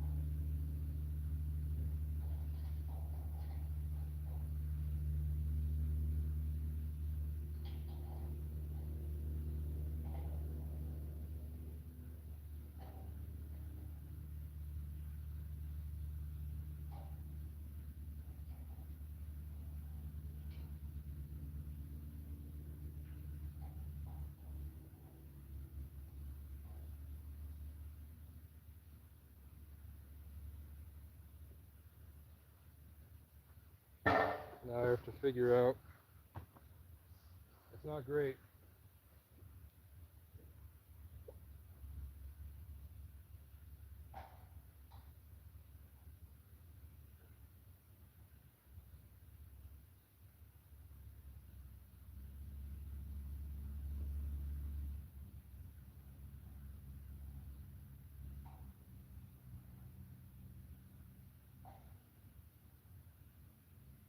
But it might stay up with the ladder.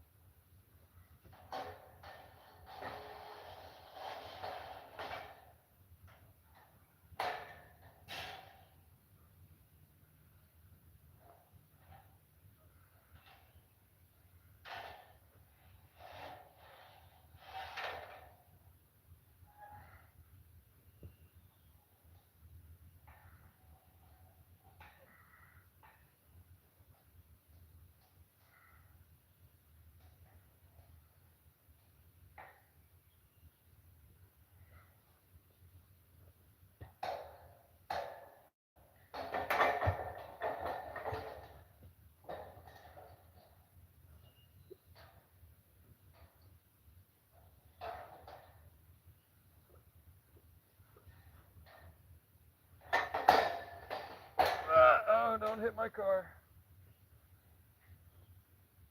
Don't hit my car. What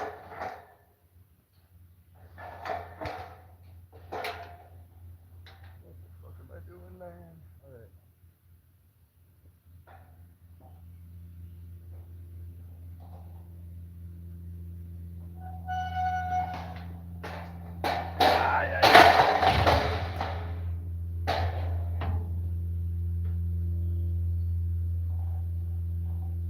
What the fuck?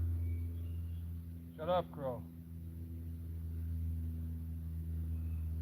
Crow fucking laughed at me.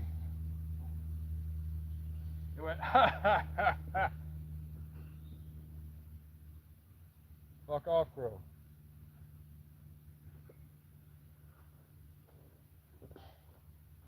No, because this is just the same shit that happened last time.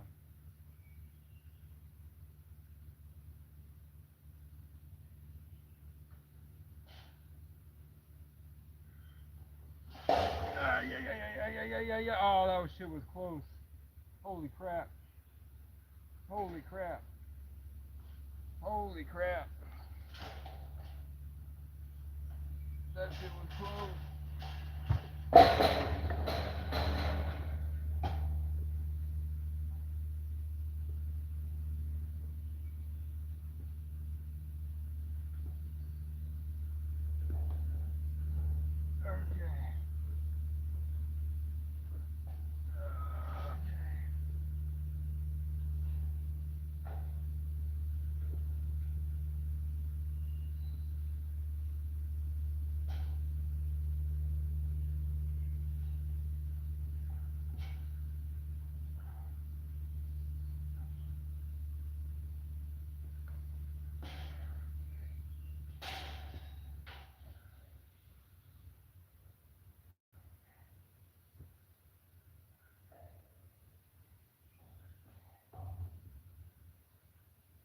Okay.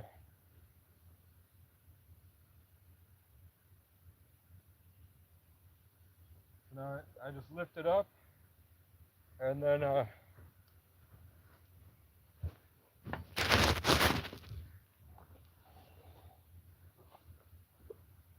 gonna try to bend it so that I can get onto that one, and then when I'm done, I just kick the ladder this way, and it stays up.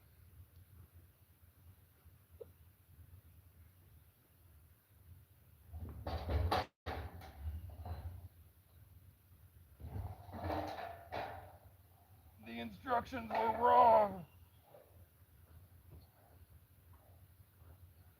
Okay. Yeah. Stay up. Okay.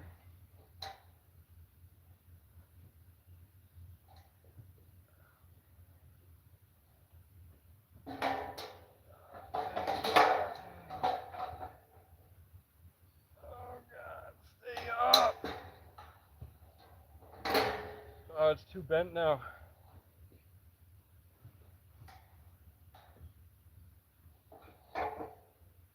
They were not honest about this. For real. What the fuck?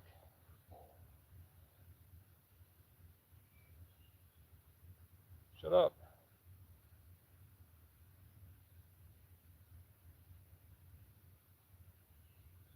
Shut up, Crow.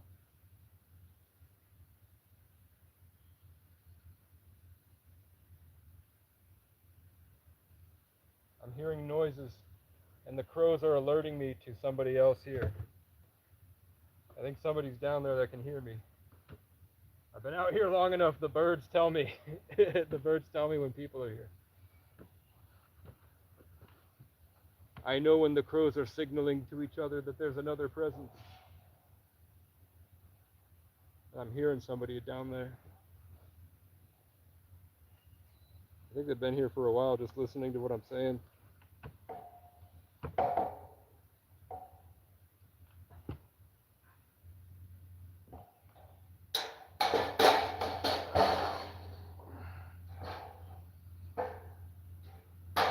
I want my mom dead, please. Please, God. Kill my mother, please.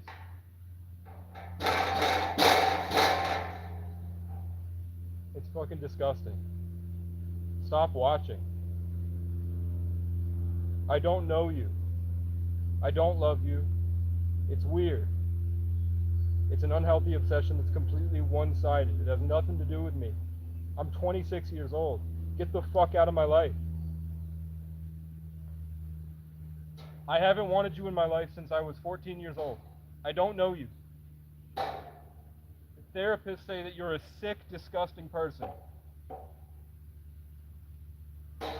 Just stay the fuck away from us. I don't want you in my life. She's a fucking creep. She told me once, I barely know this woman. She told me our relationship is like Norman and Norma Bates. Who's a fucking, I looked it up, it's a serial killer and his mother, that fuck. One of the only things my mother said to me was that our relationship is like that mother and son, that fuck. Why would you say that to a child? What the fuck is wrong with you?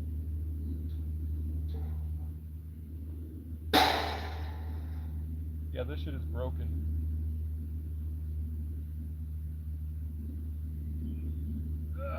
I can't reach.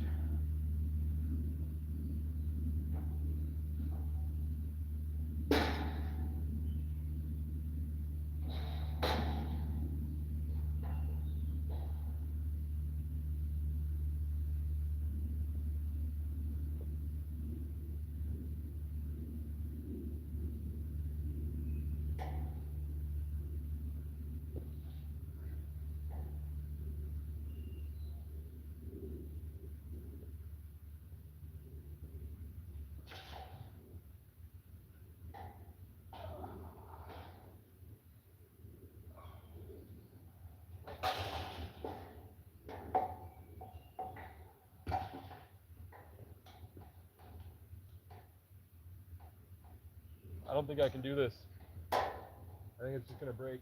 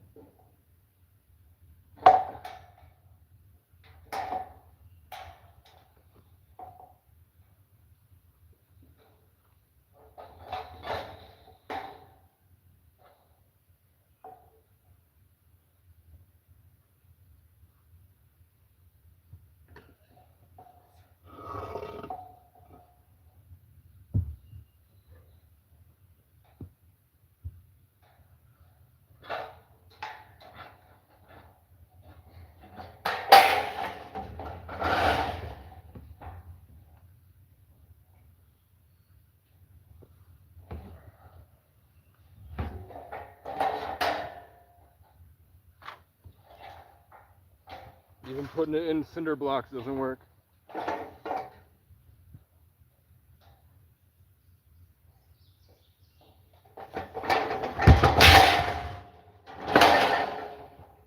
It broke.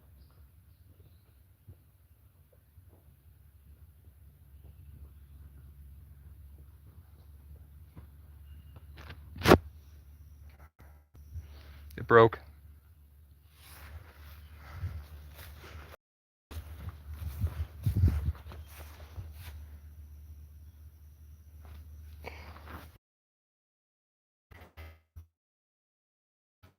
Back pain.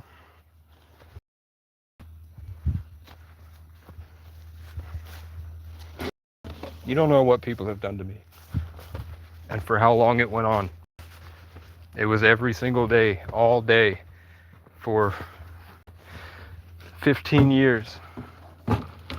Plus I was isolated in a horrible mentally ill situation with some of the most selfish and retarded people by ourselves out woods, like comically mentally ill.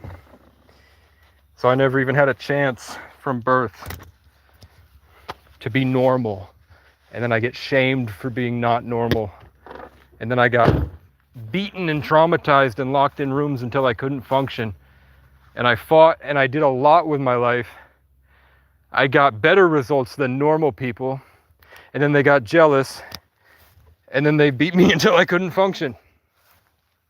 And then I really, I couldn't move, I couldn't walk, I couldn't talk, I couldn't think. And I came back from that, walking 10 miles a day and reading and sitting in the studio for 12 hours. It took me about a year. And I fought through that. And then again, my own mother lied to the cops and laughed about it.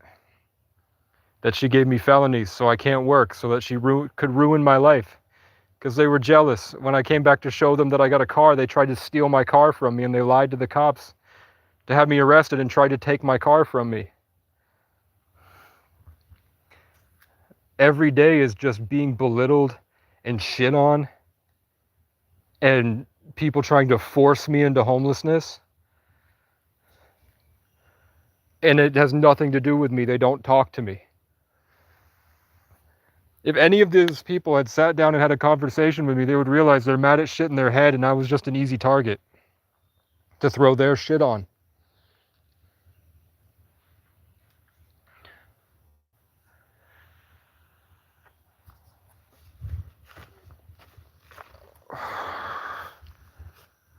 There's no way to fix this.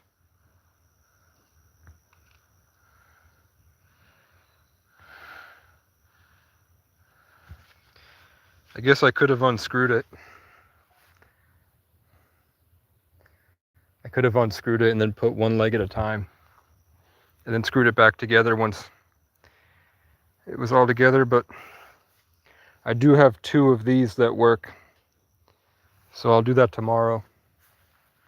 I'm gonna leave it up and go to bed. Tomorrow I'll fix it. Tomorrow morning I'll get up and fix it.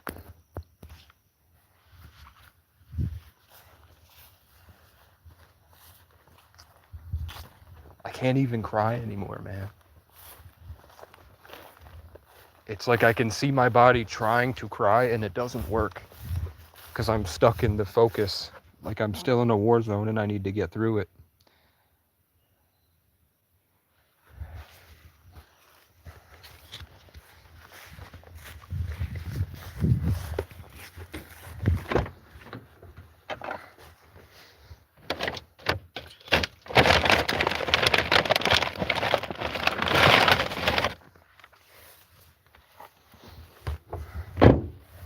I'm gonna watch Spider-Man Brand New Day for the 2nd time, and then I'm gonna go to sleep.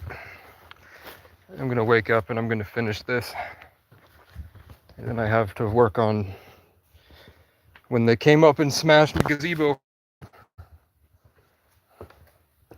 Now my other one is broken. I don't even close the door anymore.